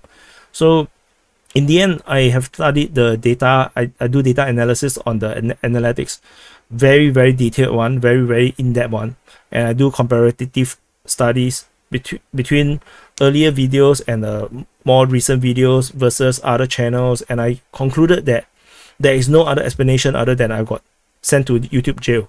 And the moment, at the moment where I sent to jail, like 3,000 subs was removed from my channel. And after that, when I regained the 3,000 subs 3 months later, suddenly, you know, the channel can grow again. So, you know, it might be conspiracy theory, but there is no other way to explain it other than I got removed 3,000 subs and I'm expected by YouTube to grow back these 3,000 subs as the condition to get out of jail. And this is what happened. So then last week, YouTube demonetized 3 days of income, 3 to 6 days of income. They claim that there is invalid traffic, and then I don't know, it just feels like YouTube is scamming money. So open mic, please. Open mic will be usually I try to do it on Fridays, so maybe it's Friday, but Friday I got football also. I got football from 9 to 11, so we shall see. I'll try to do open mic because I also enjoy open mic, but it really depends on my workload. So, you know, I'm spending like coming to 4 hours now on this stream.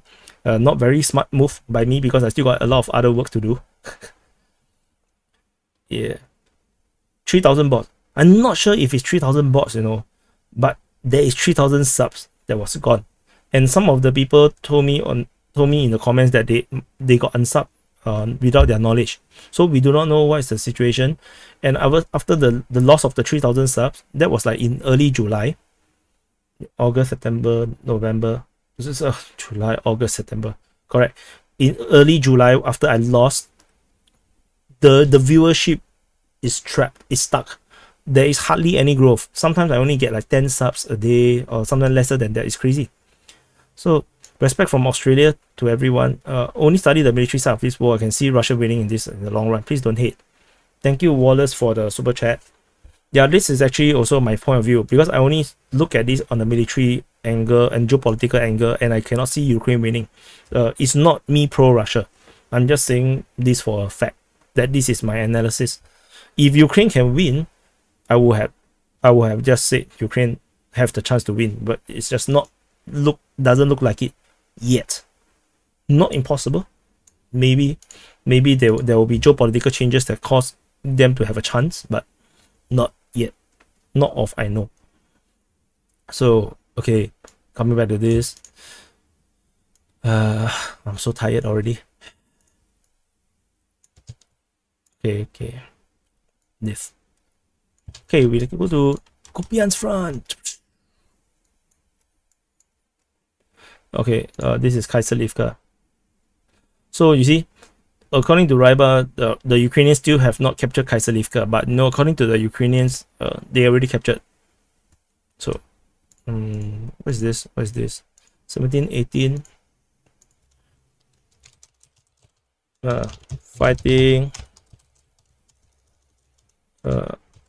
Reported at Kaiserlivka. So you will see how I phrase this. I only reported fighting. I don't say who is attacking who. So this is as neutral as you can get. I do not know how much more neutral you can get than this. What the hell am I writing? I'm tired already, you see. I don't even know what I'm writing. And then vicinity of there's a replenishment of group. So Petropavlivka reinforcement reported. Reinforcement reported at Petropavlivka. 19. See, I keep typing wrong. Oh, wait, super chat. Wait. Will Germany and Russia fall in love again after the war? Yes, 100%. They will fall in love for sure, 100%. Because the reason is why Russia has not done anything hostile to Germany at all. If you look back the entire history from the start of the war until now, Russia has did nothing to Germany, really. Other than they reduced the gas flow from Nord Stream 1, but the fact is that Germany applied sanction on Russia as well. So, but Germany don't really have the heart in this, so they will resume relationship pretty quickly, from my point of view.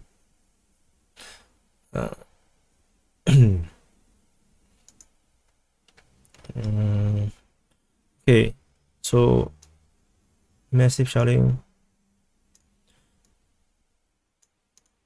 Sinkivka. Ukrainian is expecting on Sinkivka. Where's Sinkivka? Shit, I cannot find.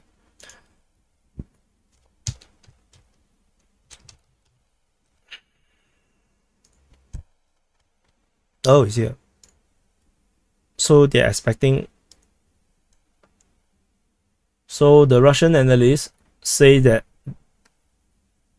the Ukrainians are expecting the Russians to attack Sinkivka, Zaho. Where is Zaho? Zahoryukivka. Where is Zahoryukivka? Where the hell is that place? Zahoryukivka. God, I cannot find it. Zagoryu.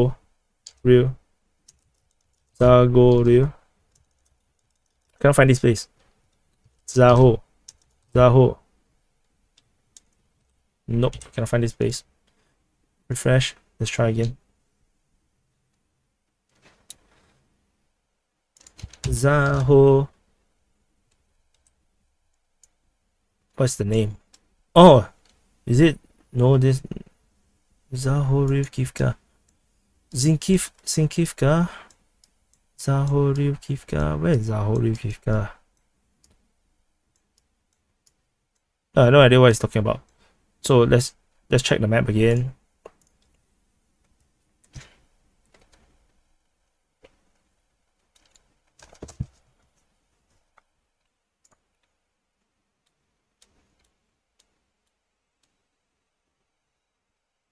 So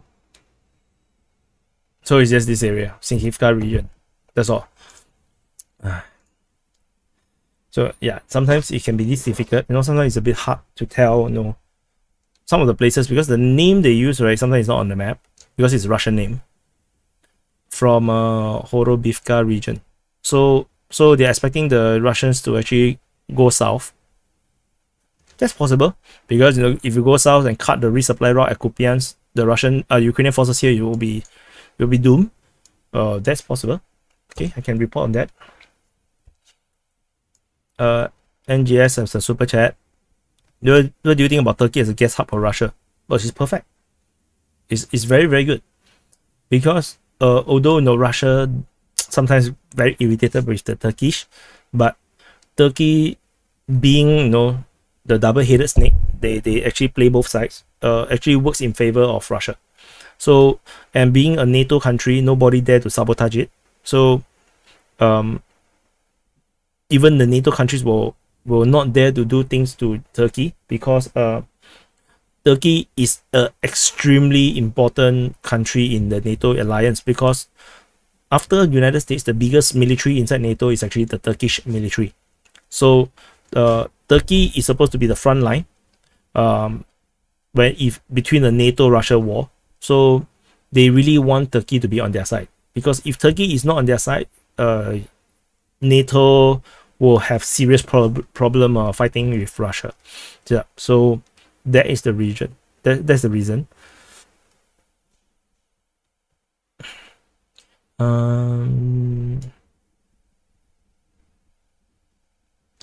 Okay. To probe, defense, mobile sabotage operates direct. So there's Terny Nevelske. Line. Border. Mobile sabotage group. How do I report this? Oh, I refreshed, forgot.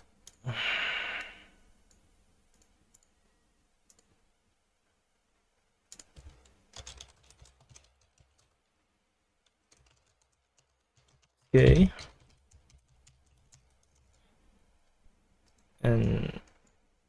And just Terny.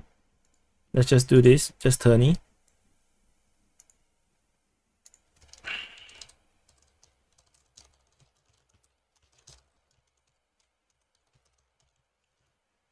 Yep.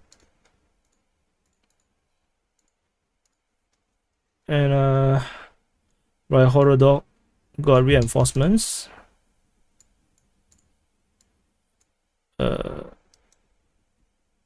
West of right horror dog.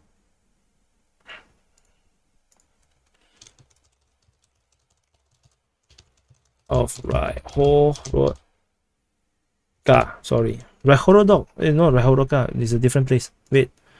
Right horror dog. Very familiar. Where is it? Where is it? Where is it? Right horror dog. Right horror dog. Right horror dog. It's Liman region. No, it's further here.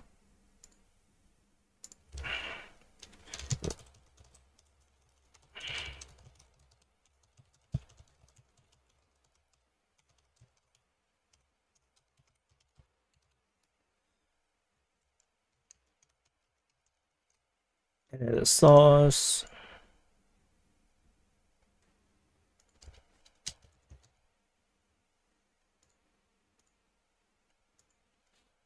Zolotarivka Berestove.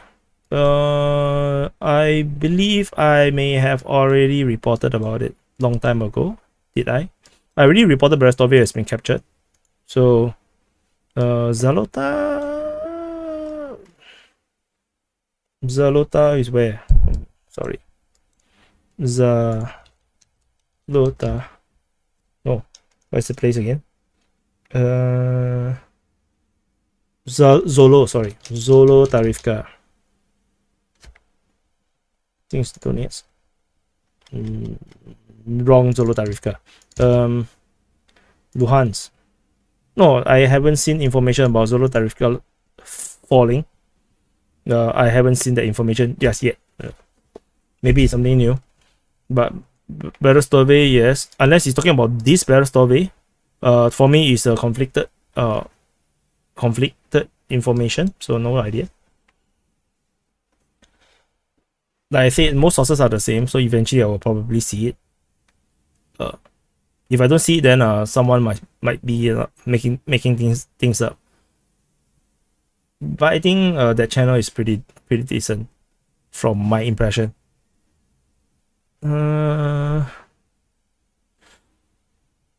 So this is the summary. Blah blah blah blah blah border blah blah blah.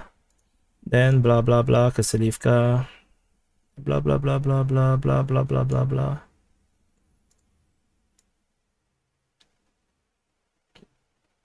Makeyevka.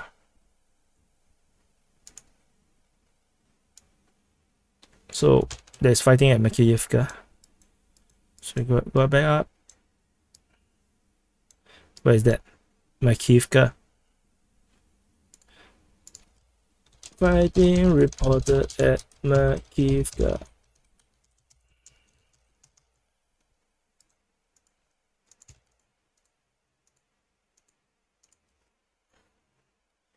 Yep. Soledad. Repel and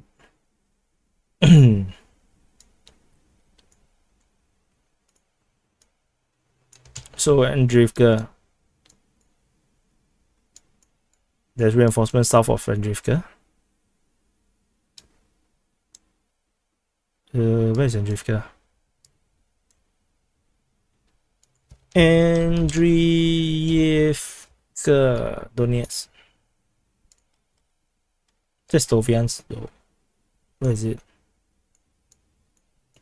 Must be somewhere around here.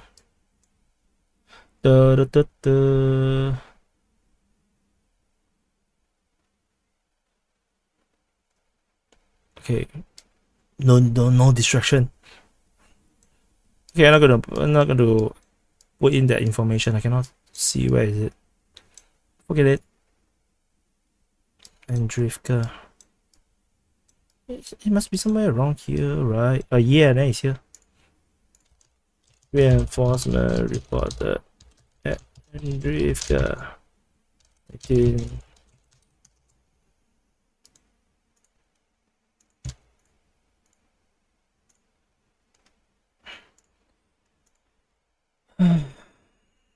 Nothing at Donetsk.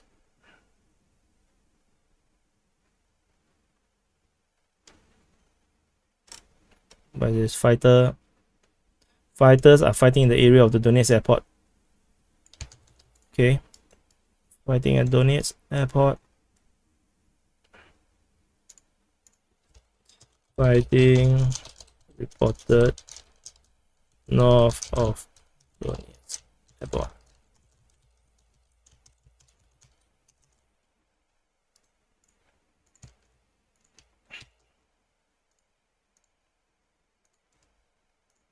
And what else?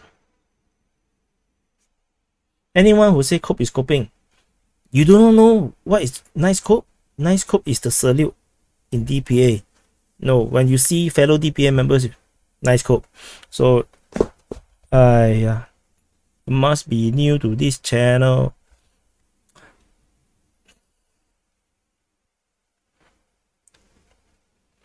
Southern Front. So response attack, then capture several more vehicles. What's the conclusion here? Never mind. Prevdani, okay, we covered that. Then strikes against energy system. Blah blah blah blah blah. Oh, we finished with Ryba. So general staff is talking about the same thing. Levi, good evening. We are from Ukraine. The and US1 is already in Belarus.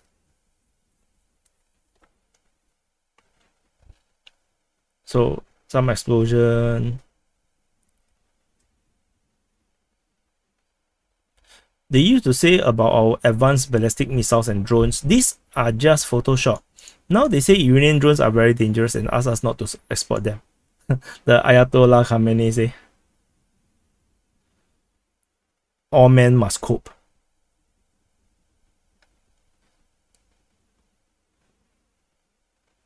Cope is another stupid made-up word from progressive lunatics.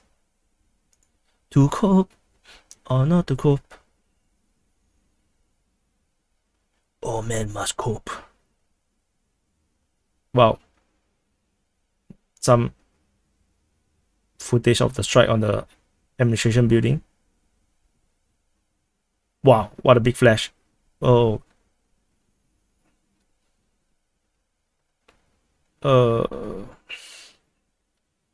Okay. Oh, two explosion. This must be HIMARS.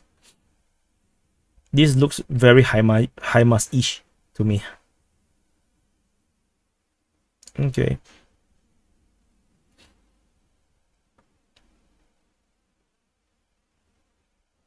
Denis Davidov say Kherson will fall very, very soon. Maybe. But I'm not. He's pro-Ukrainian. I'm not. So of course he will say very bullish stuff. I'm not so sure. But I'm also not sure if because the Russia will hold. I'm also not sure if the Russia will retreat. Because the considerations really depends. No. Because I think the general have not decided what to do just yet.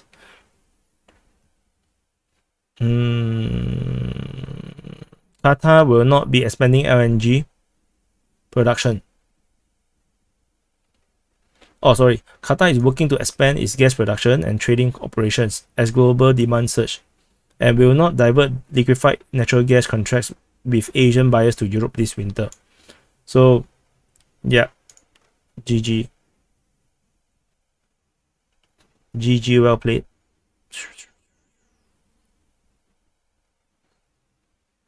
Kherson region.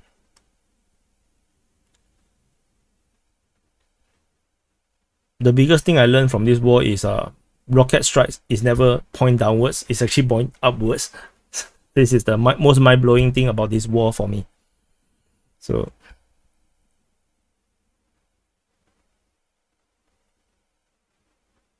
Biden said he's doing everything in his power to reduce gas price since Putin's invasion in Ukraine.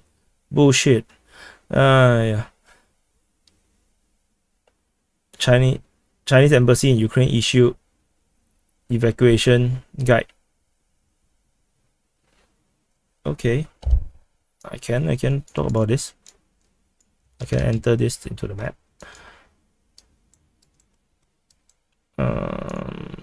It's getting longer. China embassy.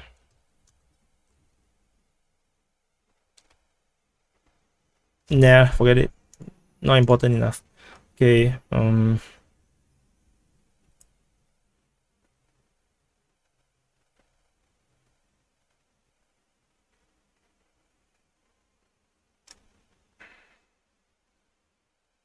Message to American energy companies is this: you should not be using your profit to buy back stock or dividends.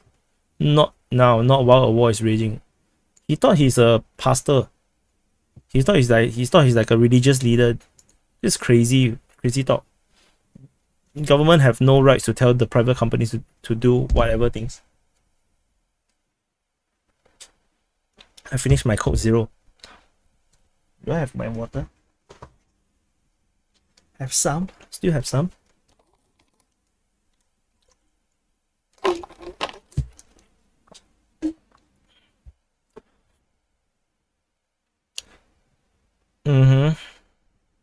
Airborne troops captured NATO armored vehicles. So M113 is being captured by the Russians. This look like COPE. C-O-P-E, you see? COPE. C-O-P-E.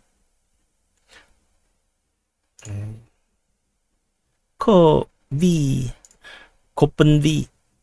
So the video.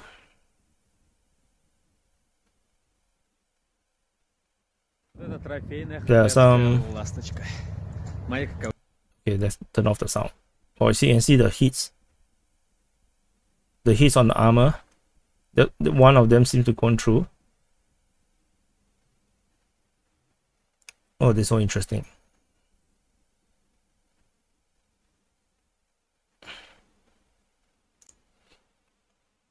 Brandon say he's paying $4.20 for gas today. Under Trump, it was $1.90.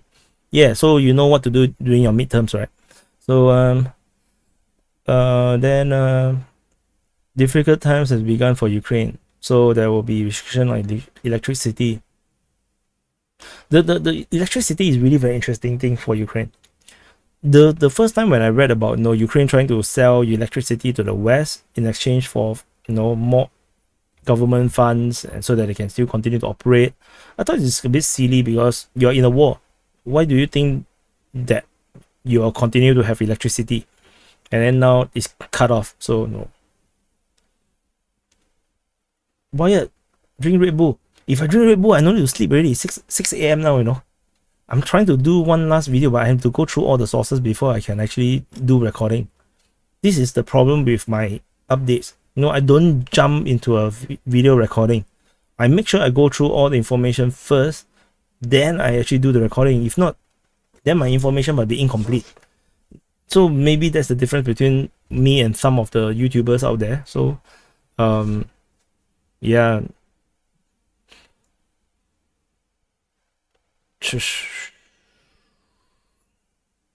Oh, so this is some story. They said that the Russian forces allow the Ukrainians to bypass strongholds, but then once they go into a kill zone, then they all get destroyed. Interesting story.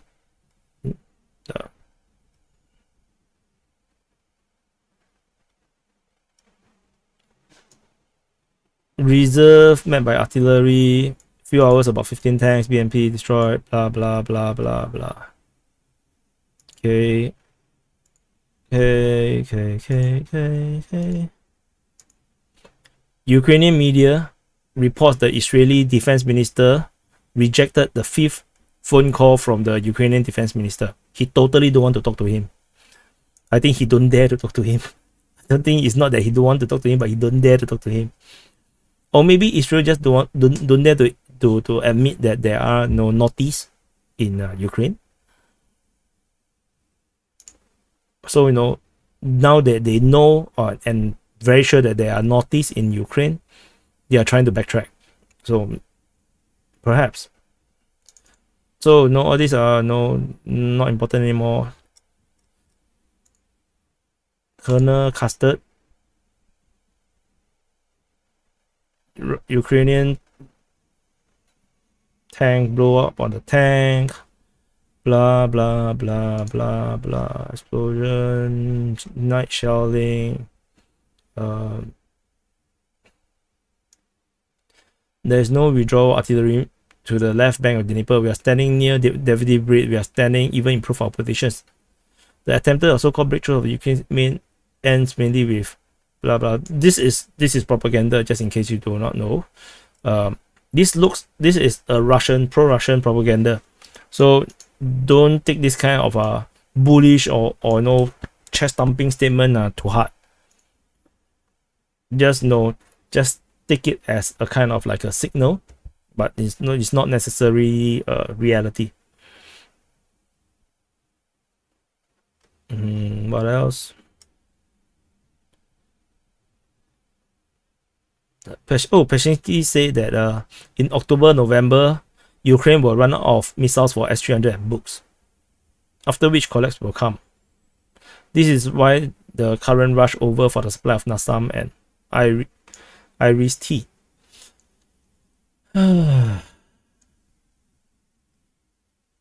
Interesting. So, should I put this into the map?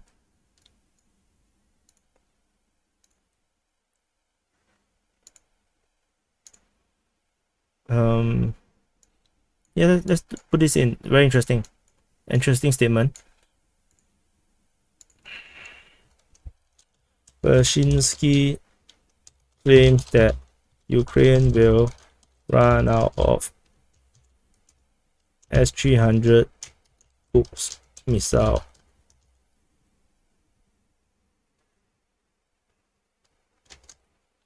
within a month, because it sounds like what it is.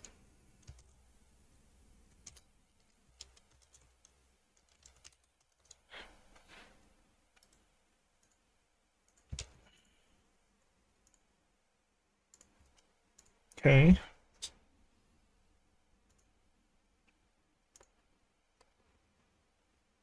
What else? Oh my god, I'm doing map updates. I'm being so quiet. Still got 400 over people watching. You guys are a weird bunch.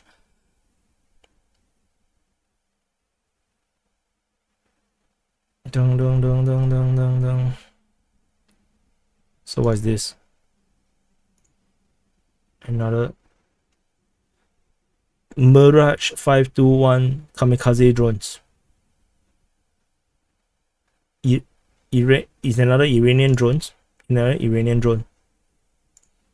This looks a little bit like the Switchblade. It looks like a more boxy version of a Switchblade.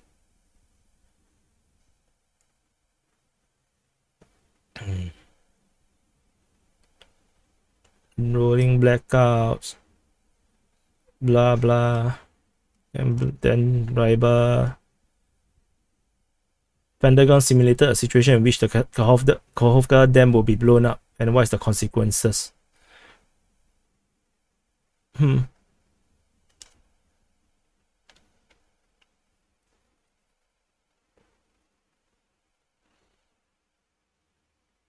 So, in the event of a dam explosion, millions of tons of water will fall on Kherson at 24 to 0.4 km per hour and a wave up to a height of 1 meter. After 2.5 hours, a rather sharp rise in the level to 4.8 meters will follow. The flood will last 3 days and completely destroy the regional center. So this is the reason why Russia is evacuating Kherson, because this potential dam destruction might be devastating for the civilians.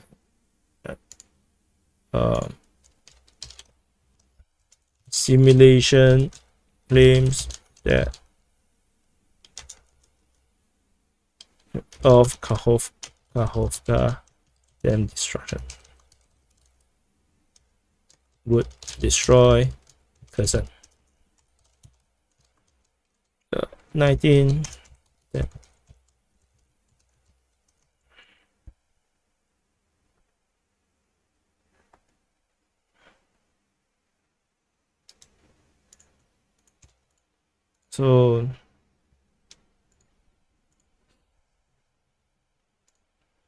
So I think I should put this here.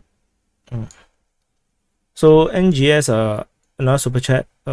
Thank you so much, NGS. You are really very very very very very generous. So many super chats. So how will the outcome of the war shapes geopolitics? The outcome, it depends on what is the outcome of the war. So depend on who win and how they win. My own opinion of what so what Telegram channel is this? Okay, sorry, I just show you. Now you can actually, this Boris Rosin. So you can actually go to this.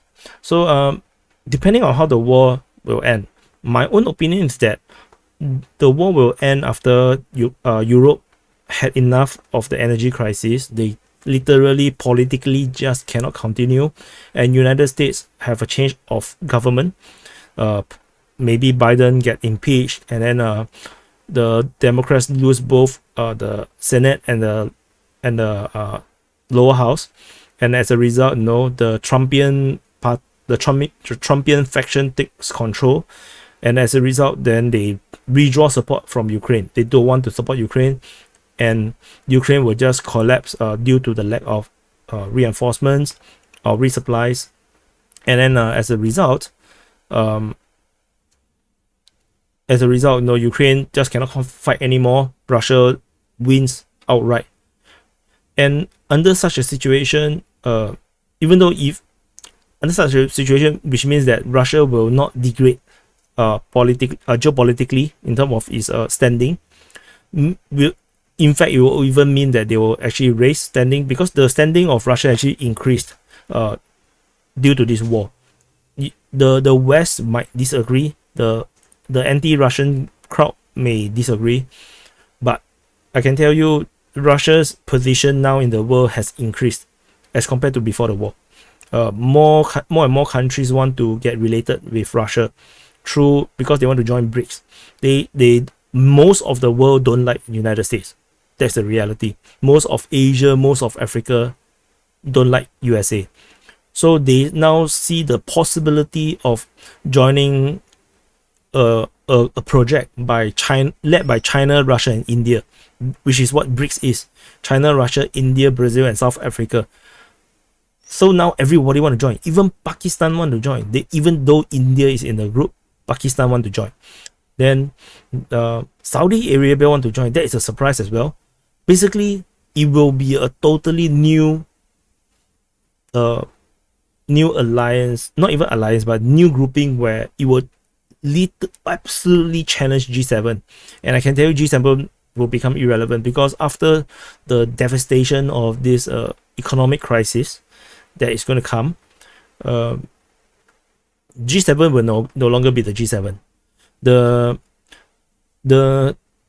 US is currently going through the inflation, and also and the inflation is quite bad, and then the central bank raised rates, so the currency is now raising value by some stupid amount, growing very quickly, and this will actually destroys this actually is bad for the economy as well, because you cannot do exports. Your exports get more and more expensive. Nobody can buy your goods, and then it will cause even more economic destruction. And then after that, you will not be able to hold, and as the economy falls, then there will be even more crisis in the US. So a lot of things is going to change. So unless there's a unlikely situation where Russia actually collapse and Ukraine actually wins and able to pay all the losses that the Europeans and Americans have lost in the war, yeah, then they can actually keep up with the pyramid scheme for a much longer time. That's what I think.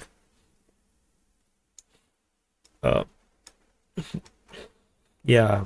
So, but no, in a world where there is a lack of leadership, lack of a single leadership, can be quite dangerous. That means there can be more regional wars because Russia and India and China do not intervene in military conflicts. So they do not intervene. Like for example, the situation in Myanmar, nobody intervenes. Even though China is just next door, India is just next door, nobody will intervene. So the world can become more dangerous, but the world can also become safer for a lot of countries as well, because especially if you are countries that the United States see as a national interest, then such an arrangement of multipolar world is safer. But if it's a US led world and then maybe you have oil and gas, then you have a very high chance of getting destroyed or attacked by USA or his allies. So there's a give and take. It's not all good, it's also not all bad. Yeah, so that's my take. So Boris Rosen. I get hungry already. My McDonald's has been digested. I have been on the stream for so long, almost 5 hours, so my McDonald's have fully digested. So let me finish this so that I can do one recording, then after that I can go for my breakfast and then go and sleep. Dorian DD, yes, I'm still at it. It's 4 hours and 22 minutes. Nice scope.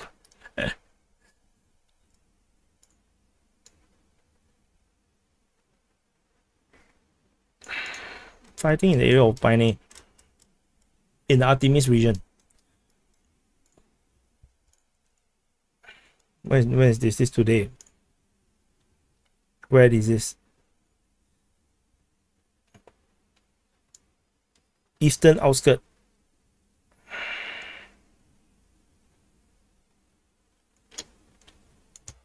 So there is fighting on the eastern outskirt of Avdiivka. No. Artemis is Bakhmut. Oh my freaking god. So this one I've already indicated. Yeah, then I already indicated. I thought that was Avdiivka. Crimea.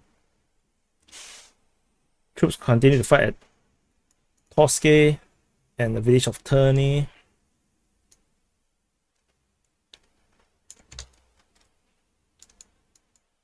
So let's add this 19, 18, 18.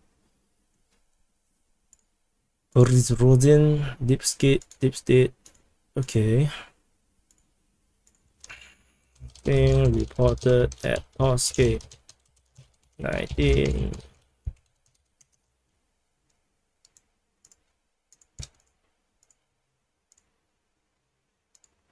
And then 30.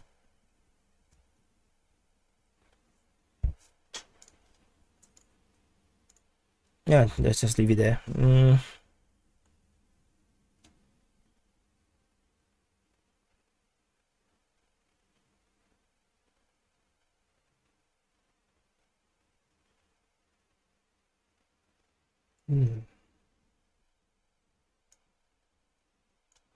Okay, that's all from that piece of information.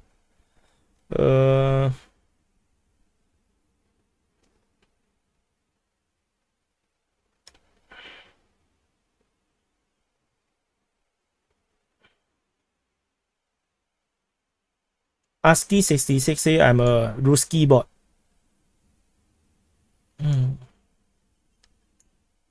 At least I got face. I show my face. When I show my face, it's not a bot. You don't understand what's the meaning of bot. You almost seem like someone who is working. I am working. This is work. I actually do earn decent income from YouTube. So which is why, you know, when YouTube do something funny to me, right? No, it really hurts. No, so this is work to me. Actually, just that this work is somewhat fun, because I like maps, I like military stuff, and I like you guys. I like to talk to you guys, so it's not that bad. I mean, even if I don't get paid, no, I probably will do something similar, chit chat thing with people about politics. Actually, you should draw the border on the river at Toske. The thing is about Toske is that the front line is actually not here. According to this Boris Frozin, he claimed that the Toske is under the Ukrainian control. This is also why the border has changed, and now I have set as Ukraine has retained control over Toske. As I said, I'm not pro-Russia. I just change according to whatever intel. So yeah. How do you know it's a real face? More propaganda. The fuck you talking about?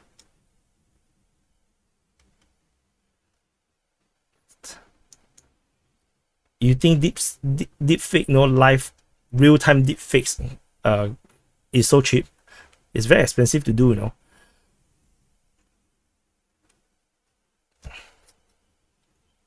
Plus deepfake cannot do this. Trust me. You try to do this, right? Deepfake cannot do this. Because the technology has not reached the level where you can actually play with your nose and mouth. Yeah.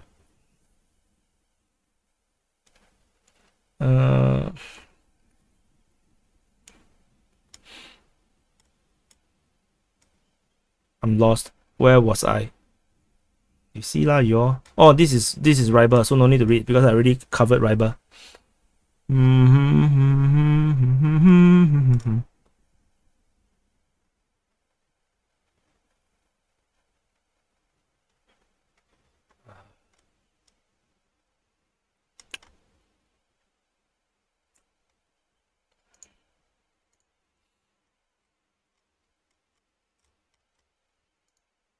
DPA chat is very funny. Oh, there's someone who invested. Can I like spam report so it doesn't delete?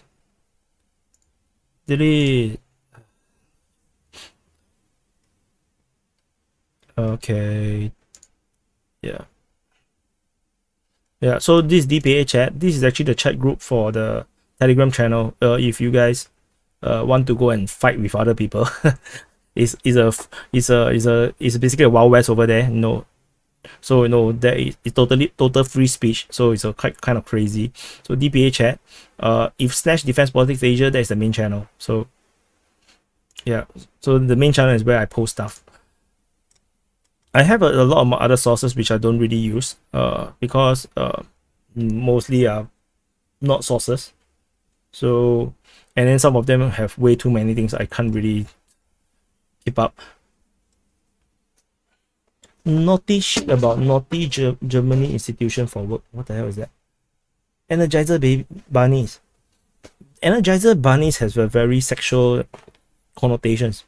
Are you in Singapore? Yes, I'm in Singapore. I can show you. It's in the morning now. It's 6:39 now. I can show you the sky. Is bright now. I want to show you the sky is actually a lot more nicer than that, but backlighting, there's not, the lighting just unable to show you the clouds. It's just sunrise. It's actually orangey, not so bright.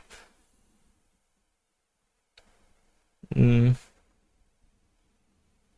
the hell is happening? I don't know what the chat is talking about now. Okay, so let's do a recording. What should I record? I want to, let's talk about,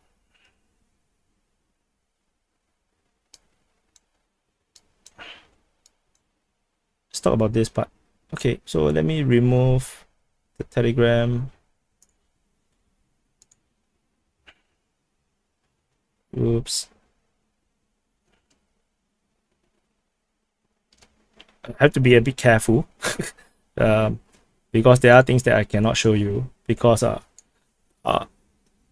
it's a confidential work.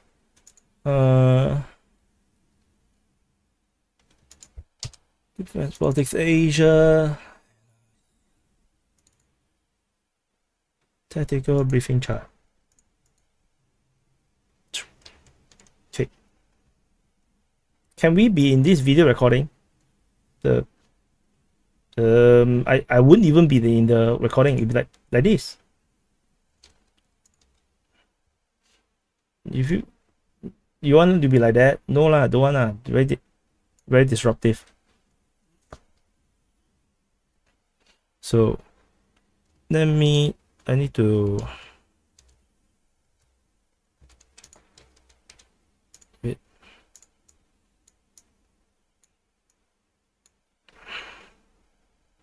Oh, this is a bit hard. Let me see. Should I do this? Just this part?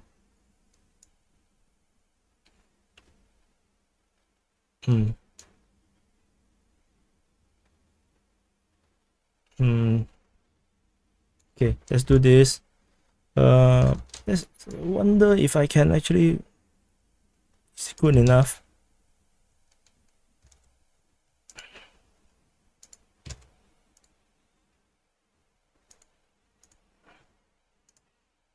So in case you do not know, this app is Photoshop. This is actually Photoshop. So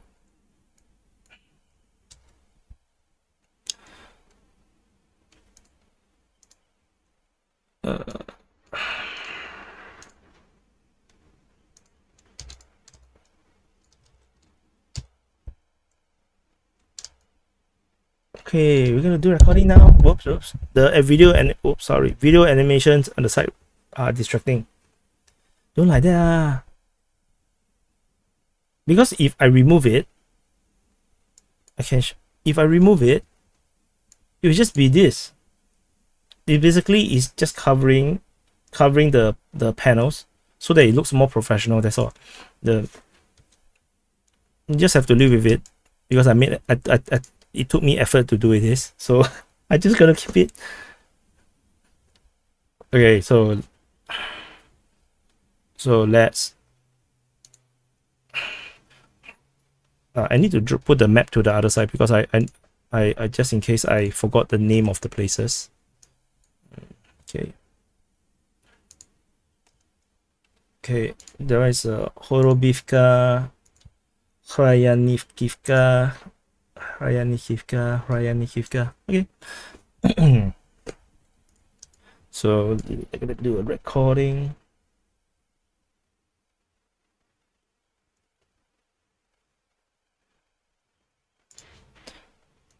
Hello everyone, this is Defense Politics Asia, and this is the quick update from the Kupyansk front. So at the Kupyansk front, the Russians have finally launched a counter-offensive over here at the Dvorishny region, and let me see, they attacked from Tvizanka.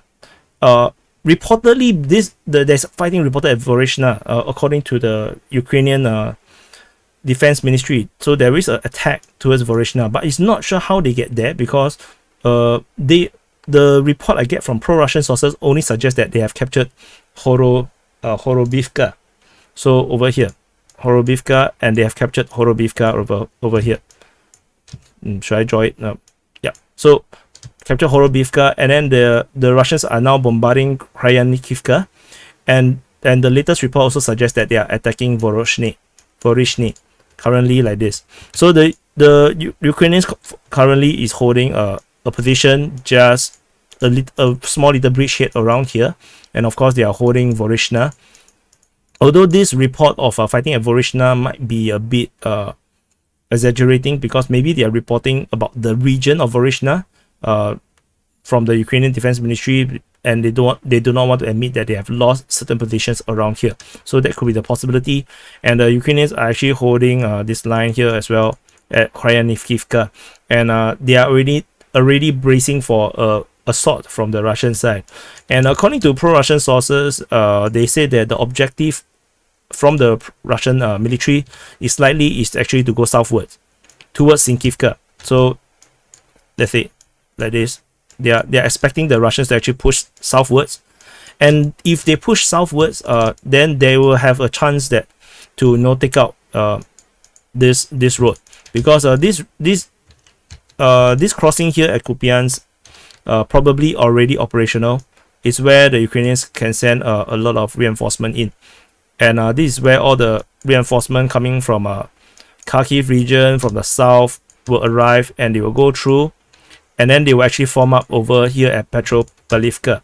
So Petropavlivka is also where the Ukrainians have a lot of the Ukrainian artillery pieces, where they are actually supporting the offensive over at this side towards Ivanivka. So they follow the road down. They're sending forces down here. The Ukrainians no longer try to attack Pershotcheneve and Vyshana. They seem to have entirely given up on this side, and they are trying to concentrate their effort towards Sviatove, and they have already captured one or two settlements, but the Russians are putting a very strong defense over there. The Russians are currently holding this position at Vyshana and Pershotcheneve, holding the entire line. And it's pretty easy for the Russians to hold this line because the Russian border is not far away, and reinforcement can go through the major roads pretty easily to hold this line here. And of course, which is why also Tverdanka cannot fall, and is not able to fall because the Russians are very, very well reinforced in this region. And this is also probably the first setback for the Ukrainians in this northern part of the previous Oskil front, at the Kupyansk front, where the Ukrainians have so much success, but they got bogged down at Tverdanka. They are unable to break Vyshana and Pershotcheneve. So now they are just turning their attention away and going southward towards Sviatove. And the Ukrainians will likely to try to hold Vorishna as much as possible to prevent the fall, because if Vorishna falls, then the Russian forces will be able to cut into the Kharkiv region, and they can actually do an encirclement in this way, causing the entire crossing here to be untenable, because the Russians don't even need to capture the town, the city here. They just need to hold this defense line, just encircle the city, and the entire frontal warfare, the assault, the offensive here will be totally be useless or totally eliminated. So this is the current situation over at the Kupyansk front. And if you have not subscribed, do subscribe. Please press the like button to help to spread this video to more people. If you have people who might like this kind of videos, do share it to them, and I will see you in the next update.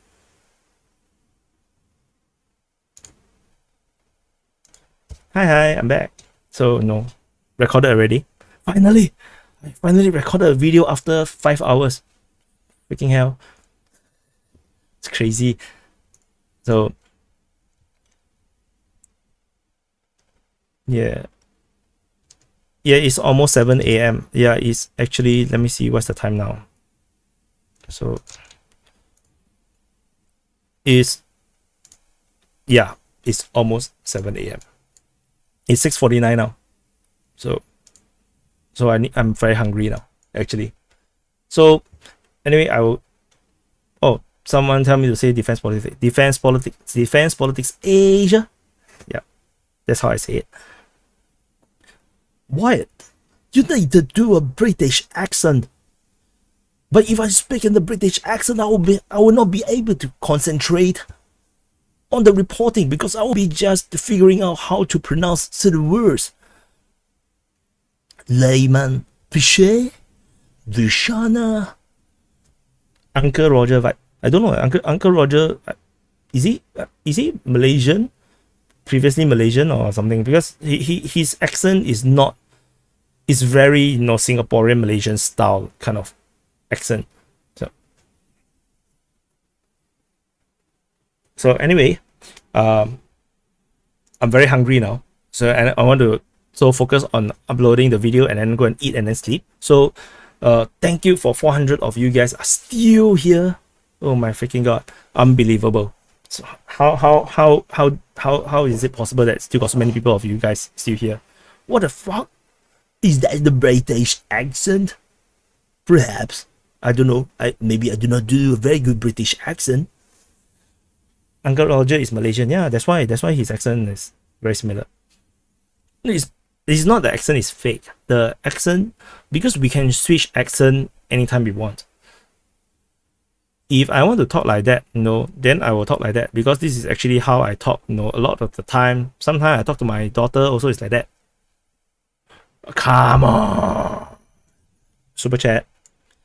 NGS. Is the Western sanction and hope for Russian economic collapse the biggest miscalculation in the conflict and the reason for unwillingness to negotiate? I actually think so. I think the Western sanction is very poorly thought out, like very poorly thought out. Like they have not done a full-fledged study of what will happen when the Russians counter sanction, for example, cut off gas. It's very weird that they apply sanction and expect the Russians to not react. It seems like that kind of situation where they apply sanction and then they expect Russia to continue to follow through with the contract. I think their calculation is that the Russians will have no choice but to continue to sell gas, because they think that if the Russians don't sell the gas, they have no more markets to sell, and then as a result, they will the Russian economy will be destroyed. Which is why, you know, their calculations is probably expecting that the Russians to continue to sell gas while getting sanctioned by the Europeans. It seems like the kind of situation, which is kind of weird, because yeah, it doesn't look like very well thought out. No, it's very half-hearted if you ask me, the sanctions. And imagine until today they are still talking about they can apply even more sanction on Russia. I think they are extremely, you know, delusional, because why aren't you sanctioning your 100% sanctions right in the beginning? Why do you take until now then you're talking about even more sanctions? It's ridiculous. So it's just a kind of like very weird kind of situation. And Richard Nielsen asked me to, can you say emotional damage? Emotional damage? But actually, you know, in Singapore we don't talk like this. That's not our accent. Emotional damage is, this is the American Chinese, the way they talk, because the American Chinese speak Cantonese, then they speak Cantonese, so they talk in a very weird way. But you know, we don't talk like this. We talk a lot more like, you know, like the uncle, what's that uncle what? I forgot what's his name. Uncle Roger, yeah. We talk a lot more like Uncle Roger style, because Uncle Roger is if he's Malaysian, then yeah, our accent is quite close. But Malaysian English is very varied, because depending on their education, because they're not very good in English if they are in their government school. If they are in Chinese school, then it also varies, because sometimes if they are very close to Singapore, then they probably speak a lot closer to Singaporean Chinese way. But some of them they totally can't speak. Their English is very westernized, because of the teachers they have, I think. Baska say commander leadership is lucky. Well, I don't know what that's supposed to mean, but yeah, thank you so much for the super chat. Emotional damage. Oh, the leader is fortunate. It's lucky, which is also correct. It's not too far off. What will happen if China invade Taiwan in winter? Winter in Taiwan is not very cold, from my understanding, unless you're in the mountains. When the Europeans are freezing to death, do you think the Europeans will tolerate their army wasting gas to bomb foreigners? No. The Europeans under the Ukraine war situation, will not go and save Taiwan. The only hope for Taiwan is actually South Korea, Japan, India, United States, and Australia, and perhaps New Zealand, and hopefully not Singapore. That's the only hope for Taiwan. The Europeans will not come for Taiwan. It's too far away for them, and they do not have the capability to redeploy force when they have the Russian threat just at their door. Yeah, so it's auto translate. Oh, I forgot to off showing. Oh, sorry, it's Chinese. 领导辛苦了. So 领导 is a leader. But leader, this leader is a very China style of Chinese. So because we don't really use this Chinese word 领导 as leader in Singapore. We will use 领袖, which is also leader, but it's a different kind of word. Then 辛苦了 is no. You have worked very hard, something like this. So yeah, sorry for the I forgot about the auto translate. Yeah, so thank you everyone for watching. I'm very hungry now, so I'm gonna go eat. We'll do this again. My aim by right is actually weekly. I do a live stream weekly and then do an open mic weekly. But no, I'm not. Sometimes I just cannot keep up because there's just way too many things to do, and there's so many things happening in Asia that I'm not covering because I have no time to read, no time to research. So it's very bad. Sometimes I do the research like the China one, but I haven't do the recording because I was so tired. Then I went to sleep. Then after I have to catch up with work, other work, so I have no more time. Yes, I do play video games. I actually play I play computer games actually. Can I show you my games? Let me see. I can show you my Steam.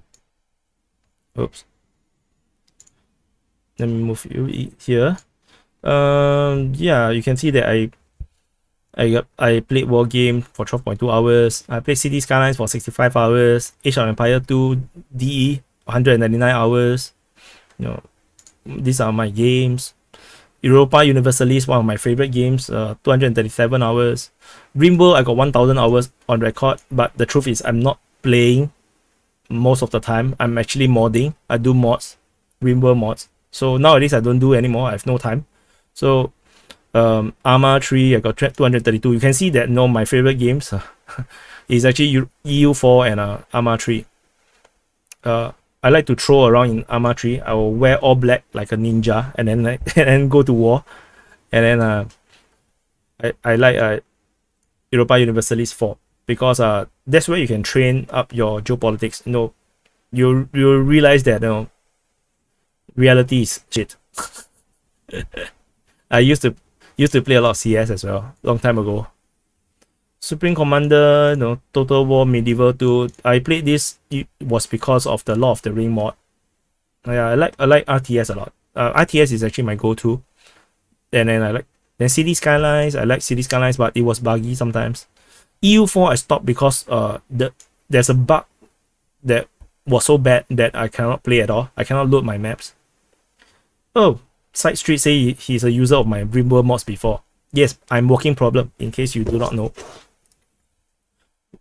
So, what else? Football Manager. C4, C5. I played C5 for a bit, then I hate it. I don't like the game mechanics. Then, Supreme Commander. This is the old one. European Escalation for War Game. Wow, this is a very, very, very hard game. I played the campaign mode. It was so hard. Maybe I can play again. Then you guys will be my commander. Maybe you can do that at DPA Gaming. So anyway, you guys, right? Go and, if you all haven't subscribed to the other DPA channels, please go and check it out. The other DPA channels. What else is below? Yeah, you see a lot of games, right? I buy, I never play. Like Ace Combat 7, I haven't played it before.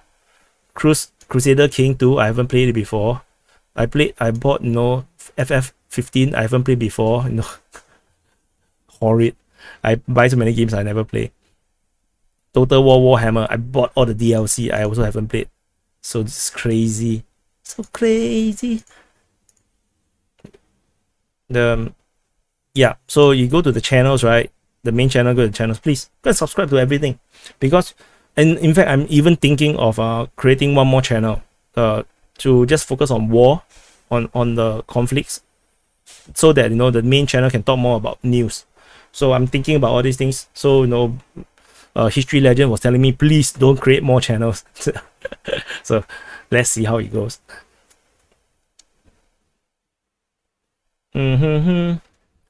Earth 2150 series. I don't think so. Guild Wars. Guild War, is it the MMORPG? Guild War. That was a horrible game. You haven't played Ace Combat 7? I need some Kupyansk. Yeah, I want to play. I haven't played. I have no chance. Yeah, and actually I also I have Origin also. Origin, I play FIFA a lot of FIFA. I played The Sims. Also, long time never played. I played GTA, Grand Theft Auto. So, but also, so there's other games that is not on Steam that I played as well. So, yeah, Rust. Some people say play Rust. There's a lot of first-person shooter nowadays, like pretty good ones. So many of them, I don't even know what to play. Yeah, that one next time when I'm more free. Now, very hard. You see this DPA gaming channel, I don't even have chance to really build content for it, because the Ukraine war is taking way too much time. Because if it's not a daily thing, it's still alright, but because Ukraine war is a daily thing, so which is why it makes it impossible to create content for other things. If I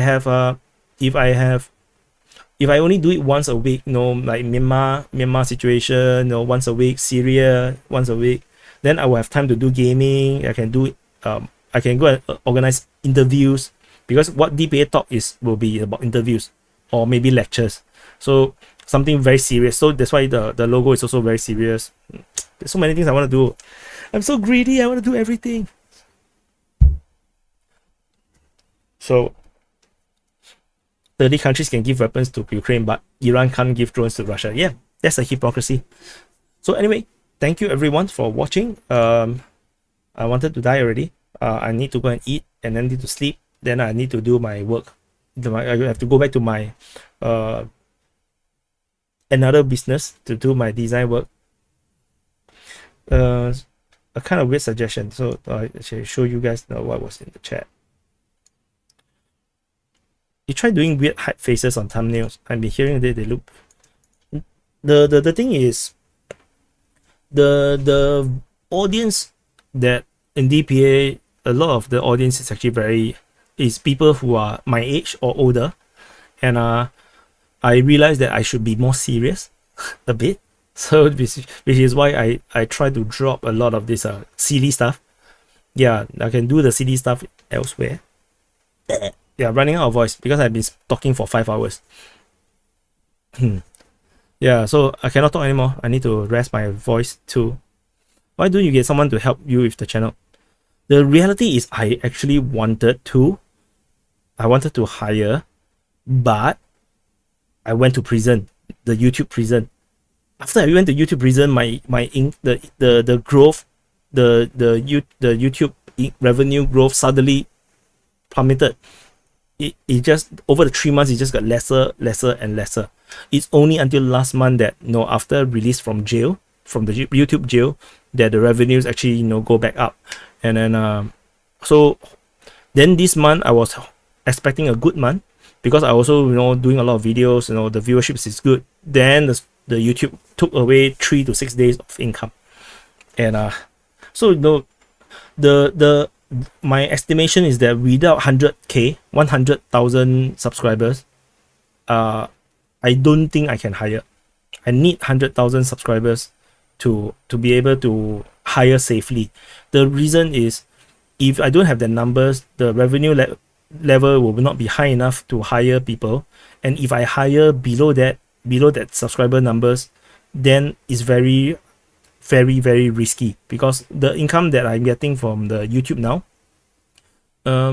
is barely enough for 2%. It's enough for 1%, but it's barely enough for 2%. So, and I cannot work with such a short runway, or rather short buffer zone. I need more buffer. So 100k is the aim. The aim is actually to get 100k subs by the end of the year. But by the look of it, I don't think I can reach there unless something changed. So which is why, you know, if you guys have to share and then whatever, you know, might help. But the problem is the focus is so Ukraine war focused, and I'm not pro-Ukrainian. So as a result, it's very hard for me to get subscribers. No, very hard to get, you know, a lot of subscribers. And Ukraine war is getting a bit old, if you ask me, the topic. So which is why I need to do other content in order to get, you know, subscribers beyond just the Ukraine war. So which is also why, you know, I want to spread out. I want to create one more channel just to cover military stuff, war stuff, and then leave DPA to more news. So I'm thinking about all these things. So yeah, these kind of things that I'm actually, you know, considering. So no, ASCII say, no, 5 volunteers, someone give me a report with changes. The problem is I'm not sure. I cannot expect people to do free work. I don't want people to do free work. That's number one. Number two is I do not know the quality of the work that they can provide. And yeah, there is certain problems. So, you know, a lot of information I still have to vet through. Then by the time I go through, I might as well do it myself. Could be that kind of situation. So, but I'm exploring options, but at this moment I'm just too busy. My professional work, my other professional work is also, you know, taking a lot of time. So, you know, it's a bit hard. So that's why my plans is all pushed to next year. I will try to, you know, evolve DPA bigger next year. Me and B, I disputed already. YouTube literally just said, it is my responsibility for your action. Can you imagine that? YouTube said that it is your activities on my channel is my responsibility. How am I going to control you guys? So it's kind of stupid. So, you know, YouTube scammed away my money. That's as far as I can tell. So because there is no way you can tell how much ads is actually being shown, how much money they earn. They can literally say anything they want. So who knows, man? So yeah, but YouTube also, you know, maybe they are dealing with the economic situation there, so they need to you know, take more money from the advertisers from us. That's possible. Why are you in YouTube jail? What you do wrong? I didn't do anything wrong. It is there's bots activities, there are invalid traffics happening inside at the DPA channel, and YouTube probably thought that I'm the one who bought no fake traffic. You know there's you can actually go and buy fake traffic, fake subs, fake view times. So, you know, all the bot stuff, and maybe YouTube think that I did that. So, you know, so which is why, you know, that's what DPA got hit by. That's why we got sent to jail for 3 months, and which is why, you know, that 3 months the YouTube channel is not getting much views. The viewership is horrid. So now sometimes I still got, you know, 60k, you know, sometimes I got mostly 50k. Sometimes we can get 40, 60, 70, 40. So it's not too bad. If you go further back to 1 month ago, you see 20k, 26k, 30k, 20k, 30k, 20k. You can see the it's just much more lesser. And when you at 20-30k, your revenue is actually not that high. Yeah. So at this moment we are kind of out of the jail, but we are still under probation. So which means that I mean, these are my terms. We are still under probation, which means that the channel have a lot more reach, but we are still not at the level of what the channel of our size should get. At around 48k, we should get a lot more reach. The video should be, you know, between 80 to 100k views, but we are not getting that. So unfortunately, yeah, that's how it is. Charles, thank you for the super chat. Yeah, thank you so much. So how do you think this war will end? Oh my god, I answered this like so many times. Do you think Russia will give up new territory and fall back? No. But they may give up the Kherson region north of the Dnieper River if they feel that it's no longer worth holding it, because they don't want too many deaths. They want to reduce the number of people who dies. So yes, okay, that's it. I think we should stop. It's been a long night. Thank you so much for you guys watching. 300 of you still around, amazing. And thank you for everyone that have provided the super chat. Thank you Doughboy Jr., thank you Brian Marshall, thank you Salem, thank you Michael.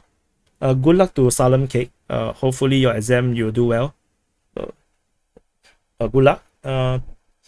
Thank you Michael Finger, thank you Yahoo, thank you Tim Gibson, Oswin Hall, Benjamin, Miss Atlantic, NGS, especially NGS sent so much super chats. Thank you so much.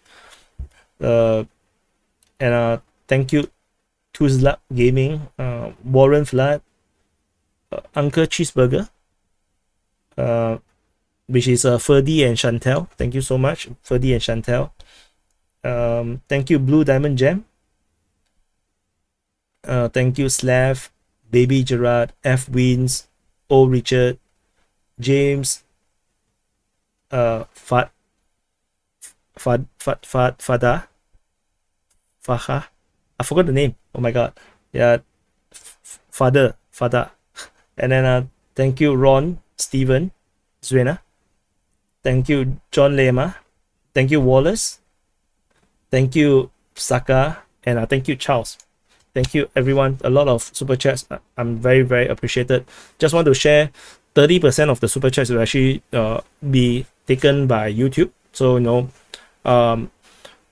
so I will consider how we can actually bring the community together. If people want to donate and help to support the work, then I will try to find another avenue so that super chats is nice, because it's still a way to help to filter out serious questions and comments.